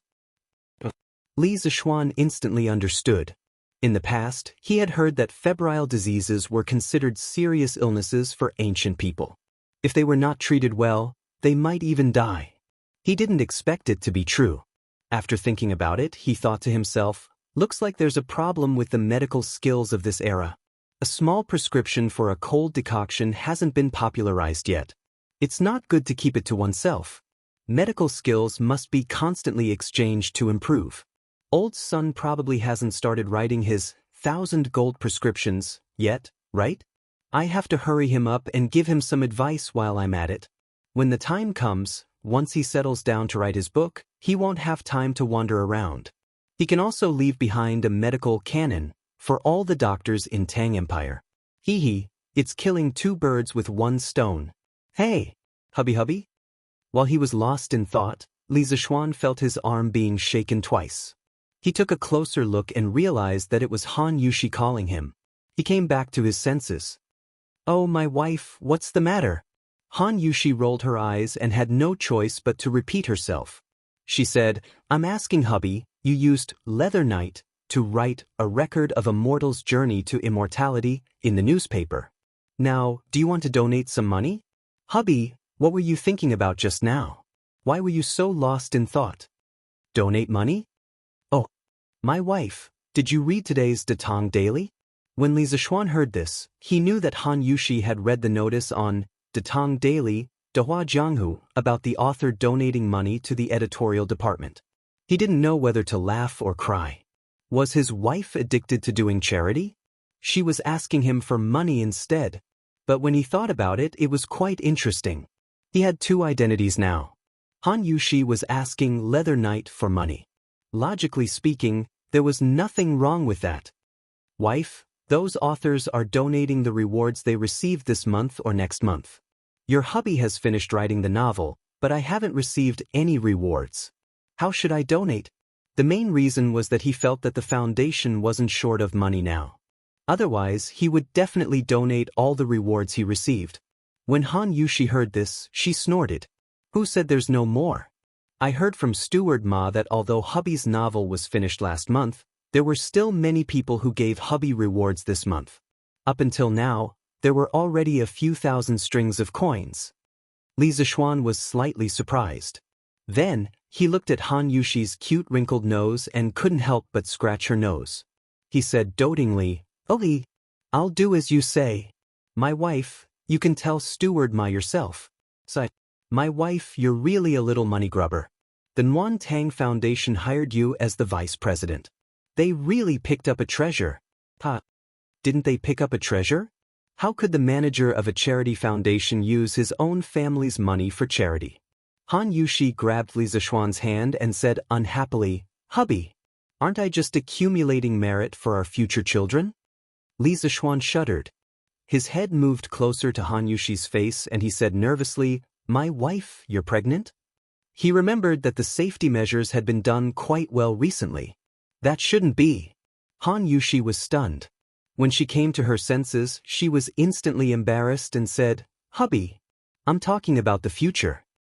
What are you talking about? What's there and not there?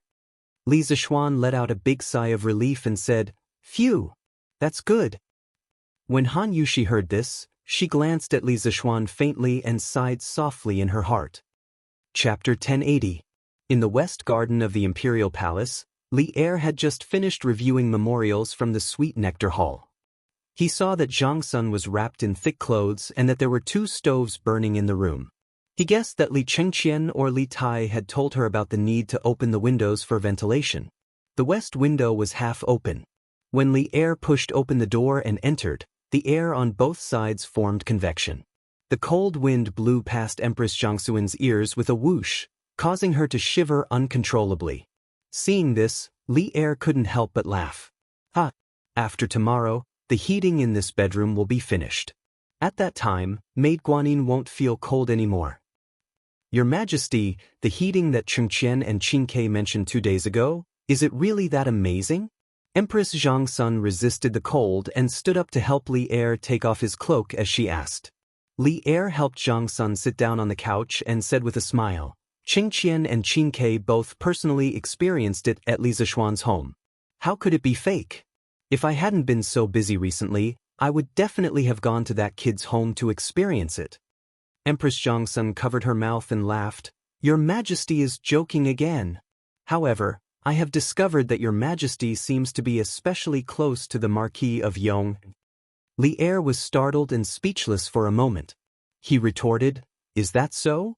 Mate Guanyin, you said it the other way around, right? Who in the imperial court doesn't know that I often reprimand that brat? Empress Xianxia laughed softly and didn't refute. She thought in her heart, only when you close the door deeply will you reprimand him. Just based on your attitude toward the Marquis of Yong, and only Qing Jijie, Qin Xiong, and the other founding generals can compare to you. Li Er saw that although Empress Xianxia didn't refute, it was clear that she didn't believe him. He smiled helplessly and didn't make any more excuses. Instead, he skipped the topic and continued, let's not talk about anything else. The hot pot we ate tonight was truly delicious. Li Chengqian and Li Tai not only did they introduce heating into the imperial palace, they also introduced hot pot. Compared to heating, which required time to produce, hot pot was something that could be made easily. Ever since Li Chengqian returned to the palace with the secret recipe for the hot pot yesterday afternoon, Li Er had actually eaten 3 hot pot meals. In other words, old Li's 3 meals a day were all hot pot. This was simply insane. This hot pot is indeed extraordinary. Moreover, this method of cooking the vegetables before dipping them in the sauce not only retains the freshness of the ingredients, but also allows the ingredients to be infused with flavor. Changel had never eaten mutton before. She didn't expect that because of the hot pot, she had eaten a lot in the past 2 days.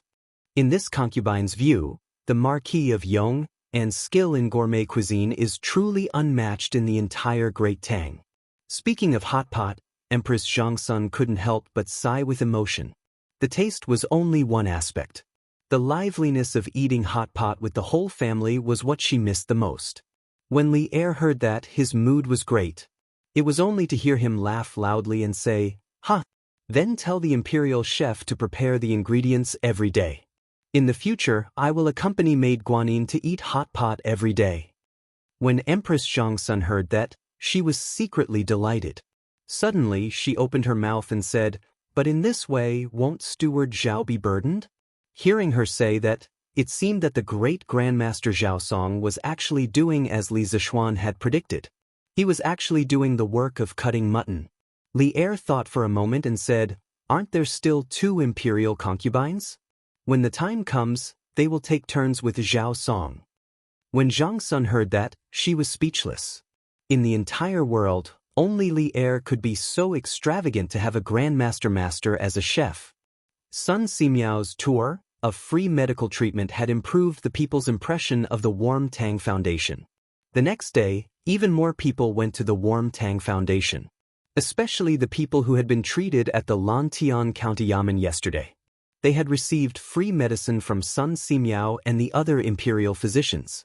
Today, they all came to express their sincerity. In the past, when the people in the family fell ill, they would usually go to the temple to pray to the gods. If the family recovered, they would go to the temple to fulfill their vows. What they were doing now was similar to praying for blessings and fulfilling vows. The only difference was that they were not doing it at the temple, but at the Warm Tang Foundation. The people could not afford to donate large amounts of money, but they were a group of people who knew how to be grateful. Sun Simiao and the others were treating them for free. Even if they could not afford to donate tens or hundreds of strings of coins, they would still donate tens or hundreds of coins to ease their hearts.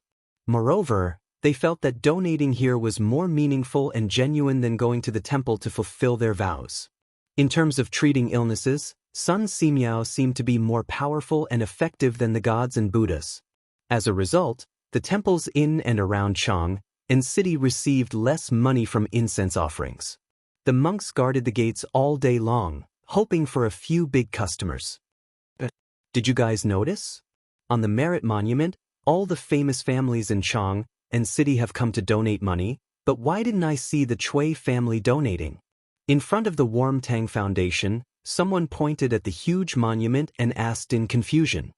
Back then, not long after the Warm Tang Foundation was established, Li Zishuan ordered the craftsmen to build a huge monument in front of the gate. It was called the Merit Monument, and it was used to record the names of those who had donated more than 1,000 strings of coins to the Warm Tang Foundation. The person had only said it casually, but as soon as he said it, many people subconsciously searched for the Chui family's name on the monument. After a few minutes, the people were not surprised to find that there was no one related to the Chui family on the monument. Therefore, they were instantly enraged. Even poor people like them were willing to donate money to the Warm Tang Foundation, but why was a top family like the Chui family doing nothing? There really is no Chui family. The Chui family is one of the 5 families, the role model of all scholars in the world, but they are so heartless and cold-blooded. This is so disappointing.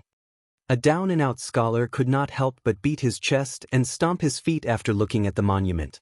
Originally, the 5 surnames and 7 hopes had a very high reputation in the minds of scholars. However, the scene today made many people recognize the reality of the situation. The Chui family was also stingy, cold-blooded, and heartless. What bullsh** T Chui family? They are one of the 5 families. How stingy! That's right. The Chui family's young masters and young mistresses have hundreds of servants. They live a luxurious life, and they can't even bear to donate 1,000 strings of coins. His Majesty and Her Majesty have already donated a few thousand strings of coins. Bah! After donating, I will go to the Chui family's gate and spit on them. I want to go too. The Chui family is rich but heartless. They will suffer retribution. Originally, it was just a curious question, but in the end, it quickly turned into a public rage. Moreover, this rage would soon burn the Chui clan's headquarters in the capital. Chapter 1081. Most of the people who came to donate money today came from Lantian County. They should have gone back from Yanxing Gate in the east of Chang and city, but they did not do so. After they donated money, they did not go to the east gate. Instead, they went south. A group of people went straight to Dunhua Square. Dunhua Square was where the Chui family's stronghold in the capital was located. Bah! The Chui family is rich but heartless. Bah! The Chui family is cold-blooded and heartless. Bah! The Chui family is heartless. Bah! The Chui family is shameless. Usually, people would often hear jokes about how one spit from each person could drown you. The Chui family now had a real experience of being baptized by the people's spit. Although the Chui family's threshold was high, and even if all the people in Chang and city spit at them, the Chui family had been standing for thousands of years. When had they ever suffered such humiliation? A 1,000-year-old family was also very concerned about their reputation. Unruly people. A bunch of unruly people. Chase all those unruly people away. If they don't want to leave, beat them up. In the backyard of the Chui family, Chui Shanfu's wife, Wang Shi, roared angrily. Her husband, Chui Shanfu, had been sent to Lingnan by Li Er. She was not in a good mood this month. Now, those unruly people in her eyes were causing trouble in front of the Chui family. How could she not be angry? Madam, do you want to wait for grandfather to come back? The butler of the Chui family asked carefully. His surname was Wang, and he had married with Wang Shi. He was considered Madame Wang's direct descendant. The Chui family's grandfather, Chui Junchuo, had gone to a manor in the south of Chang and city to recuperate because of the cold weather in Chang and city. Although it was cold there was a natural hot spring there. No need. Even if grandfather is at home, he will not allow these unruly people to cause trouble in front of the Chui family. Wang Shi's eyes flashed with a trace of ruthlessness. Yes, madam. The butler took the order and left. A moment later, a group of servants holding a stick suddenly rushed out of the Chui family's main gate. They ran like wolves and tigers to the people who came to spit and shouted, "Where did these unruly people come from? Why don't you open your eyes and see where you are?" Is this something you can come and make trouble for? If you don't scram, don't blame me for being rude. Thus, get lost. Look at your poor appearance, don't dirty our Chui family street. The servants were all fierce and arrogant. As the servants of a top aristocratic family, they indeed had the qualifications to be arrogant. However, their arrogance was used in the wrong place today. A bunch of lackeys who only know how to rely on their master's power. Under the feet of the emperor, could it be that you still dare to hit people? I will stand here today and see if you dare to hit me. A young man who looked like a scholar took a step forward and scolded arrogantly. His name was Yu Dehang, and he came from a farmer's family in Lantian County. Yesterday, he accompanied his mother to the county office to participate in the free clinic. Today, he also came to the city to fulfill his vow. In the past, his dream was the same as most people's. First, he wanted to pass the imperial examination, then marry a woman with 5 surnames. But today's incident made him a little disappointed in the legendary 5 surnames 7 sects. The dignified 5 surnames prominent family was nothing more than this. Their hearts were also black. The arrogance and despotism of these evil servants made his heart burn with fury. Thinking back to the Li family's courteous attitude at the Warmtang Foundation, he started to hate the Chui family more than anything else. But, Xiao Jing, you've done well today. Even though your uncle Zhong used to laugh at you for not being able to pass the county-level examinations, but based on your tough attitude today, you will always be a county-level scholar in your uncle Zhong's heart. No, you will be the top scholar. A burly man came up to Yu Dehang and laughed loudly. Uncle Zhong, Yu Dehang's small face reddened as he looked at the burly man in annoyance. After being yelled at by you, everyone here knows that I won't be able to pass the county-level examinations. Scholar Yu is right. You dare to hit people under the feet of the emperor? What does our spitting on the street have to do with the Chui family? Does this street belong to the Chui family? Seeing that someone had stepped forward, the people behind did not back down and started to jeer as well. Refusing a toast only to be forced to drink a forfeit. Madam has ordered that if these unruly people don't leave, take a stick and beat them away. The leader of the servants shouted angrily and then took the lead to hit Yu Dehang with the stick. Io! *CK. You bunch of dog slaves, how dare you hurt people on the street? See if I don't fight with you. Go. Fight with them. Yongla Lane, Li Mansion. Young master, this is what happened. San Bao did not expect that the people would notice that the Chui family's name was not on the merit monument. The group of people in front of the Warmtang Foundation's entrance was quickly noticed. San Bao hurried back to inform Li Zishuan. Li Zishuan was stunned when he heard this, but when he saw San Bao's gloating face, he put on a straight face and said, "What? Are you happy that the people are causing trouble for the Chui family?" San Bao replied instinctively, "Of course I'm happy. Young master. Previously, that old fart from the Chui family kept causing trouble for you, and now finally..." Young master? San Bao was halfway through her sentence when she suddenly realized that Li Zishuan's tone was not right, so she quickly shut up. Li Zishuan snorted and flicked his sleeves. It's true that I have a grudge against the Chui family, but I never thought of letting these poor people stand up for me. They don't even care about the food and clothing of their own families. Do you think they can go against the Chui family? In the end, it won't be a lose-lose situation. Instead, they will be completely wiped out. For their families, it will be one disaster after another. Li Zishuan's purpose in establishing the Warmtang Foundation was to help the poor. However, if the people were to fight against the Chui family, the ones who would be hurt would be the poor people like them. In that case, wouldn't he be helping the poor for nothing? If it were a transmigrator, they would definitely be secretly happy at this moment and might even be secretly adding fuel to the fire.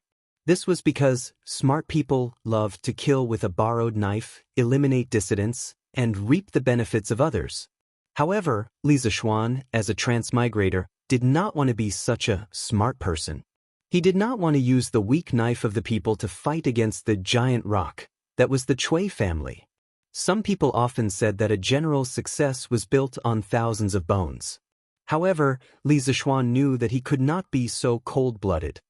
Clap, clap, clap. Good. Xiaoxian, I am very happy that you can think this way. Yi Guozhong, the crazy eavesdropper, suddenly appeared out of nowhere. He clapped his hands and sighed. The grudges between the Cui family and the Li family are all between them. In this matter, no matter what, we cannot drag the people into it. Chapter 1082. San Bao, get the horse ready. I want to go to the Cui family. Yongle Lane, Li family. After understanding the situation, Li Zishuan shouted at San Bao.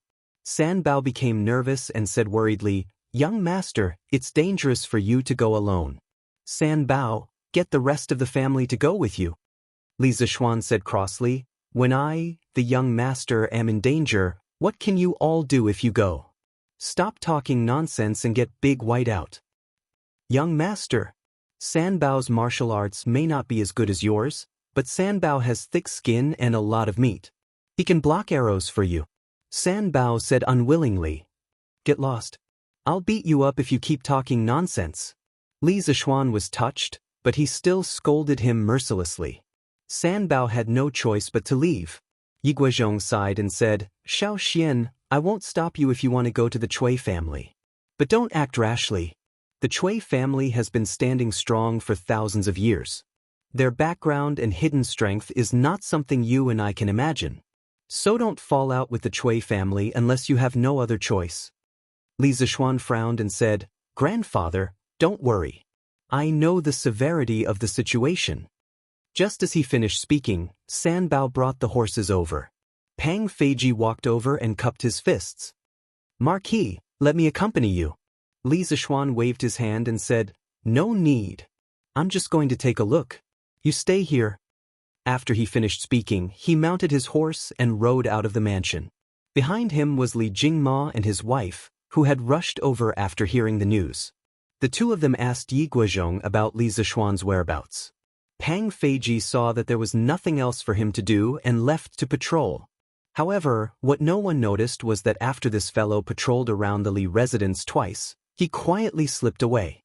As for where he went, only the heavens knew. Dunhua Square, in front of the Cui family. This small skirmish had developed into a full-scale conflict. The poor commoners who had been fighting with the Cui family's guards could only retreat as they fought. However, not long after, they received wave after wave of reinforcements. Those were the commoners from the other counties who had come from the Warm Tang Foundation to support them. As a result, the Cui family's servants were not enough. The servant who shouted the loudest quickly asked the rest to hold the fort while he went in to get reinforcements. Cui Shanfu's wife, Wang Shi, was furious when she heard this. She sent out all the servants in the residence and swore to chase away all these unruly people. However, most of the servants of the Cui clan were used to living a comfortable life in the Cui clan. How could they be a match for these villagers who had been through hardships every day? Not long after, the Cui family servants were all wounded. Of course, many of the commoners were injured as well. Fortunately, the people on both sides did not kill them. Thus, although they were injured, they were far from being seriously injured to the point of dying. What a bunch of trash. Zhao Quan, Madam is not satisfied with your performance. She wants you to scram. Just as the Cui Manor's servant was about to lose, a big man wearing a blood-red cloak suddenly walked out from the Cui Manor. That big man was carrying a large saber, and there was a long scar on the right side of his face, looking extremely terrifying and sinister. Behind him, there were more than 10 martial artists in martial arts attire. Every one of them was holding a sword. These were not ordinary servants. They were the Cui family's guards. Or it could be said that they were part of the Cui family's warriors. Oh, it's Master Wan. That's great. Madam has finally sent you out. You have to avenge us. This bunch of unruly people are too much. The servant's name was Zhao Quan. When he heard someone scolding him, he did not get angry. Instead, he went up to them and said. The man neither agreed nor disagreed. He stretched out his hand and pulled Zhao Quan behind him. Zhao Quan could be heard grumbling in dissatisfaction, You can't even beat a bunch of bumpkins. You're really a disgrace to the Cui family. Scram. I will teach you how to deal with unruly people. But, Master Wan, The morale of the Chui family's servants rose by a lot. On the other hand, those commoners who came forward to spit, when the scarred-faced big man walked out with a knife, most of them instantly became timid. After all, they could spit and kick people. But using a knife to kill and fighting to the death was not their forte. Moreover, even if you gave them a knife, they would not dare to go up and chop people. How is it? Do you want to scram yourselves, or do you want me to use my knife to send you scram? That martial artist surnamed one walked over with a big knife and said with a light smile. When the commoners saw his arrogant look, their faces were filled with anger. But now that things had come to this, they were obviously not the Chui family's guards' match. So even if they were pointed at and scolded, most of the commoners did not dare to say anything. But it was easy to meet with accidents in life. There were still some people who were not afraid of power. Stop trying to scare people here. I don't believe that in broad daylight, you bunch of dog slaves dare to use a knife to commit murder. The little scholar Yu Dijin stood out at the crucial moment. At this time, he seemed to have a backbone. After Yu Dehang said that, the commoners all felt that it was reasonable. This was the foot of the emperor. If the Chui family's martial artists really dared to go to the extreme, then the Chui family's future in Chang and would definitely not be good. That's right. Isn't it just holding a knife? You bunch of slaves dare to kill people? Many commoners followed behind Yu Dehang and started to jeer.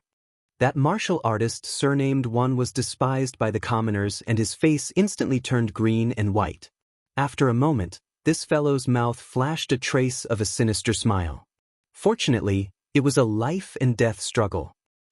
Refusing a toast only to be forced to drink a forfeit. This is what you asked for. Surnamed you, I will let you go to heaven today. In your next life, don't think of fighting with the Chui family. After saying that, the big man held the big knife with both hands and actually chopped towards Yu Dehang's body. If this knife hit the porcelain, then it would really be a cut in half. Yu Dehang's entire body would be split in half. Dehang quickly dodged. The crowd immediately let out cries of surprise. Some of the commoners even closed their eyes, waiting for the screams of the big knife piercing into the flesh. As the person involved, Yu Dehang's eyes were wide open. At this moment, he wanted to run, but he knew that he could not run away. His speed could not catch up with the big man's speed. Do I regret? Yu Dehang asked himself in the last few breaths of the statement. I don't regret. I, Yu Dehang, am worthy of the heavens and earth, worthy of my conscience. Thinking of this, Yu Dehang also closed his eyes and quietly waited for the arrival of death. Chapter 1083. Keng. Just as Yu Dehang was waiting for death with his eyes closed, he suddenly felt a gust of wind by his ear, followed by the sound of metal clashing. Following that, he heard a man's voice beside him. In broad daylight, who gave you the guts to hurt people on the streets? No matter how stupid Yu Dehang was, he knew that he was saved. He opened his eyes in joy and saw a man younger than him, holding a cold gleaming long sword, blocking the heavy blade of the warrior surnamed Wan. Following that, the man lightly waved the long sword and the warrior surnamed Wan was sent flying far away. With a pung sound, like a sandbag, he slammed heavily into the Chui family's dark red iron gate. Master Wan! Master Wan! Are you all right? The Chui family servants and warriors were shocked as they surrounded him and asked with concern. Pei! I'm fine. The warrior surnamed Wan pushed away the surrounding people who were trying to help him and walked in front of Li Zishuan. With a ferocious face, he said, Where did this little kid come from? How dare you meddle in the Chui family's business? Are you tired of living? If you know what's good for you, kneel down and kowtow to me. Maybe I'll let you die with dignity. Noisy! The young man frowned. No one saw how he made his move and the warrior surnamed Wan was sent flying again. No one knew if the young man did it intentionally or not, but the warrior surnamed Wan crashed into the same spot again. The Chui family's main gate suffered 2 consecutive heavy blows and finally could not take it anymore. With a loud boom, the Chui family, which had been glorious for close to 1,000 years, was smashed down for the first time. In front of the Chui family's gate, the people who were watching the show, the people who participated in the fight, the Chui family servants and warriors were all stunned. Everyone only had one thought at this moment. Crazy. Crazy. The Chui family's main gate was smashed down by someone. This was a slap to the Chui family's face. He's What? You said this young man is Mark Yong'an? How is that possible? It's really Mark. I've seen him many times. I can't be wrong. Oh my god. The Marquis of Yong, and actually smashed the Chui family's main gate. Bullshit. Don't you know how to F***king talk? It was clearly that warrior surnamed Wan who smashed the Chui family's door. What does it have to do with the Marquis of Yong? These words were spoken by Yu Deheng. Being in the eye of the storm, no one could understand the shock in his heart at this moment. Originally, he thought that he was going to die, but at the critical moment he was saved by a young man who fell from the sky. Especially when he found out that the young man who saved his life was Li Zishuan, one of the most popular nobles in the imperial court, he felt his soul tremble. Because the name Mark Yong, and was even greater than the heavens in Lantian City. There were tens of thousands of people in Lantian City, and no one had not received Li Zishuan's kindness. But when he heard that Li Zishuan had smashed the Chui family's main gate, he subconsciously quivered. Although he worshipped Li Zishuan, but he knew that with Li Zishuan's current power, he was definitely not the Chui family's match. Hence, he came up with an idea to help Li Zishuan get off the hook. This idea seemed very childish, but Yu Deheng could only think of such a childish idea in a short period of time. Because he was anxious to correct others, he couldn't help but swear. Hey, Deheng is right. It was obviously the Chui family's own people who smashed the main gate, and it has nothing to do with the Marquis of Yong. That burly man surnamed Zhong was first stunned, but immediately followed up with a loud voice to echo. That's right, it was the Chui family who smashed it, and it has nothing to do with the Marquis of Yong. No matter how stupid the commoners were, they knew what they should say. In a moment, the voices of the crowd gradually became unified, and there was no second voice to be found. All the servants and warriors of the Chui manor were shocked and angry at this moment. They were shocked because this young man in front of them was actually the recently famous Mark Yong. They were angry because this group of commoners actually dared to lie with their eyes wide open, treating them as if they were blind or played with. Mark Yong? Even if you are Mark Yong, and you cannot knowingly break the law. Warrior 1 spat out 2 mouthfuls of blood, climbed up from the ground, and walked to Li Zishuan about 3 feet away, and said angrily. It was just that his tone of voice was already much better than before. Clearly, he was scared of being beaten up by Li Zishuan. Ask your master to come out, you are not fit to speak to this marquis. Li Zishuan glanced at him, and said indifferently. It wasn't that he was acting like a big shot, but he really couldn't be bothered to speak to this kind of brute who only knew how to be used as a tool. You! The warrior surnamed Wan was instantly humiliated. His face alternated between green and white. However, Li Zishuan mercilessly interrupted him. What? You don't accept it? Then pick up your sword, and come forward to fight. Otherwise, quickly go back and ask your master to come out. Finally, Warrior Wan's face changed, and he didn't dare to say anything else, and immediately ran back to the Chui family in a sorry state. What is your name? Where do you live? Li Zishuan turned around, looked at Yu Deheng, who he saved earlier, and asked with a smile. Yu Deheng was taken aback, because the current enthusiastic Li Zishuan was like a completely different person from before. Oh, Marquis, my name is Yu Deheng, and I live in Lantian County's Yu family village. Just now, I am indebted to Marquis for saving me, and I am extremely grateful. Yu Deheng, who recovered from her shock, cupped her hands towards Li Zishuan. Yu family village? If she didn't remember wrongly, Yu family village should be more than 10 miles north of Lu family village, which was the northernmost part of Lantian County. This village just happened to not belong to Li Zishuan's fief, so it was no wonder that Li Zishuan found this young man unfamiliar. Yu Deheng, why didn't you dodge when that burly man tried to chop you? Li Zishuan smiled and asked. Yu Deheng's mouth twitched, and she bitterly smiled. To tell you the truth, Marquis, I didn't expect that guy to be so lawless, daring to kill someone on the street. I was caught off guard, and couldn't escape even if I wanted to. When she said this, some of the commoners not far from them suddenly burst into laughter. Li Zishuan also couldn't help but laugh. Ha! You are quite honest. There was one thing he didn't say, and that was that the warrior from before didn't really want to chop Yu Deheng and was only testing her. When his wind-chasing sword caught the warrior's blade, he understood, and it was because of this that he spared the warrior's life. I was wondering who it was? So it's the Marquis of Yongt. But even if you are a marquis personally conferred by the emperor, you still shouldn't smash my Chui family's door, right? While the two were talking, an upper-class lady wearing a purple fur coat walked out from the Chui family. She had a pair of phoenix eyes, and that upper-class lady came in front of Li Zishuan and said in a cold voice. Li Zishuan patted Yu Deheng's shoulder, indicating for him to leave, and then turned around to look at the upper-class lady. You are the one who sent the Chui family to kill the commoners? Chapter 1084. In front of the Chui residence. Two people who should not have interacted with each other in their lives were now facing each other, as though they were at each other's throats. Wang Shi hatefully said, "So what if it's me?"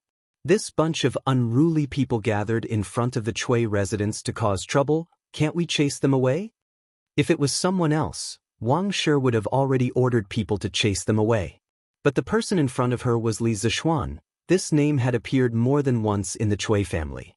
He made the two young masters of the Chui family, one was exiled to Xianxia, the other was chased back to Zhengzhou, but the Chui family's old grandfather still could not do anything to him. As such, Wang Shi had no choice but to deal with him carefully. Gathering people to cause trouble? What trouble did they cause? Li Zishuan crossed his arms in front of his chest and asked while knowing the answer. Wang Shi snappily said, "What good things did they do, Meng? And can just ask them. Why ask me?" Li Zishuan laughed and casually said, "It's just spitting on this street. How big of a deal can it be? This street doesn't belong to the Chui family, right? Besides, if Madame Chui is really angry, just let the people from Wu Hou government come and take them away. Why did you instigate your servants to maliciously harm people? If I was a step late, there would be people's blood splattered on the spot. The current emperor is ruling the country with benevolence, but your Chui family is so blatantly harming people's lives. You are not putting the emperor in your eyes. How should you be punished?" Wang Shi frowned. Her face was so gloomy that water was about to drip out. She softly scolded, "Wan Jingang, what did I tell you before? You can only chase people away, you can't intentionally harm people. What did you do?" The warrior surnamed Wan had a pig's face. He hurriedly explained to Wang Shi, "Madam, I'm innocent.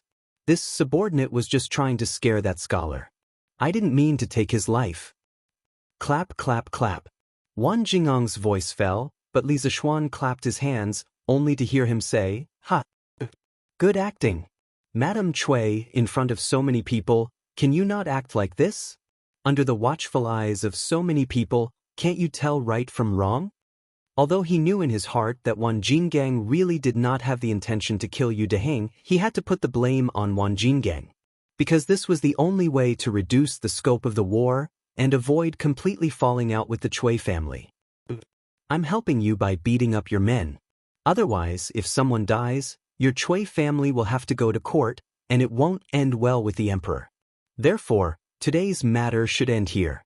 That was what it meant. Right now, Li Zishuan really didn't want to start a war with the Chui family. Wan Jingang was spouting nonsense. Just now, his knife was about to chop Yu Deheng's head. How could it be just to scare her? That's right. That one fellow is trying to kill someone. The commoners cooperated and shouted behind Li Zishuan. Wang Shi clenched her teeth, secretly hating that Wan Jingang really didn't know how to do things. If you want to kill someone, just do it secretly. But now, he actually did it openly in front of the Chui family and was caught by Li Zishuan. This made the Chui family, who was originally in the right, instantly fall into a passive position. Audacious! You actually dare to gather in Chang and city to cause trouble, quickly stop. Just as Wang Shi was unable to vent her anger, a large group of martial marquis suddenly appeared on the streets. The one leading them was actually Yuqi Jingda. The dignified Right Martial Marquis General Wei had personally come. Before he arrived, his voice was heard. Yuqi Jingde shouted loudly. Following his shout, the right martial marquis men immediately surrounded everyone in front of the Cui family's door. From the start of the matter till now, it had been close to half an hour before the martial marquis government people finally arrived. Uncle Yuqi, you're here. Seeing an acquaintance, Li Zishuan clasped his hands in greeting. Yuqi Jingde softly made an N sound and didn't exchange too many pleasantries. With a businesslike expression, he said to Li Zishuan and Wang Shi, Li Zishuan, this general received news that someone gathered here to fight. Is there such a thing? Li Zishuan wasn't in a hurry to speak. Instead, he looked at Wang Shi with a faint smile. He believed that if Wang Shi wasn't stupid, she should know what to say. As expected, Wang Shi's expression changed. She then bowed towards Yuqi Jingde and said, replying to General Yuqi, it was the Cui family's people who didn't know any better and almost injured a commoner. This attracted the attention of the commoners. The Cui family will definitely restrain the servants in the future. Madame Cui's meaning is that the Cui family's servants actually used weapons in Chang, in city? Yuqi Jingde frowned and said unhappily. The Tang people revered martial arts. The imperial court didn't explicitly state that commoners weren't allowed to carry swords. But in Chang, in city, openly using weapons was definitely not allowed. This was slapping Yuqi Jingde's face as the capital's Public Security Bureau chief. Wang Shi quickly said, there was no large-scale use of weapons. It was just a servant and a commoner who had a dispute. General Yuqi, please don't be angry. Not only did Li Zishuan want to turn the matter into a small one, Wang Shi also wanted to. Because she had previously admitted that Wan Jinggang was under her orders, and Li Zishuan had caught Wan Jingang's weakness of wanting to kill commoners in public. One must know that now was a time of peace. Li Er, this king, cherished the commoners very much. If one really looked into it, their Cui family wouldn't be able to gain any benefits from Li Er. As for the commoners, they had a fight with the Cui family's servants today. Although the Cui family servants were a little domineering and deserved to be beaten, the cause of the matter was still because they came over to spit in front of the Cui family's door. Now that they could turn the matter into a small one, they could also accept it in their hearts. Moreover, in the process of the previous fight, they didn't suffer any losses. After all, such a good thing like beating up the Cui family servants and not being arrested by the officials didn't happen every day. No matter what, openly using weapons in Chang, in city is definitely not allowed. Madam Cui, please hand that person over. I want to bring him back to the Wu Ho government for questioning. Yuqi Jingde looked around and muttered to himself for a while before speaking. Wang Shi was indignant, but she couldn't show it on her face. After a while, she said, General Yuqi, the Cui family will punish him severely after this matter. There's no need to trouble General. Yuqi Jingde's tiger eyes focused and said coldly, Madam Cui doesn't intend to hand him over? Then I won't force it.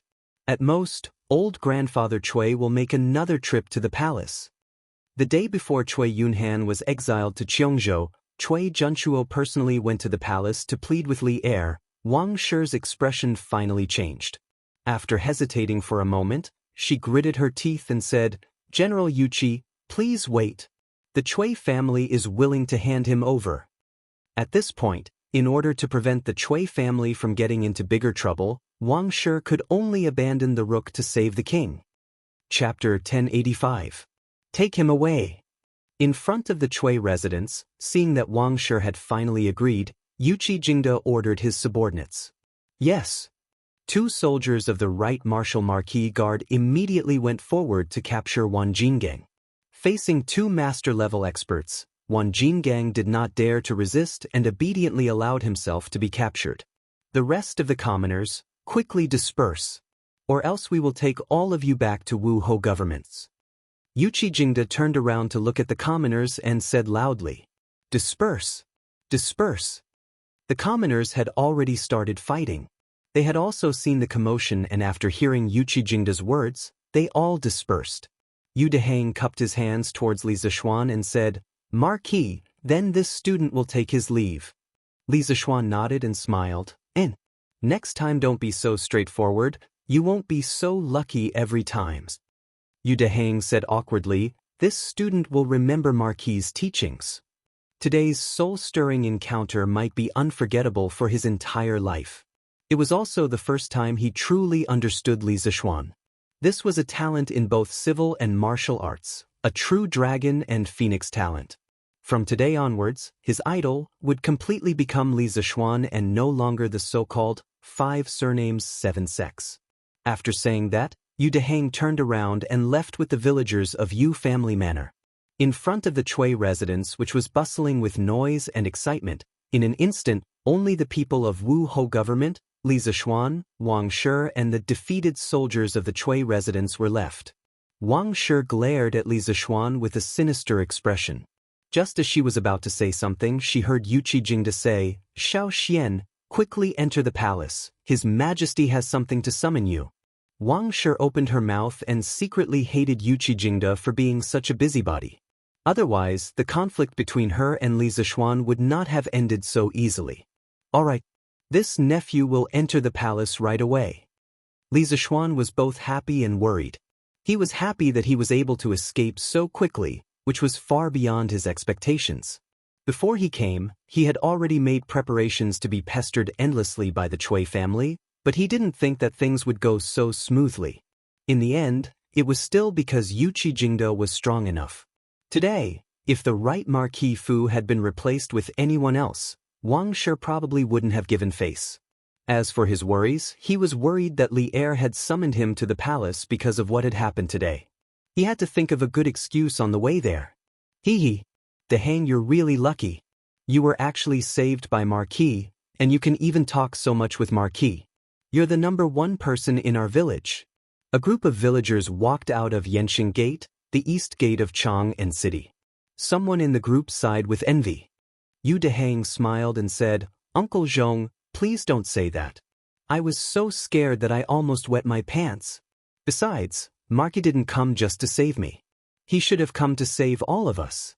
If Marquis didn't come to intervene today, Uncle Zhong, do you think that Madame Chui of the Chui family would spare us? After she finished speaking, the commoners fell into silence. After a while, the burly man surnamed Zhong sighed and said, AI. Marquis is a good person. I, old Zhong, have lived for decades and have seen many officials, but no matter if it's the previous dynasty or now, there is no official who loves the people as much as Marquis. The only pity is that our Yu family manor is too far north. Otherwise, it would have become Marquis fief long ago. As soon as he said that, many people agreed with him regretfully. Old Zhong is right. If our village could also be annexed to Marquis fief, that would be great.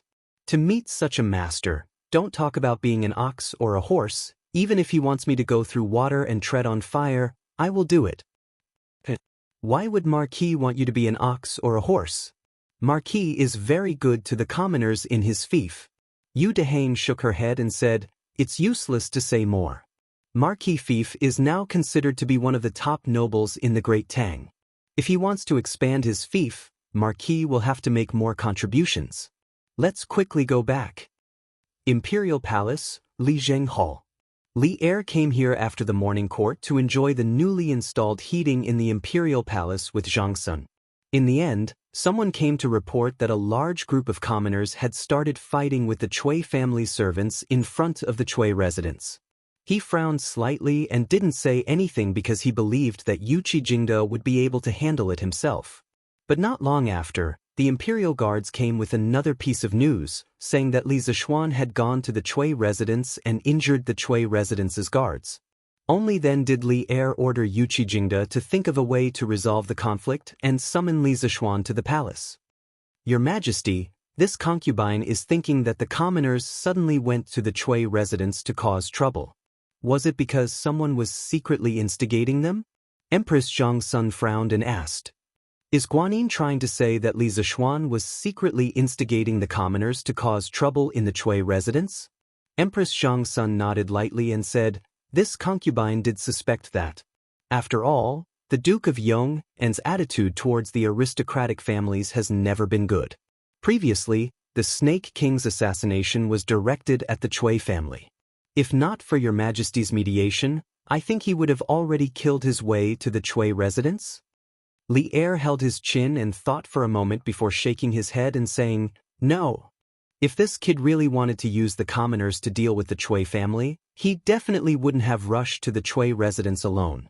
So, this kid sometimes has a heart of steel, but sometimes he's indecisive. This is a taboo for a commander." As intelligent as Li Er was, he immediately understood the crux of the problem. However, towards Li Zishuan's foolish action of not retreating behind the scenes and taking advantage of the situation, instead taking the lead and rushing to the front to confront the Chui family head-on, Li Er felt resentful towards Li Zishuan for not living up to his expectations. Although he did not intend to touch the Chui family at this juncture, he was still very happy to borrow the strength of the commoners to cause some trouble for the Chui family and reduce the Chui family's reputation among the commoners. However, because of Li Zishuan's momentary soft-heartedness and worry that the commoners would be injured, he rashly acted. Everything was ruined. If he wanted to form such an advantage in public opinion next time, it would not be easy. Your Majesty, humans are not saints. How can they be perfect? This concubine feels that this flaw of the Duke of Yong and is his true nature. It also shows that he values relationships and righteousness. Only such an upright official cannot be used by foreign countries and can achieve great things for the Great Tang. After hearing Li Er's words, Empress Xianxia pondered for a moment and quickly understood the crux of the matter. She smiled faintly and said, "Your Majesty, the Duke of Yong and has arrived at the Sweet Dew Hall." At this moment, an eunuch entered the hall and cupped his hands towards Li Er. "He's finally here." Li Er's spirit jolted. He said to Empress Xianxia, "Guanin's servant, please take a seat here. Zhen will go and teach that fellow a lesson." This official pays his respects to your Majesty. Within the Sweet Dew Hall, Li Zishuan was dressed in casual clothes and bowed towards Li Er. Yuqi Jingda had spoken to him in a hurry, so Li Zishuan did not return home to change into his court attire. Instead, he rushed straight to the palace. "Dispense with the formalities." Li Er's emotionless voice came from above. Li Zishuan straightened his body and raised his head. He saw Li Er sitting on the seat of honor, glaring at him like a tiger watching its prey. "You're getting more and more daring. You actually dared to smash the Chui family's door. If Chui Junchuo joins forces with the Shandong landowning households to deal with you, let's see how you deal with it." Li Er's face was expressionless, but Li Zishuan could hear a hint of blame in his words. Replying to your Majesty, no matter what the outcome is, this official does not regret what he has done today. The Chui family's matriarch instigated the family's warriors to use weapons against the common people. If this official had come one step later, there would have been casualties. This official does not regret it, Li Zishuan said in a low voice. Li Er sighed. He stood up with his hands behind his back and walked down from above. "You're also a smart person. You should understand that right and wrong is no longer important. Now that you've smashed the Chui family's door, the Chui family that has stood tall for 1,000 years has been disgraced by you. Do you think they'll let this go? The scholars who rely on the Shandong landowning households account for almost half of the scholars in Great Tang. If the Chui family is determined to take revenge on you, these scholars will spit at you and tarnish your reputation. At that time, who would dare to come to your Yanhuang College? Who would want to learn from your engineering? Who would want to buy things from your workshop?" Li Zishuan furrowed his brows. He had only thought that the Chui clan would send some assassins to take revenge on him. He had never thought that they would use public opinion to tarnish his reputation. However, he was not afraid. When it came to creating public opinion, no one in the Great Tang was better than him. "Your Majesty, this world belongs to your Majesty, not the Chui family. It's hard to say if the Chui family can unite with the other landowning households, but even if the landowning households of Shandong work together, this official is not afraid of them. This official knows that your Majesty will support this official, and the common people will also support this official." Li Zishuan clasped his hands and said in a clear voice. Li Er glared at this guy in annoyance. He thought to himself, "Am I so easily tied to the same boat as you? In your dreams?" But thinking about it carefully, he had to be on this pirate ship even if he did not want to. because the royal family and the aristocratic families were destined to never walk together. Empty words are useless. Do you have any countermeasures now? Li Er paused and said. Li Zishuan clasped his hands and said, Your Majesty, this official does not have any countermeasures. Different situations call for different measures. The Cui family has not made a move yet. Even if this official has a countermeasure, it is useless. I can only wait until the time comes to deal with it. Li Er fell silent. The hall fell into silence. It was so quiet that one could even hear people's breathing. Li Zishuan lowered his head and began to count ants. If Old Li did not ask him, he would not speak. Anyway, this kind of scheming was not something he liked and was not good at. He would leave it to Old Li to slowly weigh the pros and cons. After a long time, Li Er raised his head and said, Before the Turks are destroyed, I do not want the aristocratic families to fall into chaos. Do you understand? Li Er knew very well that today's matter could not be blamed on Li Zishuan. However, if Li Zishuan and the Cui family went to war, he would have to make a choice and help Li Zishuan deal with the Cui family. However, when that time came, other than the Wang family of Taiyuan, the other aristocratic families would definitely join forces. This would be very disadvantageous for Li Er. For the Tang Empire, it would also be an extremely serious internal friction. Li Zishuan's heart moved. He replied, This official obeys the decree. Good. Li Er nodded his head in satisfaction. Then he smiled casually and said, The heating that you taught the general is very good. You should be rewarded, but now that you've made such a big mess for me, forget it. You can go back first. Remember what I said to you. It was not that he did not want to reward Li Zishuan, but it was mainly because Li Zishuan had just destroyed the Cui family. If he gave him a reward, wouldn't it be a blatant mockery? If the Cui family were to get angry at this time and fight to the death, the imperial court would be in trouble. Li Zishuan curled his lips and thought that Li Er was stingy. However, after thinking carefully, he could understand Li Er's difficulties. Thus, he did not say anything and left. Papa! I'm so angry. I'm so angry. Li Zishuan is too much. In the backyard of the Cui residence, Wang Shi smashed a vase in exasperation and roared angrily. The maids and servants in the house all lowered their heads and did not dare to breathe loudly. After a while, seeing that everything that could be smashed on the table and cabinet had been smashed, the old butler of the Cui residence came forward and cupped his hands. Madam, please calm down. Anger is harmful to the body. Bang! Calm down? This Li Zishuan first forced Xianxia back to Zhengzhou, then caused Yunhan to be sent to Cheongzhou. Now, he actually came to destroy the Cui residence.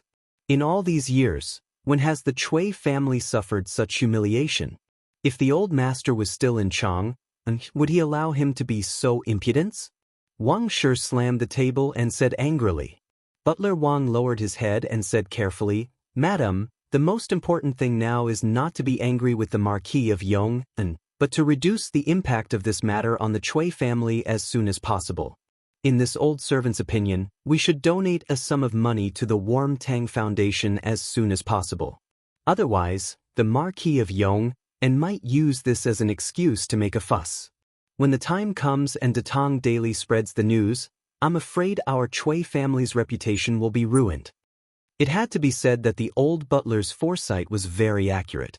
Today's matter, other than hurting the Cui family's face, more importantly, it dealt a considerable blow to the Cui family's reputation. The reason why the 5 families and 7 noble families could have their current status was mainly because of the reputation they had accumulated over many years among the common people, especially among the scholars. If the Cui family were to have a bad reputation, then in the future, the Cui family would lose the support of many scholars. This was a huge matter that would hurt the foundation of the Cui family. Donate money? In your dreams. That Warm Tang Foundation might be under the name of the imperial court and the empress's name in name, but who doesn't know that the real person in charge is Li Zishuan's family? This brat wants to use such underhanded means to force the Cui family to donate money? No way. Wang Shi, who was in a fit of anger, refused without hesitation. Madam, but, Butler, you don't have to say any more. I've already made up my mind. Not only will the Cui family not donate money, today's matter will not be settled so easily. The old butler still wanted to say something, but Wang Shi did not want to hear any more. She threw down this sentence and left immediately. The old butler opened his mouth and was filled with helplessness. He could only secretly pray that the old master of the Cui family, Cui Junchuo, would receive the news as soon as possible and rush back to preside over the situation. Chapter 1086. The old butler of the Cui residence was right. In the afternoon, Li Zixuan directly went to the workshop to discuss with Ma Zhou whether they should publish the conflict between the commoners and the Cui family in the Great Tang Daily. Marquis, forgive me for being blunt, but today's incident has already caused a huge uproar. There are definitely many people who know about it. Moreover, Marquis, you have already smashed the door of the Cui family. Even if we don't publish this news, the Cui family won't owe us a favor. Moreover, the people who know about it will misunderstand that we are jackals of the same tribe as the Cui family and deliberately hide the truth. In this way, it will be a big blow to the credibility of Detang Daily.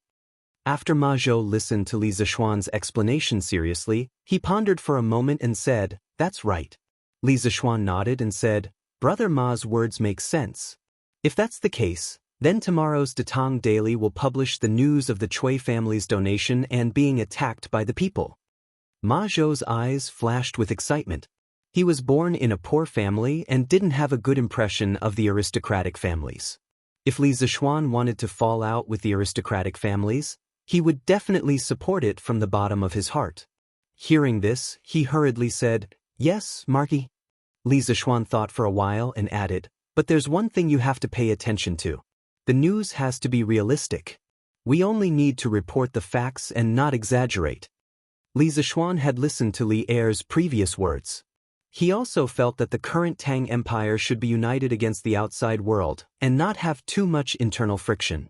If they were to exaggerate and smear the Cui family in the newspaper, it might expand the conflict and damage the credibility of Detang Daily. Ma Zhou replied, "I understand. If the Cui family wants to take revenge on us, what do you think we should do?" The conversation between Li Zixuan and Ma Zhou lasted until the sky turned dark. As the future prime minister of the Tang Empire, Ma Zhou had a lot of unique ideas in terms of strategy. After this conversation, Li Zixuan had some ideas about the future path of the battle with the Cui family. At night, Li Zixuan stayed in the Yunshan residence. At 9:45 p.m., the study in the residence was still lit by candlelight. Suddenly, a big hand appeared outside the pitch-black door of the study. The big hand knocked on the door and then a voice, "Marquis, I have something to report." Judging from the voice, it was Pang Feiji. Silence.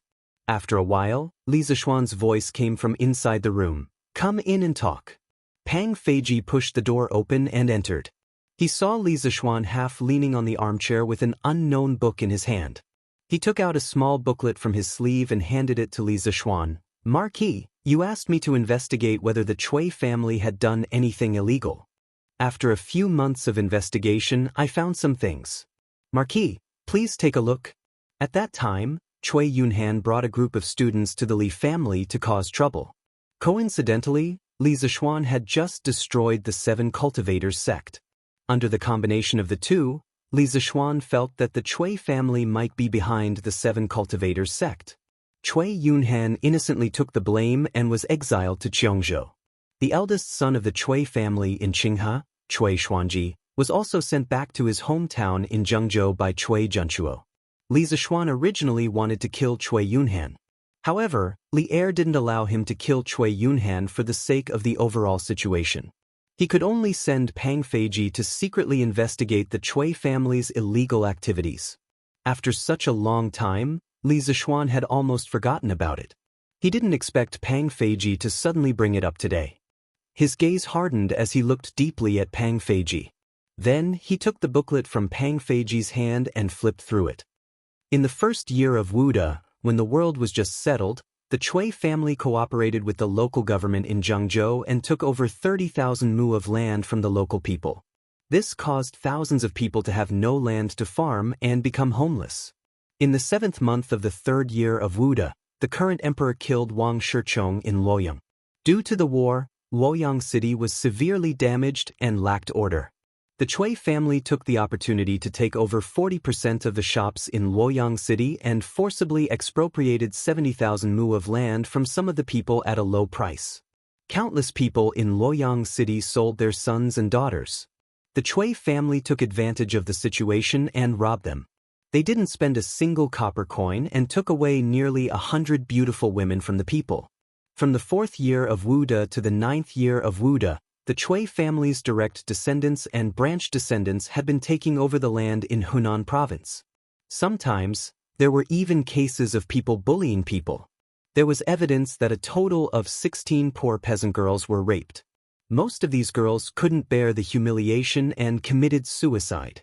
Due to the Cui family's power and the fact that the victims' families didn't report it, the local government turned a blind eye and allowed the Cui family's descendants to continue their evil deeds. Reading up to this point, Li Zishuan's face was filled with unconcealable anger. Pang Feiji, who was standing beside him, could even feel that the air in the study room had become colder. Murderous intent. Pang Feiji, who used to be a servant in Wu Ho government, knew that this was the murderous aura of an expert. He had felt it before when he was beside Yu Qijingde. He didn't dare to look directly at Li Zishuan's face and quickly lowered his head. In the 9th year of Wuda, after Cui Shanfu got drunk, he took over a servant named Nianyu. After that, Nianyu became pregnant with his child. When Cui Shanfu found out, he wanted to take her as his concubine. When Wang Shi heard the news, she was furious and ordered people to tie up the servant, Nianyu, and torture her to death. According to some rumors from the servants of the Cui family, every night that year, the cries of women and the cries of babies could be heard. After that, the Cui family even specially invited an eminent monk to perform 2 rituals. At this point, Li Zishuan had finished reading the contents of the small booklet. His face was filled with frost. After a long silence, he opened his mouth and asked bitterly, "What is torture?" Pang Feiji was shocked because Li Zishuan's voice had become hoarse. It sounded like a demon from the abyss. In this cold and quiet night, it was so horrifying. Inexplicably shivering, Pang Feiji hurriedly cupped his fist and said, "Remarquee, this torture is to turn a person into a human swine. First, they chop off the limbs, dig out the eyes, inject copper into the ears to make them deaf. Then, they pour poison down the throat and cut off the tongue to make them unable to speak. After that, they still have to cut off the nose, shave their hair, and finally throw them into the latrine to let them die slowly. Bang!" Just as Pang Feiji finished speaking, Li Zishuan couldn't take it anymore. He angrily slammed the table and stood up, saying coldly, "What a Cui family! What a vicious and venomous woman!" Pang Feiji instantly felt a bone-piercing chill. Then, he saw the table beside Li Zishuan turn into a pile of powder. Chapter 1087. Swine, or swine, was a pig. Human swine was a form of torture that turned people into pigs. Different from death by dismemberment, human swine was a form of punishment used in court battles. The ancients often said that no poison was a great man, and the most poisonous was a woman's heart. In the imperial palace, there had always been a lot of fights between concubines. Once a woman with no sense of security gained power, her revenge would be more ruthless than a man's. Human swine was invented by Empress Lu.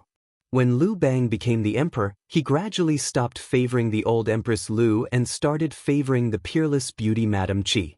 Empress Lu didn't dare to do anything because Liu Bang was in power. After Liu Bang passed away, Empress Lu took power. Her jealousy couldn't be erased, so she sent people to catch Madame Qi, beat her severely, dug out her eyes, cut off her limbs, shaved her hair, and finally threw her into the toilet. Even so, Empress Lu was still not satisfied. In the end, she called her son, the Hui Emperor, to see the human swine. The Hui Emperor had never heard of the name human swine. He was very curious, so he followed the eunuch out of the palace and went to see it. The eunuch took him to a toilet, opened the door, and said to the Hui Emperor, "The human swine is in the toilet." The Hui Emperor looked into the toilet and saw a human body. It had no hands, no feet, and no eyeballs. There were only 2 bloody holes. The body could still move a little. It opened its mouth wide, but no sound could be heard. After looking at it, he was shocked and scared. He couldn't help but shrink his body and ask the eunuch, "What is it?" The eunuch didn't dare to say. When the Hui Emperor returned to the palace and forced the eunuch to say it, the eunuch said, "Madame Qi." Before the eunuch could say anything, the Hui Emperor was so scared that he almost fainted. Not long after, he passed away. Maki, calm down. In the study room of the Yunshan residence, Pang Feiji looked at the wooden table that had turned into sawdust. His pupils could not help but shrink. Ever since he had followed Li Zixuan, he had never seen Li Zixuan so angry. Pang Feiji, who was trembling with fear, hurriedly cupped his fists and comforted him. "Humph! Calm down, calm down." Asked the mother and son who were tortured to death whether they could calm down or not. People say that the big families are the most ruthless, but I didn't expect the Chui family to be so ruthless and dirty. They were born as human beings, yet they are human beings in vain. Li Zixuan's face was full of anger. At this moment, he really regretted not killing Wang Shi earlier in the day. That servant girl named Nianyu was originally a victim, but in the end, she still had to suffer a second persecution from Wang Shi. Moreover, this kind of persecution was really not something a human could do. It was too light to describe Wang Shi as a venomous woman. Earlier in the day, Li Er had told him to bear with it and wait for the Great Tang to resolve its external threat before dealing with the aristocratic clans. But at this time, Li Zixuan really couldn't take it anymore. He felt that the longer he endured, the more the maidservant who was cruelly killed by Madame Wang in the netherworld would be able to rest in peace. Hell was empty, and the devils were in the human realm. Li Zixuan couldn't tolerate a demon like the Wang Consortium, nor did he want to. Marquis, the Chui family has a deep foundation and has many connections with other families.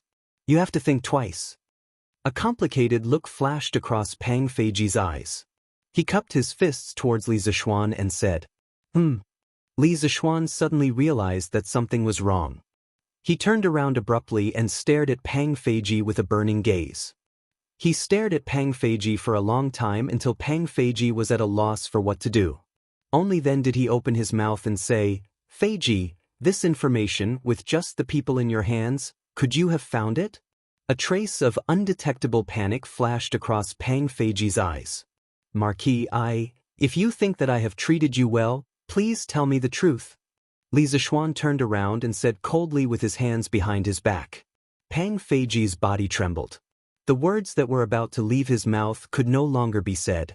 After a moment of silence, he said in a low voice, "I am guilty. This information was found out by me with the help of the right Marquis household."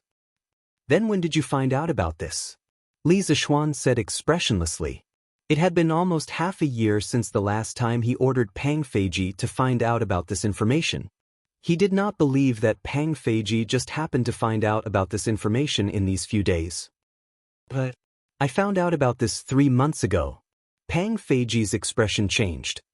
He hesitated for a moment and finally gritted his teeth and said, 3 months ago."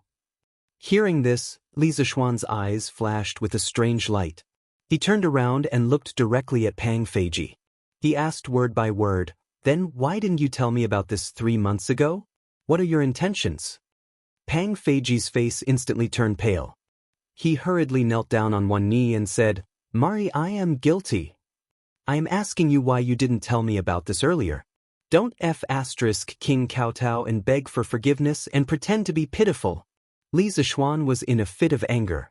Seeing Pang Feiji like this, he was burning with rage. He could not help but violently smash the book in his hand towards Pang Feiji's head. Pang Feiji could have dodged, but he did not. The book that was originally not heavy, under the influence of Li Zixuan's angry strike, instantly left a big bump on Pang Feiji's head. "But Pang Feiji opened his mouth but did not say anything. "It was Uncle Yuchi who ordered you to do this, right?" The room was silent for a long time. Li Zixuan suddenly opened his mouth. In his tone, there was a trace of sadness. It was the kind of sadness that came from being betrayed by a friend or brother. Pang Feiji was as if struck by lightning. He was stunned for a while and finally said, "Marquis' guess is correct. However, General Yuchi only suggested it. In the end, I made the decision not to tell Marquis in advance. Please punish me, But Li Zishuan's voice gradually turned cold. It was so cold that Pang Feiji felt like crying. Yes, he felt like crying.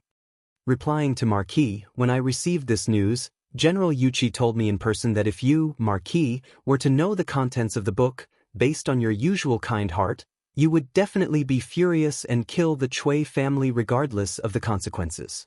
At that time, Marquis, your wings were not fully grown. Moreover, you had just established Yanhuang College. I'm afraid that your position in the Emperor's heart was not stable. If the Cui family were to fight back with all their strength, it would very likely cause you, Marquis, to suffer a great loss. Moreover, at that time, Marquis would not have the time to take care of Yanhuang College. Therefore, General Yuchi advised me to wait until the time was right to pass this news to Marquis. Ever since Feiji had followed Marquis, everyone knew that Marquis treated his brothers well. Marquis treated his brothers as family. This kindness, even if Feiji were to die 1,000 times, he would not be able to repay it. From the beginning to the end, Feiji only hoped that Marquis and his family would be safe and prosperous for generations to come. He had never been disloyal to Marquis. Feiji also knew that Yanhuang College was a foundation that Marquis valued greatly. In order to prevent Marquis from recklessly attacking the Cui family, and also to allow Marquis to focus on developing the college, Feiji acted on his own initiative and suppressed this information until today. Feiji, please punish me for not reporting it. Chapter 1088. You mean to say that now is the right time to make a move on the Cui family? Pang Feiji's words of loyalty touched Li Zishuan, but at the same time, he was also a little angry. Superiors didn't like their subordinates to make decisions on their own. Although Li Zishuan came from the modern world and received the education of everyone is equal, he still didn't like others making decisions for him. It could be said that if Pang Feiji's actions were placed in other big families, he would have been sentenced to death by the head of the family, although he was also considering the long-term interests of the family. Li Zishuan couldn't be so cold-blooded, but he was also very unhappy with Pang Feiji's decision.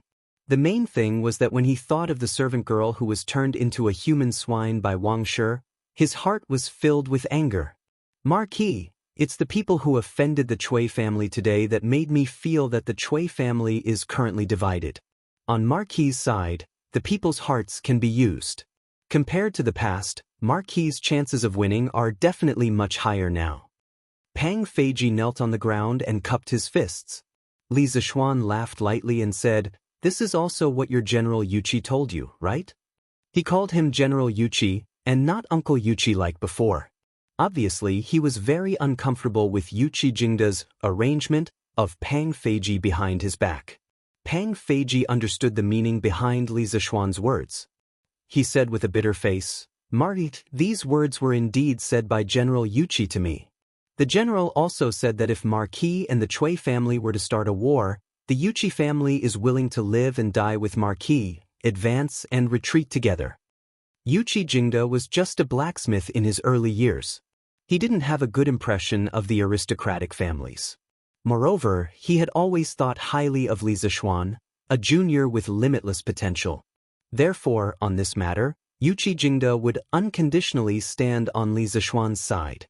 When Li Zishuan heard that Yuchi Jingda was willing to live and die together, advance and retreat together, his expression finally loosened a little. When Pang Feiji saw that Li Zishuan did not say anything, he quickly added, "Marquis, regarding this matter, your subordinate acted on his own initiative and is indeed guilty. However, this has nothing to do with General Yuchi. When I learned of the Cui family's actions over the years, your subordinate also hesitated whether or not to inform Marquis. Enough. I know everything." Li Zishuan waved his hand and interrupted Pang Feiji. He paused and said expressionlessly, "You have participated in the military training of the academy. You should know that it is the duty of a soldier to obey orders. Regardless of whether your intentions were good or bad, your actions make you unfit to be a good soldier. From today onwards, you are no longer this Marquis personal guard. Captain. The position of captain is temporarily vacant. If you make the same mistake again in the future, This marquis will not tolerate it. Do you understand? Li Zishuan's words took a huge turn. Pang Feiji thought that Li Zishuan was going to expel him from the personal guard. He was so scared that a layer of cold sweat appeared on his back. His face turned pale in an instant. When he heard the second half of the sentence, he could not help but sigh in relief. He could accept any form of punishment, but he did not want to leave the Li family. Thank you, Mari, for your mercy. Your subordinate will definitely not make the same mistake again. Pang Feiji cupped his fists and said loudly. His tone was filled with the joy of surviving a disaster. Enough. You may leave. Yes, sir. After Pang Feiji left, Li Zishuan sat alone in the study room. He closed his eyes and pondered. After a long time, he heard a long sigh from the room. The tree wants to be quiet, but the wind will not stop. I did not want to make a big deal out of this, but the spirits of hell did not agree, nor did the people of the world. This time, I really have to defy the decree. The next day, the headlines on Datang Daily became a hot topic among the people of Chang. The Chui family of Qinghe County did not donate. Angry citizens blocked their door and almost lost their lives. Hiss! The Chui family was blocked? When did this happen? Why didn't I know about it? Wang Huaihua, didn't you know about the huge commotion yesterday? What commotion? I went out of the city yesterday. What commotion? Don't you know how to read the newspapers? It's written clearly on there. Yo! So the Chui family never donated money to the Nguyen Tang Foundation. Isn't that too stingy? Although I'm not rich, I still donated 500 copper coins. No wonder the Chui family was blocked. If I was in the city yesterday, I would have spat in front of the Chui family's door. Don't brag. Didn't you see that a scholar was almost hacked to death by the Chui family's guards yesterday? This Chui family is too much. Not only did they not donate money, they even dared to hack people in public. Thank goodness the Duke of Yong and arrived in time. Rich but not benevolent, two-faced, that's exactly what the Chui family is like. What kind of family is this? They're even worse than us commoners who have never read the books of the saints. That brat of mine is always thinking about how he can rely on the Chui family and marry a girl of the 5 surnames to bring glory to his ancestors. What the hell? I'm going to beat him up when I get back. Rely on the Chui family? Marry a girl of the 5 surnames? How can it compare to the glory of getting into Yanhuang College and becoming a student of the Duke of Yong? Old Wang, you're right. I heard that Mu Laosan from Stone Village used to be so poor that he didn't even have a good meal. But after his son got into Yanhuang College, the landlord in his village even wanted to marry his daughter to his son. Unknowingly, the commoners' values had changed slightly. The status of the 5 surnames and 7 great clans in the past was now plummeting in their hearts. Silent nourishment. Not only did it refer to the spring rain, but it also referred to human kindness. Li Zishuan's good deeds for the commoners this year were engraved in everyone's hearts. Compared to the Chui family, Li Zishuan represented justice and the people's will more. Now that the negative news about the Chui family was out, the commoners directly voted with their feet and stood on Li Zishuan's side without thinking. You bunch of foolish commoners only know how to listen to slander. The Chui family has been glorious for 1,000 years. Who knows how many good deeds they've done and how many poor people they've helped? How can a small Duke of Yong and compare? A group of commoners were loudly discussing the Chui family when a middle-aged scholar suddenly passed by. After hearing their conversation, the middle-aged scholar couldn't help but speak out in dissatisfaction. You say that the Chui family has done good deeds, then how many can you list? I've heard people say that the Chui family's disciples bullied people in Hunan. That's right. The Chui family is rich but not benevolent, everyone knows that. But you're here speaking up for the Chui family, I think you're in cahoots with them? I was wondering who it was. Isn't this the Chui family's right-hand man, Mr. Zhu Wentao? No wonder you're speaking up for the Chui family. Speaking against your conscience, to think that you're a scholar. But, beat him up.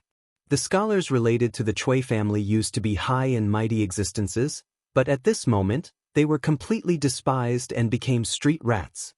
The storm of public opinion quickly spread from the commoners to the circle of scholars. At Yanhuang College, the students were sending warmth to the poor as they discussed. Little Ku, you say that Yamacho is too mean. They didn't even call us to fight. If we, the 2nd Brigade, go, who can stop the Chui family's dogs? Cheng Chumo said casually to Li Ku with an unknown grass in his mouth. They had all read the newspaper when they were eating in the morning.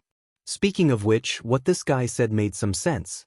Since the 2nd Brigade's mission was to transport coal stoves, honeycomb briquettes, and clothes, when they were selecting members, they had picked some strong and healthy students. Compared to the members of the other brigades, the 2nd Brigade's members were undoubtedly much stronger. Li Ku rolled his eyes. After being together for a long time, he knew that Cheng Chumo had a violent gene in his bones. He said angrily, "Cho Nyo, don't you understand what Yamacho is trying to do? He doesn't want anyone to get hurt, or else he wouldn't have gone personally. Of course, he wouldn't let us go. Sigh. Yamacho smashed the Chui family's door this time, and I feel that the Chui family will not let this matter rest. Yamacho is probably in trouble. I didn't expect the Chui family to be so arrogant." Sun Zifen patted his horses but inside. Cheng Chumo pursed his lips and said, "Zifen, do you only know what kind of people the Chui family is? I heard that Chui Shanfu had caused trouble for Yamacho more than once. Luckily, he was sent to Lingnan, or else he would be impeaching Yamacho in court." Sun Zifen spat out a mouthful of saliva and said, "Bah, what bullshit 5 surnames and 7 sects. I used to want to marry a girl with 5 surnames to bring glory to my ancestors. Now, I only want to marry a girl with 5 surnames to be my concubine, hee hee." Li Ke laughed, "Ha. Zifen, aren't you afraid of biting your tongue?" In a restaurant in Chang'an City, a few young people were sitting together and eating while discussing. "Brother Wang, this Chui family is too much. They are rich and heartless just because they have 5 surnames, and they even killed people on the street. They have no respect for the law, and we, the disciples of the saints, should hate them." That's right. The Chui family has been glorious for thousands of years, and they are the leader of the scholars, attracting countless talents to join them. But their current actions are not worthy of their position, and they are hated by everyone. I heard that Brother Chow wants to join the Chui family in a few days, so I have to go and persuade him. Yes. That's right. That's right. Anyone who associates with such a Chui family will be despised by the world. I have a good friend who joined the Chui family 2 years ago, and I have to persuade him to leave the Chui family. As the saying goes, repent and be saved. That's right. People like us who have diligently studied the books of the sages should be deeply righteous. At this moment, no matter whether these scholars supported the Chui family or not, they all expressed their opposition to the Chui family's actions without exception. This had nothing to do with the academic faction, because the sacred knowledge they studied also taught them to be kind to others. Inside the Chui mansion, the old housekeeper was holding the latest issue of Datong Daily, and said to Wang Shi worriedly, "Madam, this is bad. Mark Yong and really published yesterday's incident in Datong Daily, and now the people in the city are saying that the Chui family is rich but heartless." Wang Shi took the newspaper, and her expression suddenly changed. She said coldly, "This kid is really despicable, and he only knows how to stab people in the back. Since he is heartless, then don't blame me for being heartless. Housekeeper, tell the gentleman in the residence to immediately write articles attacking Li Zishuan. I want to completely ruin this kid's reputation." The old housekeeper said anxiously, "Madam, this old servant thinks that the best thing to do now is to donate some money to the Warm Tang Foundation, so that we can stop the people's mouths. Otherwise, the Chui family's 1,000 years of reputation will be destroyed." "Shut up." Wang Shi's expression suddenly became ferocious, and she roared, "Shut up. Let the Chui family give money to that kid? Don't even think about it. Last time, the Chui family was tricked by that kid, and until now, we still haven't earned back the capital of 3,000 strings of coins. You want me to donate money? No way. In my opinion, you should be the one to shut up." At this moment, an old but energetic voice came from outside the house. Wang Shi's face turned pale, but the old housekeeper's eyes lit up with joy. He quickly turned around and bowed. "Greetings, old master." "Greetings, father." Wuxia took a few deep breaths and bowed as well. That's right, the person outside was the Cui family's old master, Cui Junchuo. The old man received the news and rushed back from the manor outside the city early in the morning. "If I didn't come back, would the Cui family have been ruined by you?" Cui Junchuo walked into the house, and with the help of a maid, he sat on the sandalwood chair at the head of the table. Then, he glared at Wuxia and said angrily. Wuxia quickly bowed and said, "Father, please calm down. This is all because of Li Zishuan. It has nothing to do with me." Bang! Cui Junchuo slammed the table. Although he was old, he slammed it hard. Wuxia was so scared that she didn't dare to say another word. "Then let me ask you, why did you order one Jingang and the others to kill the people yesterday? The capital is under the feet of the emperor. Who gave you the courage to use your weapons? Do you think the Cui family is still the Cui family from 10 years ago? Also, why didn't you send someone to donate money to the Nuantang Foundation after the people left yesterday? Is that money more important? Or is the Cui family's reputation more important? Why don't you ask around and see if the other families are secretly laughing at us? You short-sighted thing. Shanfu marrying you is really a misfortune for the Cui family." These words were a bit harsh. Wuxia could order people around all these years because she was the Cui family's legal wife. Now that she heard Cui Junchuo's words, her face immediately turned pale. "Father, I know my mistake. I know my mistake. Please calm down." "Oomph." Cui Junchuo snorted and hurriedly took 2 deep breaths. It was obvious that he was tired after saying so much. At this time, he ignored Wuxia and looked at the old housekeeper. "Wang Yong, go to the accounts room and withdraw 2,000 strings of coins. Donate it to the Nuantang Foundation now." The old housekeeper hurriedly replied, "Yes, grandfather." Cui Junchuo looked at Wuxia and was silent for a while. Then he said, "Let's put aside the grudge between the Cui family and Li Zishuan for now. When the storm calms down, I will settle the score with him. You stay at home obediently and don't ruin things." "Father." Chapter 1089. Marquis, this person's mouth is very tight. From yesterday until now, he hasn't said anything. General Yuchi said that he would be sent to the Supreme Court tomorrow. In a dark little room in the Right Marshal Marquis mansion, Wan Jingong's hands and feet were tied and he was hung on a beam. His hair was disheveled and he was in a very sorry state.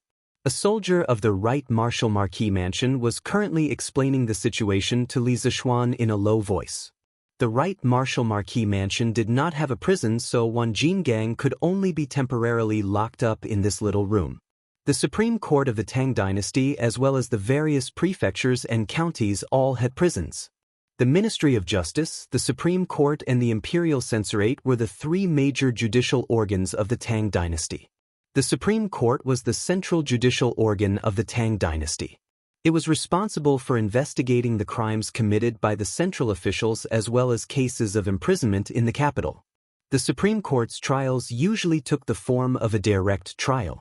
Therefore, the Tang Dynasty followed the tradition of the Northern and Southern dynasties and set up the Supreme Court prison as a place to detain criminals. As the central prison, the Supreme Court prison was mainly used to detain officials who committed crimes and important crimes in the capital. Therefore, Wan Jingang would ultimately be sent to the Supreme Court. Apart from the Supreme Court, the Imperial Censorate of the Tang Dynasty also had a prison. At the beginning of the Tang Dynasty, the Imperial Censorate's main function was to monitor the situation. But sometimes, according to the Emperor's edict, they would carry out a trial of a criminal official and directly participate in the trial. On the other hand, the Ministry of Justice, as one of the 3 departments, was not an independent judicial organ. It did not set up a prison nor did it set up a warden. But the Ministry of Justice was the highest authority to manage and monitor the prison affairs of the entire country. No matter if it was the Supreme Court or the Imperial Censorate, they all had to report to the Ministry of Justice before the 25th day of every month. Li Zishuan frowned and said, "Is there any torture?" Asking this kind of question showed that he had watched too many period dramas in his previous life. As expected, the soldier's expression changed and he hurriedly looked around. After seeing that there was no one else, he hurriedly said, "Marquis, our Right Marshal Marquis Mansion does not have the right to use torture. Every time we hand a criminal over to the Supreme Court, they will check if there are any traces of torture. If they discover that we use torture, they will definitely find trouble with General Yuchi." Wan Jinggang, who was hung on the beam, had a mocking smile on his face. It was obvious that this fellow had nothing to fear. "Go get a wooden bucket. Then send someone to fetch a syringe from this marquis's estate. Just tell Steward Wang directly, he will definitely understand." Li Zishuan's face turned cold as he instructed the soldier. The soldier did not understand and asked, "Marquis, what do you want the wooden bucket and the needle for?" Li Zishuan smiled coldly and said, "Since I can't torture him, then I'll give him acupuncture. Don't worry, this wound is smaller than an ant. The people of the Supreme Court won't be able to see it." The soldier still didn't understand. "Marquis, why are you giving this guy acupuncture?" A devilish smile appeared on Li Zishuan's face as he said, "This person's body has blood vessels everywhere, and these blood vessels carry the blood of the human body. In a while, this marquis will insert this needle into his blood vessels, and the blood in his body will flow drop by drop into the barrel. When the barrel is full, he will only have one breath left, and no one will be able to detect the wound. Don't you think it's very satisfying?" Woo! The soldier couldn't help but shiver, and then subconsciously retreated 2 steps, maintaining a safe distance from Li Zishuan. He then cupped his fist and said, "Oh, Marquis, this little one will go and find you a wooden bucket and syringe." Finishing, he left as if he was escaping, because Yuchi Jingda had instructed them yesterday that Li Zishuan was here. No matter what he instructed them, they must do it as long as they don't tear down the marquis government. Wan Jinggang, who was hung on the beam, his face was filled with fear. The scene that Li Zishuan described was too terrifying. He opened his eyes wide and shook his head vigorously. No. Marquis Yong, and you are a marquis personally conferred by the emperor. You using private punishment is against the law. When the time comes, the Chui family will not let you off." "Chui family?" Li Zishuan sneered and looked at Wan Jinggang with ridicule. "You are now just an abandoned son of the Chui family. Do you think the Chui family will care about your life and death? Oh no, it should be said that the Chui family only wants you dead, not alive. You must know that only dead people can keep secrets the best." Wan Jinggang refused to believe. "I was recruited into the Chui family by the old grandfather. When he returns to Chang, he will definitely think of a way to save me." "Old grandfather? You mean Chui Junchuo? Where is he now?" Li Zishuan's gaze congealed as he asked. Wan Jinggang suddenly came to his senses. He seemed to have confessed without being pressed. He immediately shut his mouth and did not say another word. Li Zishuan saw the situation and sneered. "Looks like you still haven't recognized the reality. In a while, I will let you bleed to wake you up." Wan Jinggang clenched his teeth. "Let me bleed then. Do you think the amount of blood Wan Jinggang, have bled these few years is not enough?" He was obviously strong in appearance but weak in reality. Li Zishuan was too lazy to talk nonsense with him. After a while, the soldier from earlier brought a wooden bucket and placed it next to Wan Jinggang. Li Zishuan ordered, "Use a black cloth to cover his eyes. I am afraid that he will not be able to take it and will scare himself to death." The soldier and Wan Jinggang shuddered. They secretly thought that Li Zishuan was really ruthless. After a while, the soldier pulled a piece of black cloth out of nowhere and covered Wan Jingang's eyes. Li Zishuan personally cut. Oh no, it was a needle. Fortunately, he was tall and could stand on the ground and directly insert the needle into Wan Jingang's arm. Facing Li Zishuan, a martial arts master, Wan Jinggang did not make any unnecessary struggle. This was because he knew that Li Zishuan had thousands of ways to make him lose the ability to struggle. At this time, he only felt that his arm was stung by a bug. It was not painful, so he sneered. "I thought it would hurt a lot. This is just scratching an itch for me, Wan Jinggang." Li Zishuan was not angry. He said with a smile, "This marquis goal is not to make you feel pain. This marquis wants you to experience the loss of life unknowingly. In the end, you won't even have the strength to open your eyes. During this process, you can't do anything. You can only wait for death slowly." Wan Jinggang trembled. It was obvious that he had begun to feel fear in his heart. The soldier next to him saw that the light yellow rubber hose was instantly dyed dark red. Immediately after, there was a drip sound, and blood slid into the wooden bucket. "Go and get a few de tong daily for this marquis.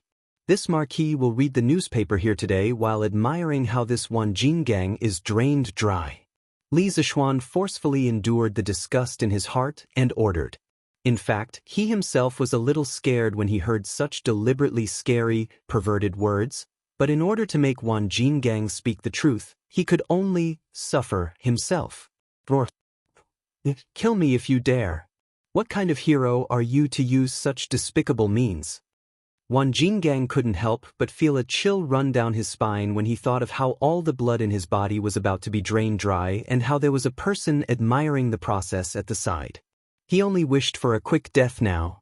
The soldier of the right marquis household looked at Li Zishuan as if he was looking at a monster and thought, "Is this still the great philanthropist Mark Yong, and that everyone praises?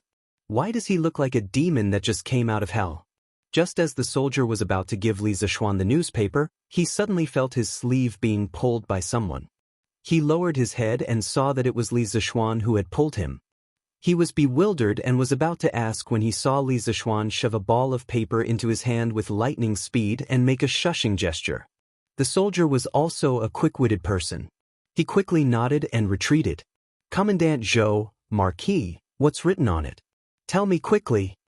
In a side hall of the Wu Marquis household, the soldier who previously served Li Zishuan was scratching his ears and cheeks as he surrounded a middle-aged man and asked anxiously. Looking at him, he was obviously illiterate. The note Li Zishuan passed to him earlier was really a waste. "The general usually tells us to read more books when we have time. Xianxia, you just don't listen."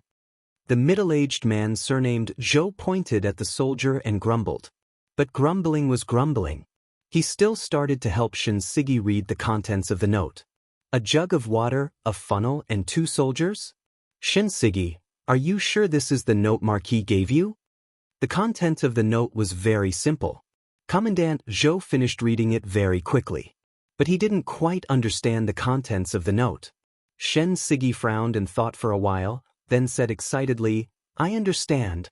Thank you, Commandant Zhou." With that he ran off like a wisp of smoke.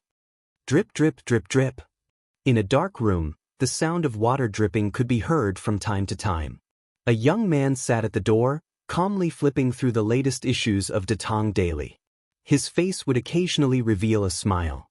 It could be seen that he was in a good mood. But the burly man who was hung on the beam was not in a good mood. His face was pale.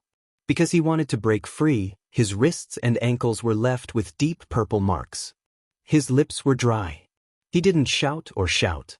Because he had shouted for a long time, but it was useless.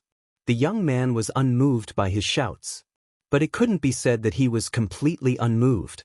When he cursed, the young man would fiercely kick him in the stomach. It was so painful that he couldn't even breathe. "Marquis, it's already noon. Why don't you go and have your meal first? I'll help you watch?" When it was close to noon, Xianxia ran over and asked carefully. Li Zishuan put down the newspaper and replied, "No need. Go to Drunken Immortal restaurant and get me a plate of lion's head, a plate of fried bean sprouts, and a small pot of immortal drunken wine. This marquis will eat here for lunch. Let shopkeeper Lu prepare a few more portions, and let the brothers on duty in the Wu Ho government have a taste." Xianxia said in fear and trepidation, "Oh, Mighty, you're too kind. The brothers are on duty, how can they drink?" Li Zishuan raised his eyebrows in surprise. He secretly thought that the military discipline here was quite strict. He waved his hand and said, "Then bring more food over. Treat it as this marquis's reward to the brothers." "Thank you, Marquis." "Then, as for this Wan Jinggang, don't let him eat for lunch. Based on the speed of his bleeding, he should be able to bleed out by tonight. Letting him eat would be a waste. Marky Yong, and you're too much. Ever since Wan Jinggang was caught yesterday morning in Wu Ho government, he had not eaten a single bite of food. And after going through Li Zishuan's torture, he felt that he was really exhausted. Hearing Li Zishuan's words, his lungs were about to explode. Ignore him. Go quickly. Li Zishuan waved his hand and said. Xianxia obeyed and left. In the afternoon, the military officials and soldiers on duty in the right Wu Ho government were considered to have freeloaded a big meal. The drunken immortal restaurant's top-quality food and dishes, they usually could not bear to eat a plate of it. But now they could eat heartily. In a moment, the entire Wu Ho government was filled with the aroma of food. Wan Jinggang, who was starving in the aroma of the food and wine, felt that death was better than living. Every day felt like a year. Marquis, your subordinate heard a news outside. It said that the Chui family donated 2,000 strings of coins to the Nguyen Tang Foundation. Looks like they are starting to give in. Li Zishuan invited Xianxia to have lunch at the entrance of the little black room. During the meal, Xianxia smiled and said a piece of news. Wan Jinggang heard this and could not help but frown deeply. Li Zishuan seemed to sigh carelessly and said, everyone thinks that the Chui family is high above and will never fall. Let's wait and see. Let's not talk about that. This drunken immortal is still the best. Tsk. Even an immortal would not exchange it. Gugu. While Li Zishuan was enjoying the food and wine, Wan Jingang's stomach started growling. Li Zishuan smiled at the two soldiers who were standing beside Wan Jinggang and doing unknown things. Come. The two of you take turns to eat. Just keep an eye on him and don't let him commit suicide by biting his tongue. The two of them looked at each other. Seeing Xianxia nodding at them, they replied, Thank you, Mark. Thus, only the sound of chewing and the very rhythmic dripping sound was left in the room. The starving Wan Jinggang was even more tormented by these two sounds. His arms and legs had already lost feeling. It was probably because he had lost too much blood. If he had a knife in his hand at this moment, his first reaction would not be to slash at Li Zishuan but his own neck. In the afternoon, after some time, the dripping sounds suddenly stopped. Li Zishuan raised his head and said, What's wrong? Did he bleed dry so quickly? The two of you quickly press on his arm and help him squeeze. Maybe he can squeeze out some blood. Xianxia, help me get another pot of wine. How can there be no wine for such an elegant thing? Wan Jingang's face turned even paler.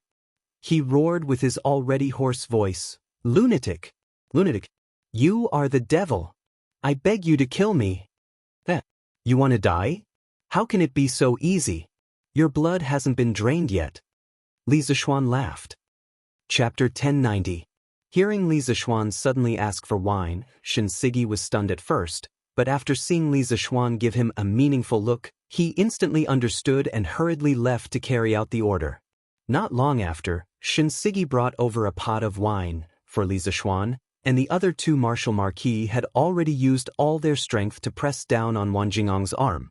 Immediately, the ticking sound in the room rang out again, and Wan Jingang's nightmare began again. Kill me! I beg you to kill me! If you're a man, then give me a quick death. I beg you. His mouth kept repeating these words in a low voice. The heavens had pity on him. He had walked the Jianghu for so many years. What kind of injuries had he not suffered? He had long seen through life and death, but this kind of waiting for death, this kind of torture to his soul and his body, he really could not stand it. At this time, a quick death to him had already become an extravagant hope. Phew. The contents of these few newspapers are a little lacking.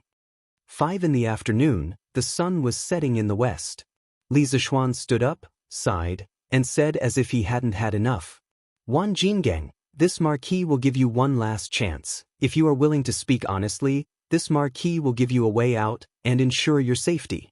If you are not willing to speak, then this marquis will leave now, and tomorrow the people of Wu Ho government will send you, who is on your last breath, to the Supreme Court. Tsk.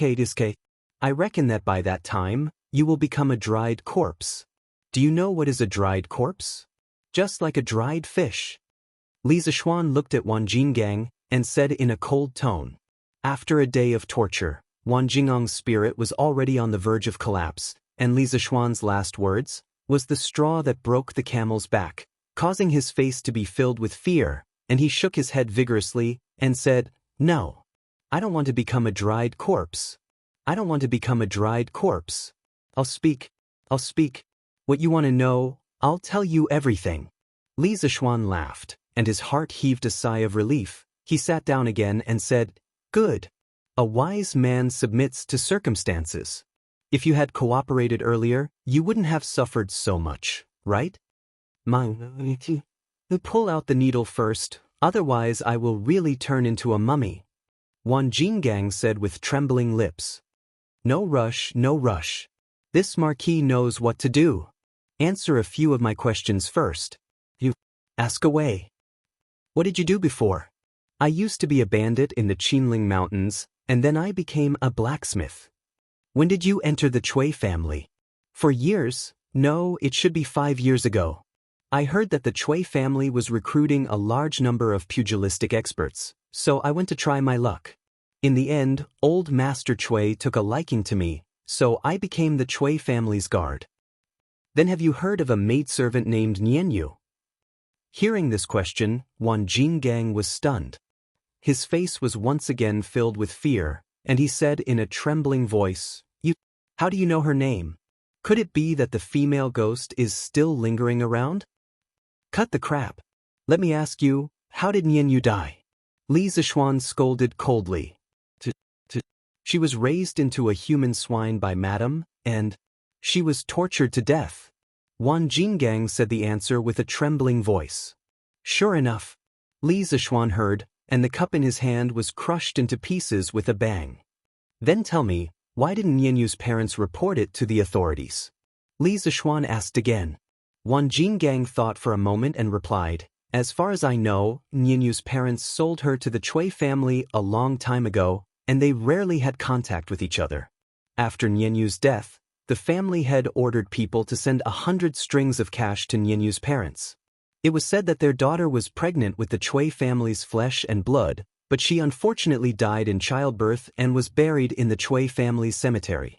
Nianyu's parents didn't suspect much, and accepted the fact that Nianyu had passed away." 100 strings of cash? Madame Cui is a good-for-nothing. This Cui Shanfu is also a good-for-nothing. Wang Jinggang, you're loyal to such a master, I don't know if you'll feel ashamed after you die." Li Zishuan heard and sneered. Wang Jinggang couldn't help but lower his head at this moment and kept silent.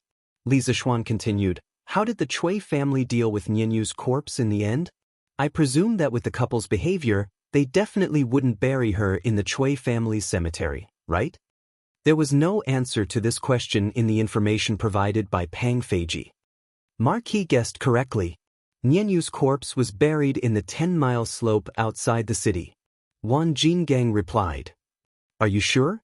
If there's half a lie, I will not only turn you into a human swine, but also cut you into pieces. Everything I said is true." Li Zishuan's mood suddenly became heavy. "Apart from this matter, has the Cui family done any other heinous things in recent years?" After a long pause, Li Zishuan asked again. "Marquis, this I can't remember clearly." Wang Jinggang thought for a while and finally replied. "Then let me ask you, how much fertile land has the Cui family seized in recent years?" Li Zishuan asked with a cold face. Wang Jinggang was silent for a long time and replied, "The Cui family has seized a lot of fertile land in recent years, but I can't say exactly how much. But it should be more than 100,000 mu." "Do you know all the illegal things the Cui family has done in Hunan province?" "This, I know a little." "Tell me everything you know. Don't leave out a single thing."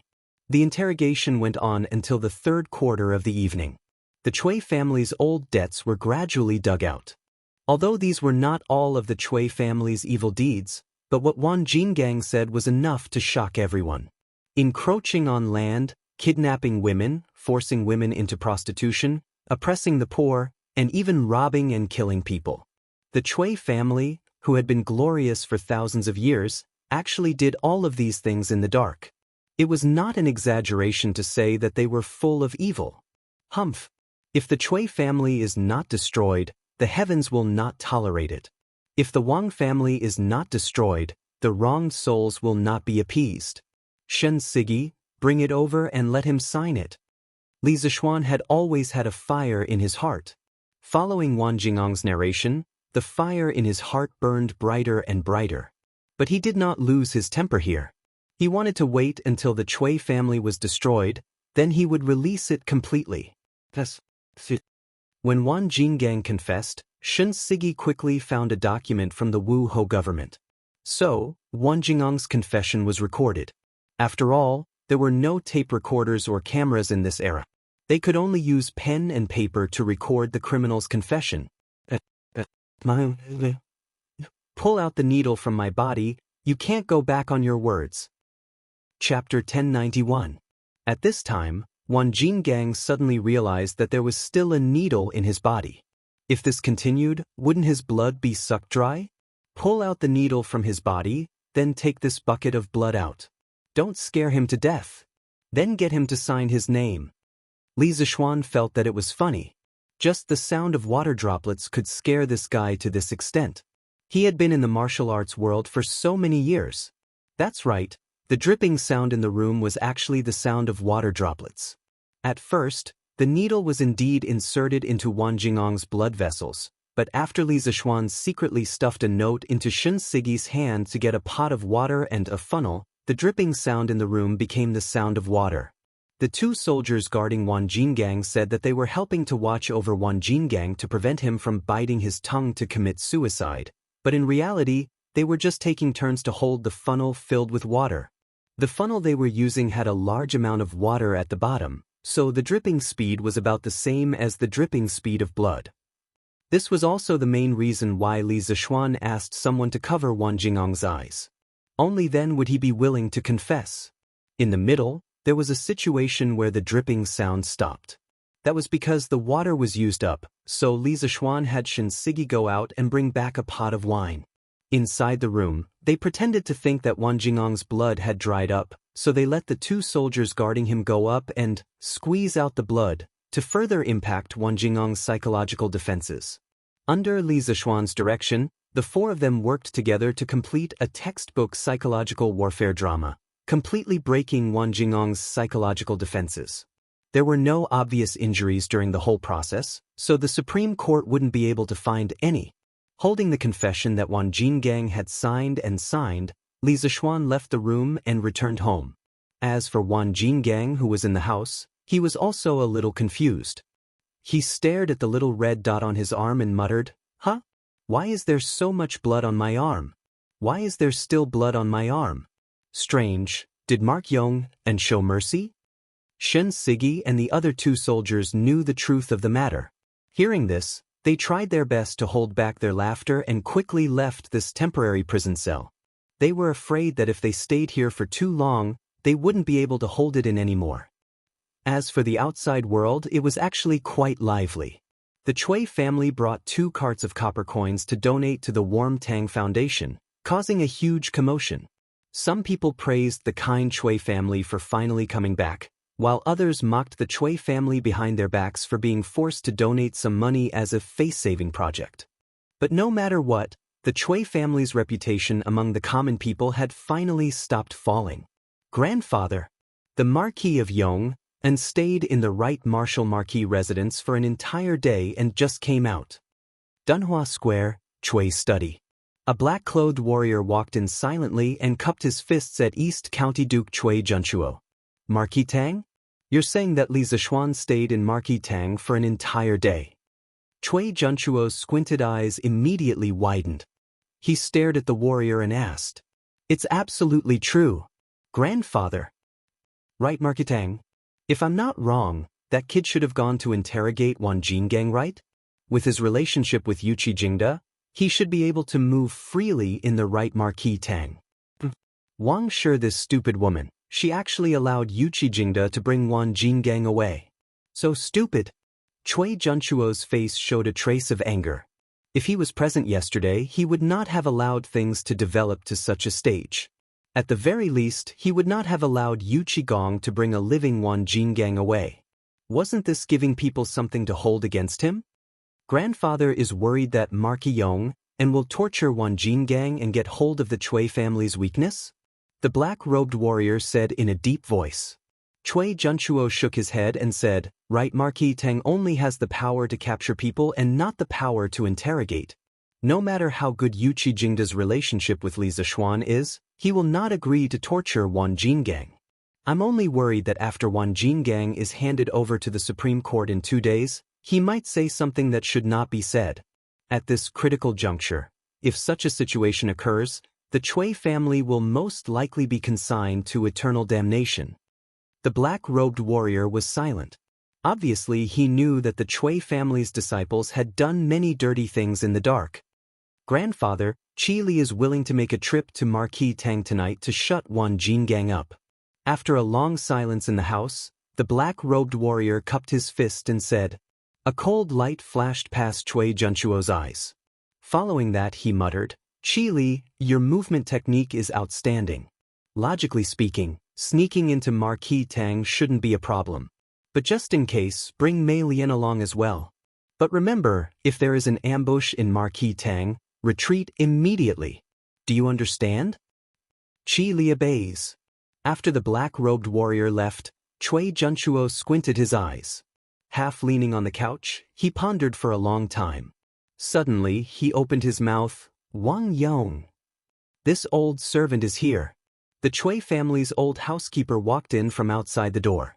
It could be seen that Chui Junchuo valued him highly. Otherwise, he would not let him serve by his side. Tomorrow, inform all the retainers in the residence to start writing articles to defame Li Zishuan.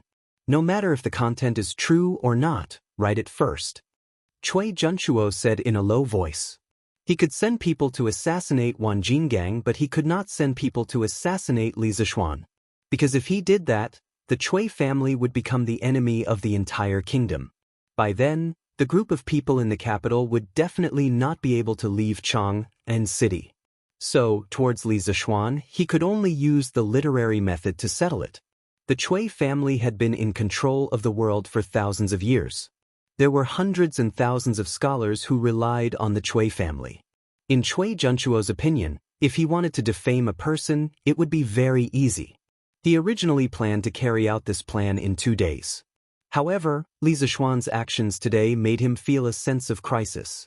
So, he had to bring forward the plan. This old servant has something to say. Wang Yong hesitated for a moment before he said, Speak. The old housekeeper cupped his hands and said slowly, recently, the people have been spurning the Chui family. The public opinion is fierce. Many retainers in the residence have thought of leaving the Chui family. Taigong, what do you think we should do? Chui Junchuo's face was frosty. He snorted coldly. A group of ingrates. The Chui family has raised them for so many years. How can they leave just because they want to? Tell them that if they leave the Chui family, this old man will not let them have the chance to stand out in this lifetime. Aristocratic families were merciless. They were even more merciless to those who betrayed them. At this moment, Chui Junchuo finally tore off his hypocritical mask in front of the world, revealing the ferocious fangs under the mask. Is Taigong,